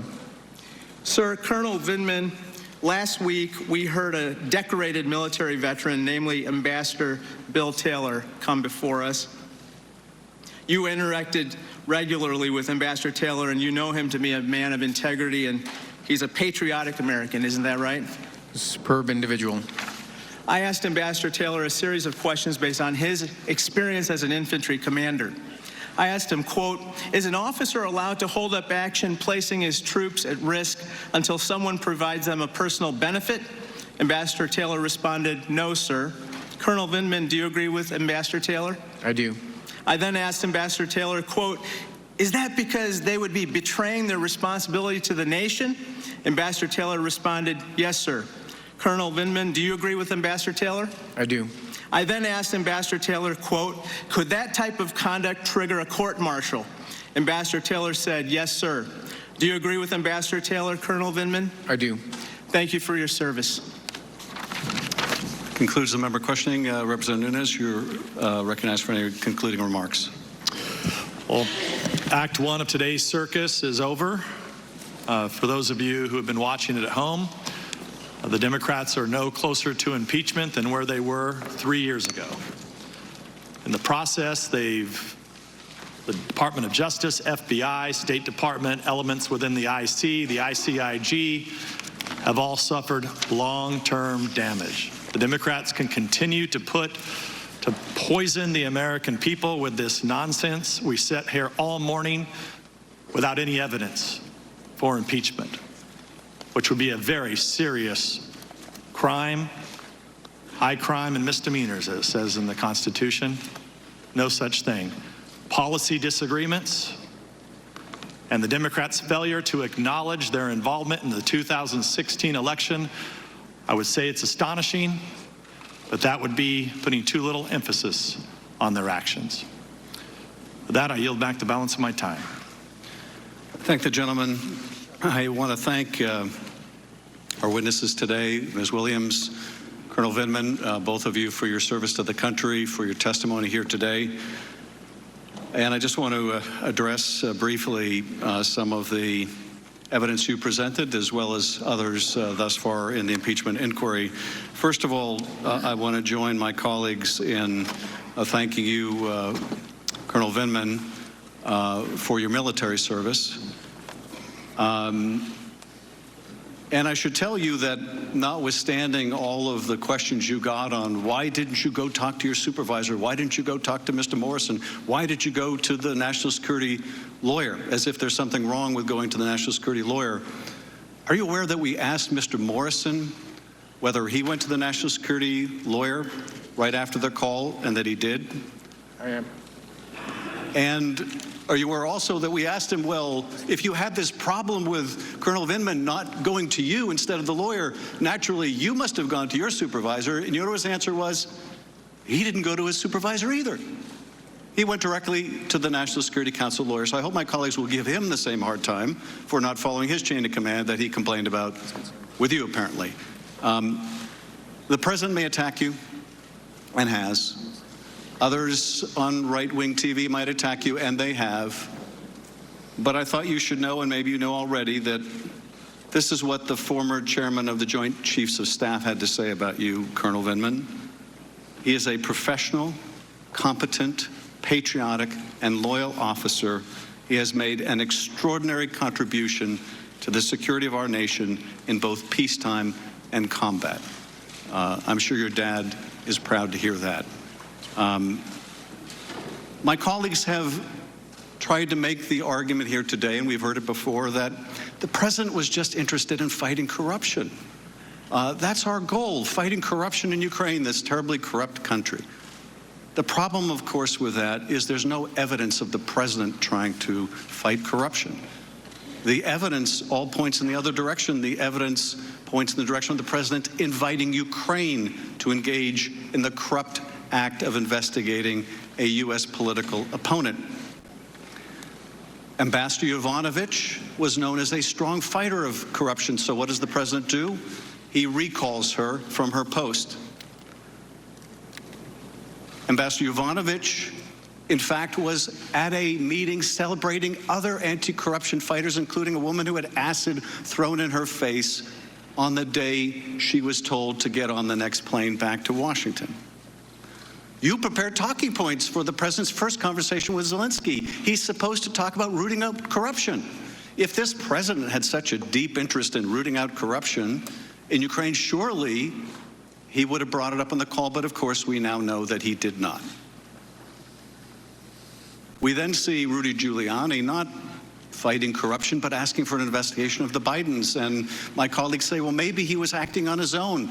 Even though he says he's acting as the president's lawyer, maybe he was really acting on his own. But the two investigations that Rudy Giuliani wanted come up in the meeting you participate in on July 10th at the White House, when Ambassador Sondland brings up the Bidens and Burisma in 2016, tells the Ukrainians who want that meeting at the White House, you got to do these investigations. Now, they would say Ambassador Sondland was acting on his own, but that doesn't quite work either, because we have the call record from July 25th, which the president was forced to release, in which the president doesn't bring up corruption. He doesn't say how those anti-corruption courts going or great work in the RADA. Of course not. What does the president say? I want you to investigate the Bidens and this debunk conspiracy theory pushed by Vladimir Putin. That also helps me in my reelection. So much for fighting corruption. The message to Ukraine, the real message to Ukraine, our U.S. policy message is, don't engage in political investigations. The message from the president, however, was the exact opposite. Do engage in political investigations and do it for my reelection. And it's also made clear if they want the White House meeting and ultimately if they want $400 million in U.S. aid, this is what they have to do. The only lament I hear from my colleagues is it wasn't successful. They got caught. They didn't get the political investigations, and they still had to release the money. Now, they still haven't gotten the White House meeting, but they had to release the money because a whistleblower blew the whistle. Whistleblower the president wants to punish. And because Congress announced it was doing investigations, and very soon thereafter, the president was forced to lift the hold on the aid. They argue, well, this makes it okay that it was a failed effort to bribe Ukraine, a failed effort to extort Ukraine. That doesn't make it better. It's no less odious because it was discovered and it was stopped. And we have courageous people like yourself who come forward, who report things, who do what they should do, who have a sense, as you put it, Colonel, of duty. Of duty. Not to the person of the president, but to the presidency and to the country. And we thank you for that. At the end of the day, I think this all comes back to something we heard from another career Foreign Service officer just last Friday in a conversation he overheard with the president in a restaurant in Ukraine, in which the president, not Rudy Giuliani, not anyone else, the president of the United States wanted to know, are they going to do the investigations? This is the day after that July 25th call. Are they going to do the investigations? And he's assured by Ambassador Sondland they're going to do it. And what does Sondland relate to this Foreign Service officer after he hangs up that call? The president doesn't give an expletive about Ukraine. He only cares about the big things that help his personal interests. That's all you need to know. And it isn't just about Ukraine, of course. Ukraine is fighting our fight against the Russians, against their expansionism. That's our fight too. That's our fight too. At least we thought so on a bipartisan basis. That's our fight too. That's why we support Ukraine with the military aid that we have. Well, the president may not care about it, but we do. We care about our defense, we care about the defense of our allies, and we darn well care about our Constitution. We are adjourned. And today's hearing, ending as it began, diametrically opposed positions from the Republicans and Democrats on the committee of the evidence presented so far in these 3 days, 2.5 days so far, of hearings in this impeachment proceeding, and very different views of what boils down to that July 25th phone call between President Trump and President Zelensky of Ukraine. You heard the witness there, Colonel Vindman, say that as he heard this playing out, as he heard the president ask for a favor, these political investigations, he thought his worst fears were playing out. You saw Republicans again and again on the committee say that others could hear that same phone call and the efforts around it and not see anything illegal, much less impeachable. The questioning more pointed in the second half of this hearing, but definitely more political as well. And I want to bring in senior congressional correspondent Mary Bruce to start us off. More direct questioning of the credibility of Alexander Vindman, Colonel Vindman, in the second half of the hearing.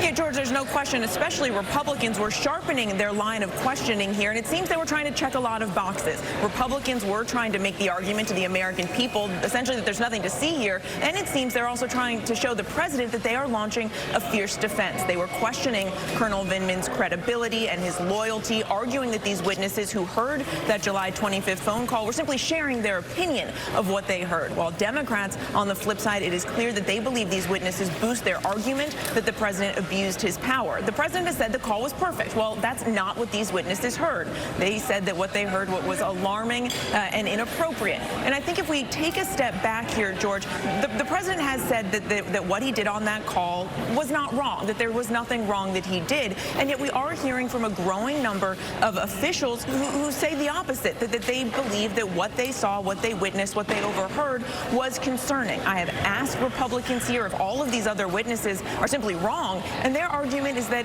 it's not a matter of whether the president did something that's inappropriate. This inquiry is about whether what the president did was impeachable. It is clear they do not think it is. Democrats, though, say there is growing evidence that the president has committed bribery, and that is an impeachable offense. They're moving in that direction, though, too, and perhaps because when you look at public opinion, 2 polls have come out now in the last few days showing 70% of the public do believe that what the president's phone call, what he did on the phone call was wrong, regardless of what they were thinking of whether or not it's illegal or impeachable.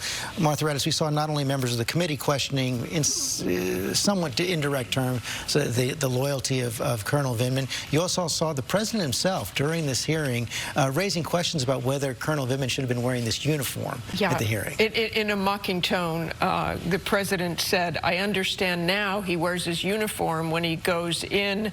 I understand someone had the misfortune of calling him Mr., and he corrected them. I never saw the man." The president, by the way, knows that in the NSC, Vindman would wear a suit, I assume, and that's if you're put someplace else, even though you're in uniform, you do what the NSC would do, what that culture does. But as far as wearing a uniform today, the Army says a soldier performing duties in an official capacity will normally be in uniform. And what Vindman himself said is, "I'm in my uniform wearing my military rank. I just thought it was appropriate to stick with that." He also, of course, was asked, as the president was mocking him, he corrected Devin Nunes, saying it is Lieutenant Colonel, not Mr. And he said he did that because the attacks I have had in the press and Twitter have kind of eliminated the fact that, or either marginalized me as a military officer. So he was clearly trying to make a point, but he was also required to wear that uniform. That when he's in his official duties. John Carl at the White House, the president much more active generally during the second half of this hearing. The White House pushing back as well all morning long.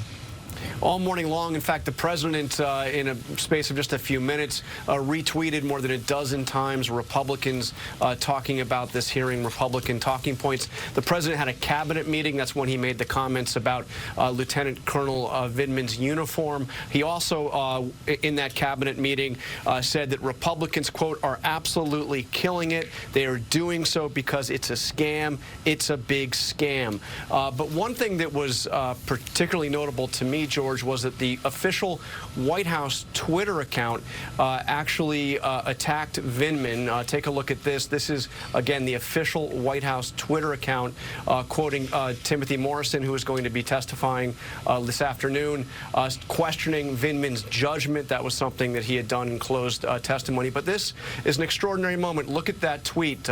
Lieutenant Colonel Vindman is assigned he goes to work at the White House every day. He works on the National Security Council. And here it is, the White House tweeting an attack, questioning his judgment. Keep in mind, he still works there. Presumably tomorrow he will go back to work at the National Security Council. Again, something we have never seen before right there. Mary talked about the Democrats bringing up the issue of bribery. Of course, that's written in the Constitution as a possible impeachable offense. And both parties really honed in on that during this hearing. I want to start out by playing Republican Representative John Ratcliffe. The number of times witnesses have used the word bribery or bribe to describe President Trump's conduct in the last 6 weeks of this inquiry is 0. In fact, in these 3,500 pages of sworn deposition testimony and just these 10 transcripts released thus far, the word bribery appears in these 3,500 pages exactly 1 time. And ironically, it appears not in a description of President Trump's alleged conduct. It appears in a description of Vice President Biden's alleged conduct. Wanted to just make one point clear for folks that are watching the hearing today. Bribery does involve a quid pro quo. Bribery involves the conditioning of an official act for something of value. An official act may be a White House meeting. An official act may be $400 million in military aid. and something of value to a president might include investigations of their political rival. Dan Abrams, it appears so clear now that this is going to be a key question that both parties are going to be contending with, as not only here in the Intelligence Committee, but presumably in the Judiciary Committee when they drop articles of impeachment as well. Absolutely. And you have to remember, we're not talking about a legal argument from these witnesses. These are witnesses. They're not lawyers. I mean, the argument that, oh, bribery hasn't been mentioned by the witnesses are being asked to describe what did you see, not being asked to do an analysis of what does it mean. Does this mean you haven't heard any of the witnesses say, I think he should be impeached or not impeached? It's not their role. It's not their job. Same way it's not their role, it's not their job to say, this is bribery or this isn't bribery. It's their role and their job to say, this is what I saw. I was concerned about it. I wasn't concerned about it. This is what troubled me. This isn't what troubled me. That's very different. And let me just follow up on one thing that Martha had talked about the uniform. Just think about where we are. I mean, the fact that we're in a proceeding where anyone's even questioning a war hero wearing his uniform, whether he wears it, whether he usually wears it or not usually wears it, typically we would say, why would you even be asking that sort of question of a witness like that? And the fact that we're at a point where everything is so partisan, that even whether he's wearing his uniform and when is he supposed to wear his uniform in any other context would never be asked. It's extraordinary. It is true. And Melissa Marie, one of the reasons you see the Democrats honing in on the issue of bribery is that it is written inside the Constitution. I guess it's easier for most people to understand. And this whole term, high crimes and misdemeanors, has always been difficult to define and for people to understand. Well, again, it was sort of broadly textured and purposely so. Alexander Hamilton, when speaking about the impeachment clause, talked about the offenses and misdeeds of public men. So again, they were thinking about general abuses of power. So it's actually not that far off the mark from what we're seeing. But of course, bribery would resonate more clearly with a modern audience. And Chris Christie, what do you think is the strongest argument the Republicans were making in defense today, and the strongest argument you saw from the Democrats? Well, listen, the strongest argument from the Republicans is that there's just not enough there, that they're trying to read the president's mind in terms of what his intent was. And I think you saw Jennifer Williams say something very different than Colonel Vindman did. She said unusual, not as troubling. Right, yeah. and then they asked her directly about whether she thought that was a demand. And she said, no, I'll leave it to what my previous testimony was. And listen, on the Democrat side, it's kind of like an old trial lawyer's argument. If it walks like a duck and it quacks like a duck, it's a duck. And so that's the conflict you're having here. And in the end, when you have that kind of factual conflict in something that's as high a bar as an impeachment, they'll impeach him because they've got 218 votes. And Nancy Pelosi would have never authorized this. No, she had 218 votes. So he will be impeached, but he won't be removed. And so the American public's going to look at this, in my view, afterwards and say, what did we go through all this for? And Terry Moran, that does seem to be one of the things that several of the Republican members were banking on at the end.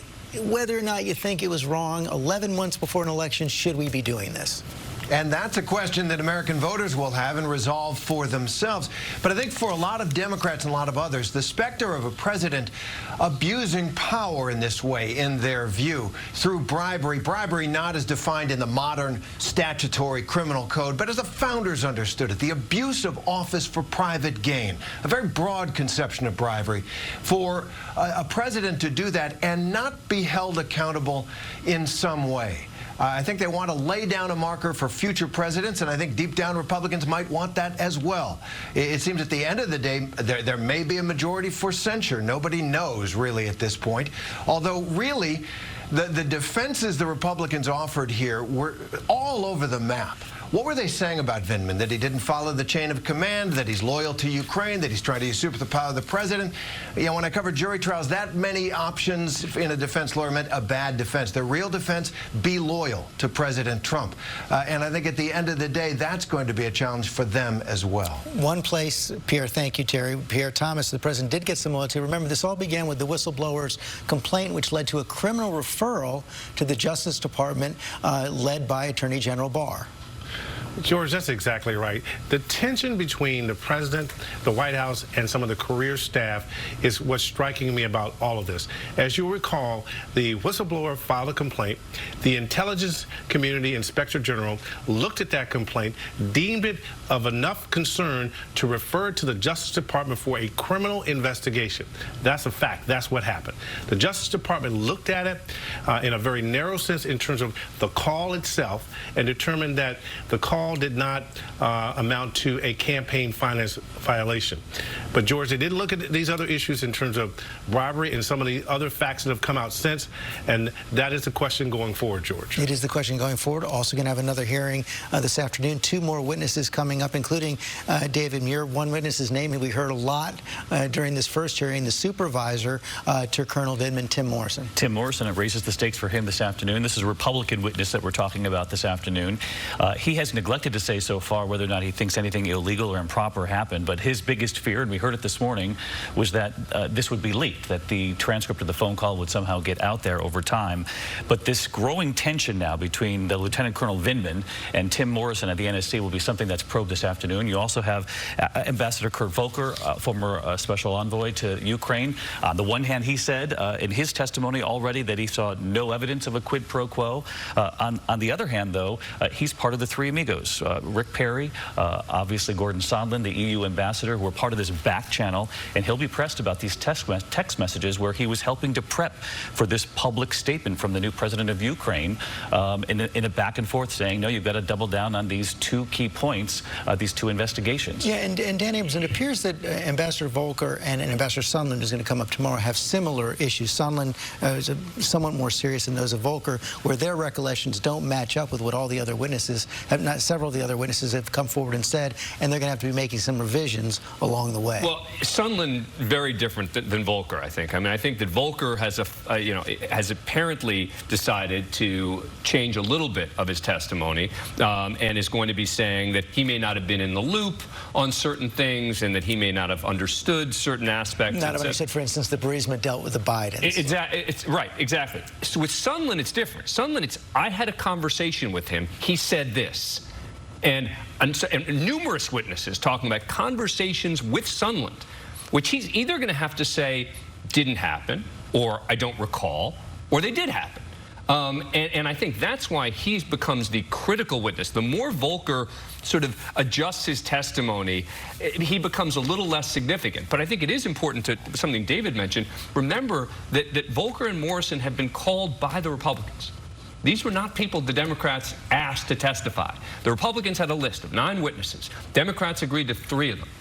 And all 3 of those are going to be testifying in the next 2 days, and this afternoon, it's both of them. Even though, David, it is significant, Volker resigned his position as the special envoy before agreeing to give the depositions several weeks ago. And yet the Republicans are still asking him to come forward.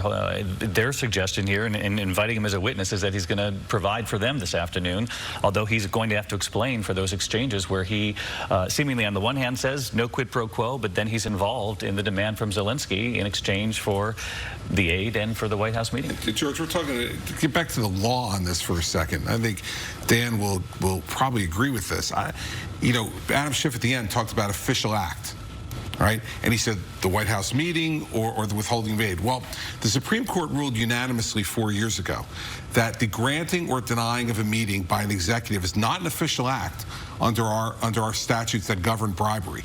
So he's just wrong on that. That's the Bob McDonald case in Virginia. The distinction between legal and impeachable. Well, I would say, but Schiff was just trying to make a legal argument, right? So he's trying to buttress his impeachable argument by saying, if it's a violation of the law, we believe it's impeachable. Now, the aid's a different story, but the aid also, the Republicans will argue on the back end on the aid is, well, the aid eventually got there.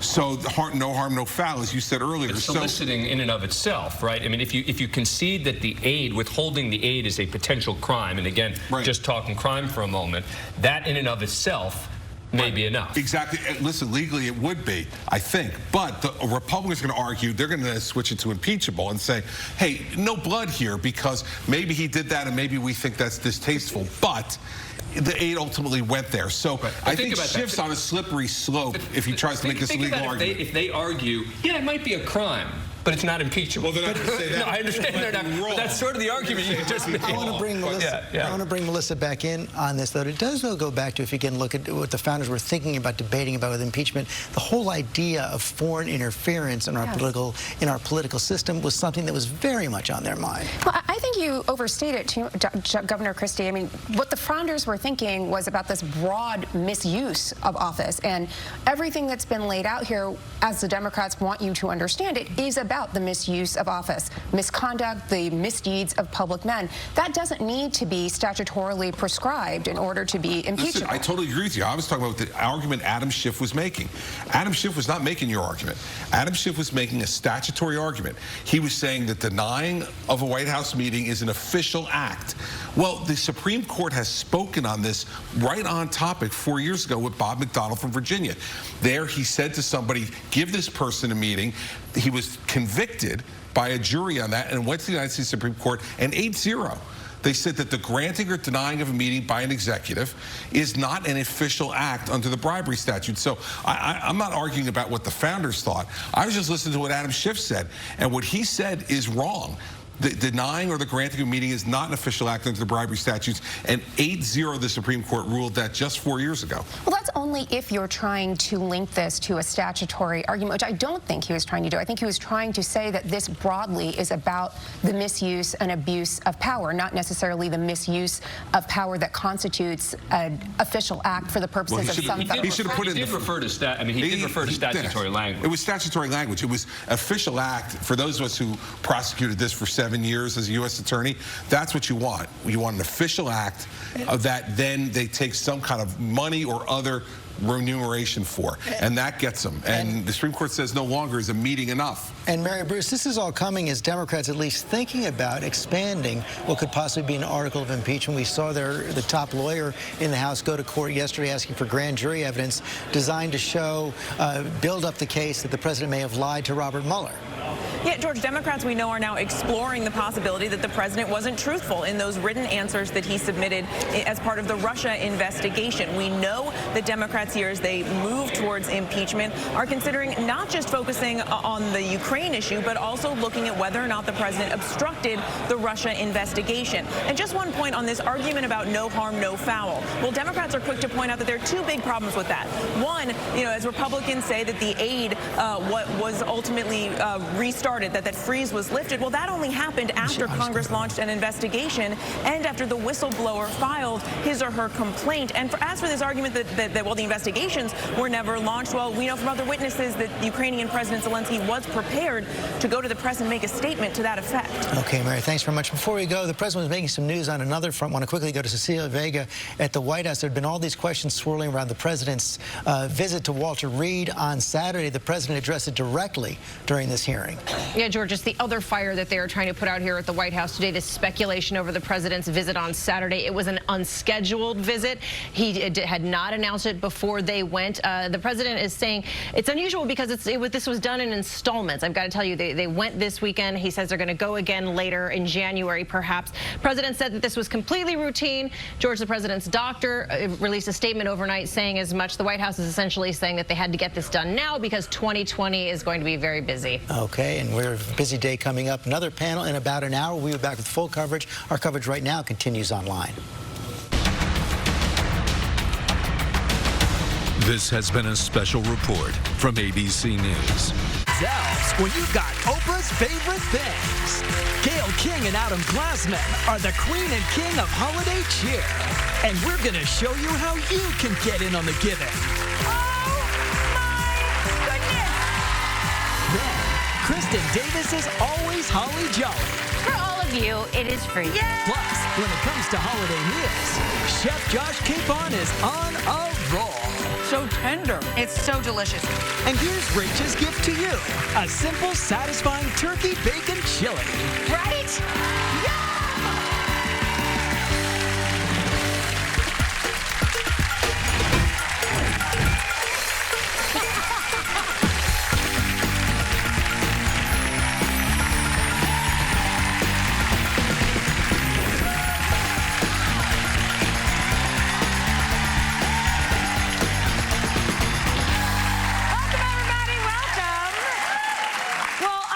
standing next to a giant box with a red ribbon, so I think today's show is going to start with a big surprise.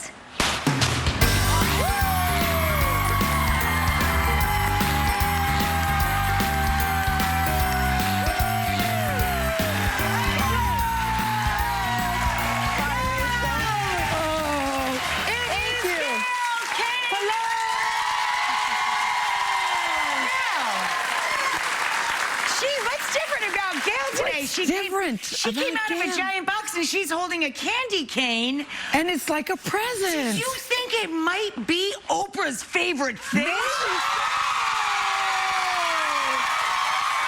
it be?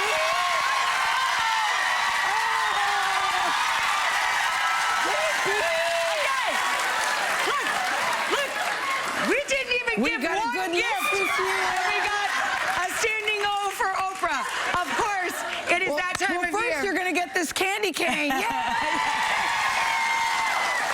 It is that time of year where Oprah handpicks her favorite things and shares them with the rest of the world on the most famous Christmas list in the world, other than Santa's list, of course. Other than Santa, yes. She's not bigger than Santa, but we work on this all year long. There's a whole big team that puts it together, and as luck would have it, we have a videotape. Let's check out this year's list. 'Tis the season for favorite things. We've just finished putting the final touches on our December issue of O Magazine, which, as many of you know, is our official holiday shopping guide. There's no one I've given it to that hasn't loved it. And all year long, the Favorite Things team and I search for the absolute must-give gifts. I was just walking by. Sarah Jessica Parker. This is the gift that keeps on giving. So happy to see you. Happy to see you. And now, it's time to reveal what made the cut this year.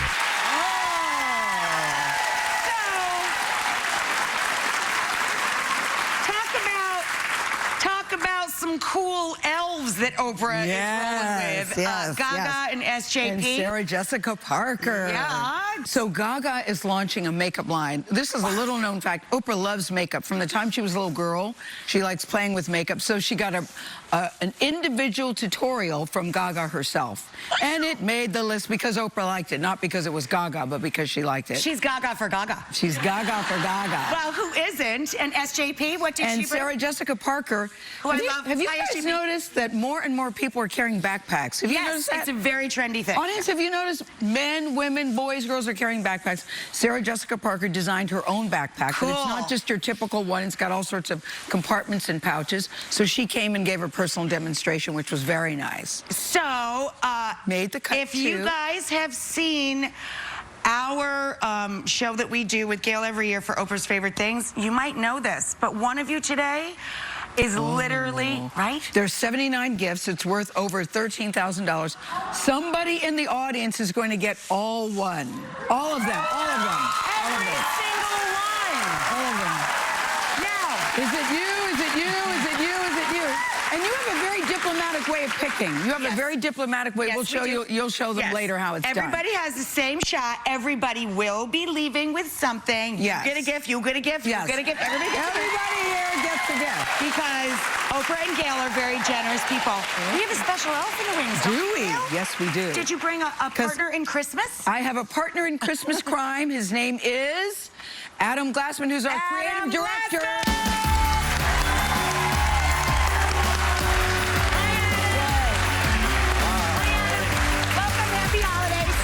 Happy holidays. Okay, now are you two going to show us the big reveal here? Or are you going to start with this? Well, shouldn't we show gift number one? Start with this, gift number one. Gift number one, because Adam and I are both wearing them. They're This fabulous. jacket. They have hoods. They have 6 different pockets. They're down. And they they're have waterproof. side vents for when you eat too much at your holiday. No, when you get into a car. You know how hard it is to get in out of a car? in and out of a car. Yes. No, they come from extra small, Rachel, to 5 times, so it can fit everybody on your Christmas list. Wow. It's $140, but I'm thinking it may be free for everybody in this audience today.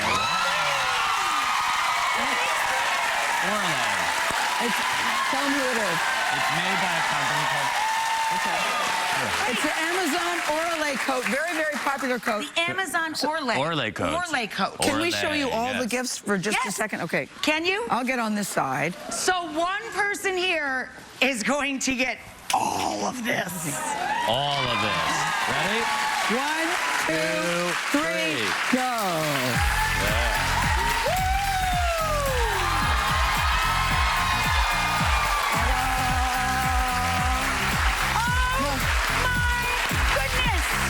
There's great stuff Adam, this year. Adam, how does Oprah say it? It's Oprah's favorite thing. Only she can do that. There it is. 2019.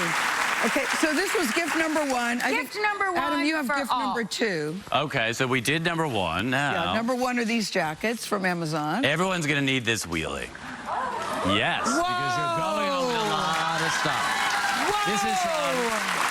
This is from Calpac. It's a Luca duffel and carry-on. The wheel pieces have outer pockets, making it a cinch to grab your boarding pass.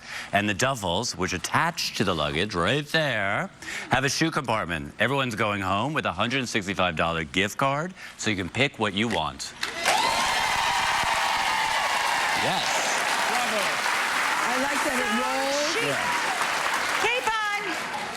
Oh, look, Capon is Hello, cooking. Chef. Capon is cooking.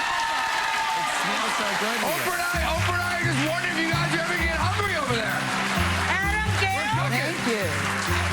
Chef Josh Capon is in the kitchen. Nice to see you. Chef Capon and Oprah are in the kitchen. She's an incredible sous chef, by the way, I gotta tell you. She's very hands-on. She might not look it, but she's very hands-on. I brought my appetite, Chef. As you should. Oh, and Gail was so sweet. The last time I saw Gail, I was at her show at CBS, and they were talking about my book, and Gail wanted to try some of the snacks from the book and different recipes. So there's a little nosh there. It's a pear with some gorgonzola while Josh is cooking. Okay. So By the way, Chef Capon is congrats here. on the new book. Thank you. Gotta read the new book because there's some the pictures of you and John show your love for each other, but also your love for food, which is pretty cool. So he is going to show us how he rolls for Thanksgiving by doing a rolled turkey. Yes. Thanksgiving, my personal favorite holiday. No religious boundaries, and we all have something to be thankful for. That's but right. I will tell you, we don't enjoy turkey enough. Thanksgiving, everybody eats turkey and loves it. I think we should be eating turkey all year round. Sure. You go to some of the best. Just for Thanksgiving. I agree. You know some of the best barbecue restaurants in the world, by the way? The turkey breast, the smoked turkey breast is underrated. Yeah. Underappreciated. John and I make smoked turkey from about August all through the winter. Best. Yeah. So he uses the smoker all winter long. My favorite part of the turkey is the dark meat, the leg and the thigh, so we're going to show you how to make a nice roulade. Swap in your mushrooms. Shiitake mushrooms, oyster mushrooms, which are my favorite. You can do a beautiful mixture of mushrooms. You can do whatever kind of mushrooms you want. Brown them. Once they're brown a little bit, deglaze a little bit of white wine. Delightful. Always nice. Evaporate the white wine, get rid of all the alcohol content, make sure it's nice. Always season everything above with a little salt, pepper, and then a ton of thyme. I mean a ton of fresh thyme. See what we turned this into? Beautiful. Right? Then you finally chop it's almost similar like to a duxelle. Similar to a duxelle, Yes. right? Which is a mushroom filling. But what we don't want is it be too pasty, right?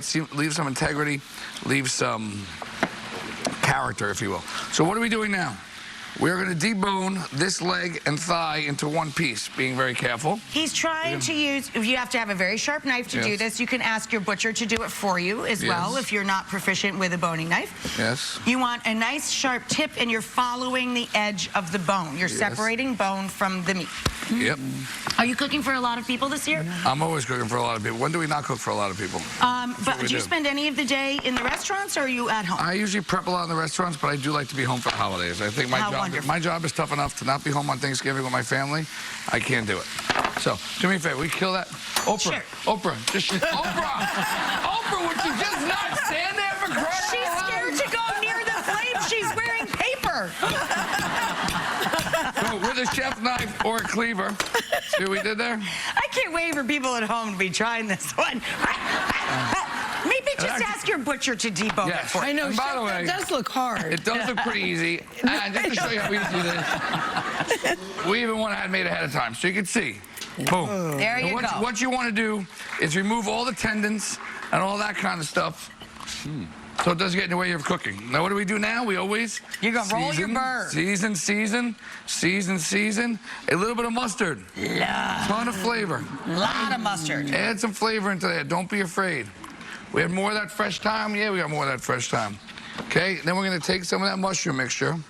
We're going to make that nice roulade filling, right? And, you want to And how much meat do you tell people to prepare per pound, chef? I've been sold a pound. Like per person? Pound per person. A pound per person, right? Yes. Because once it shrinks a little when it cooks, and everybody wants a leftover. There's a lot of bone, so it's tough. And I'm always, the more the merrier when it comes to this kind of stuff. Now, do you do this to the dark meat and then cook the breast separately? I do. I'm not a fan of the whole roasted bird. I think No, neither am I, because it's they like cook the it two storybook. different times. Right. The meat doesn't cook properly. I know it looks great when you bring that beautiful bird out to the table with the stuffing coming out, but it's just not realistic. Okay? Your dark meat is not going to be cooked, and your white meat's going to be overcooked. So I think it's pretty. I'm a big fan of frying. And I also think spatchcocking is good. When you remove the backbone and flatten the bird out, a flat bird cooks more evenly. What is spatchcooking? What is that? A spatchcock is when you take the spine out of a bird. Yeah. Almost butterflied. And it's flat. You're spreading the bird open. It's a flying bird. And by the way, you could throw that on your barbecue outside or your smoker. Yeah, we usually do one smoked bird and one roasted bird. To me, Thanksgiving is all about the 5 Fs. Family, The 5 Fs. family, food, friends, frying, and football. Okay? Absolutely beautiful. And by the way... Oh, I think there's another giveaway that they have planned here, because it looks like Do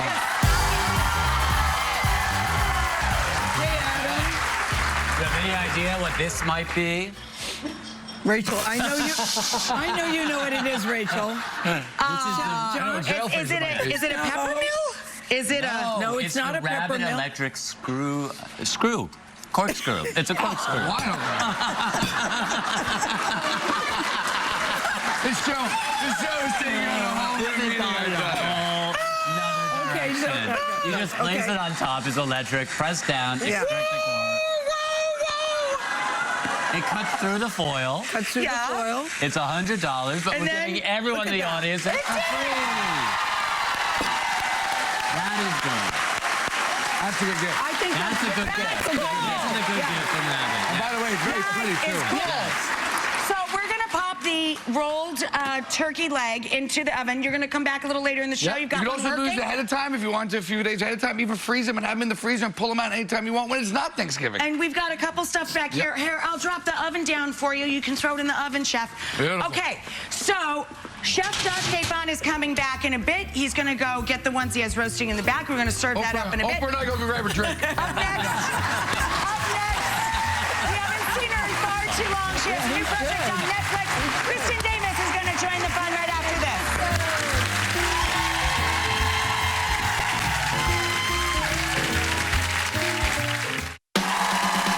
Next, Rachel. Yay! SEAL Team David Boreanaz delivers. Are you guys like salivating here? Then, Let's talk about the holiday meal when we overdo it. can't believe you ate the whole thing. We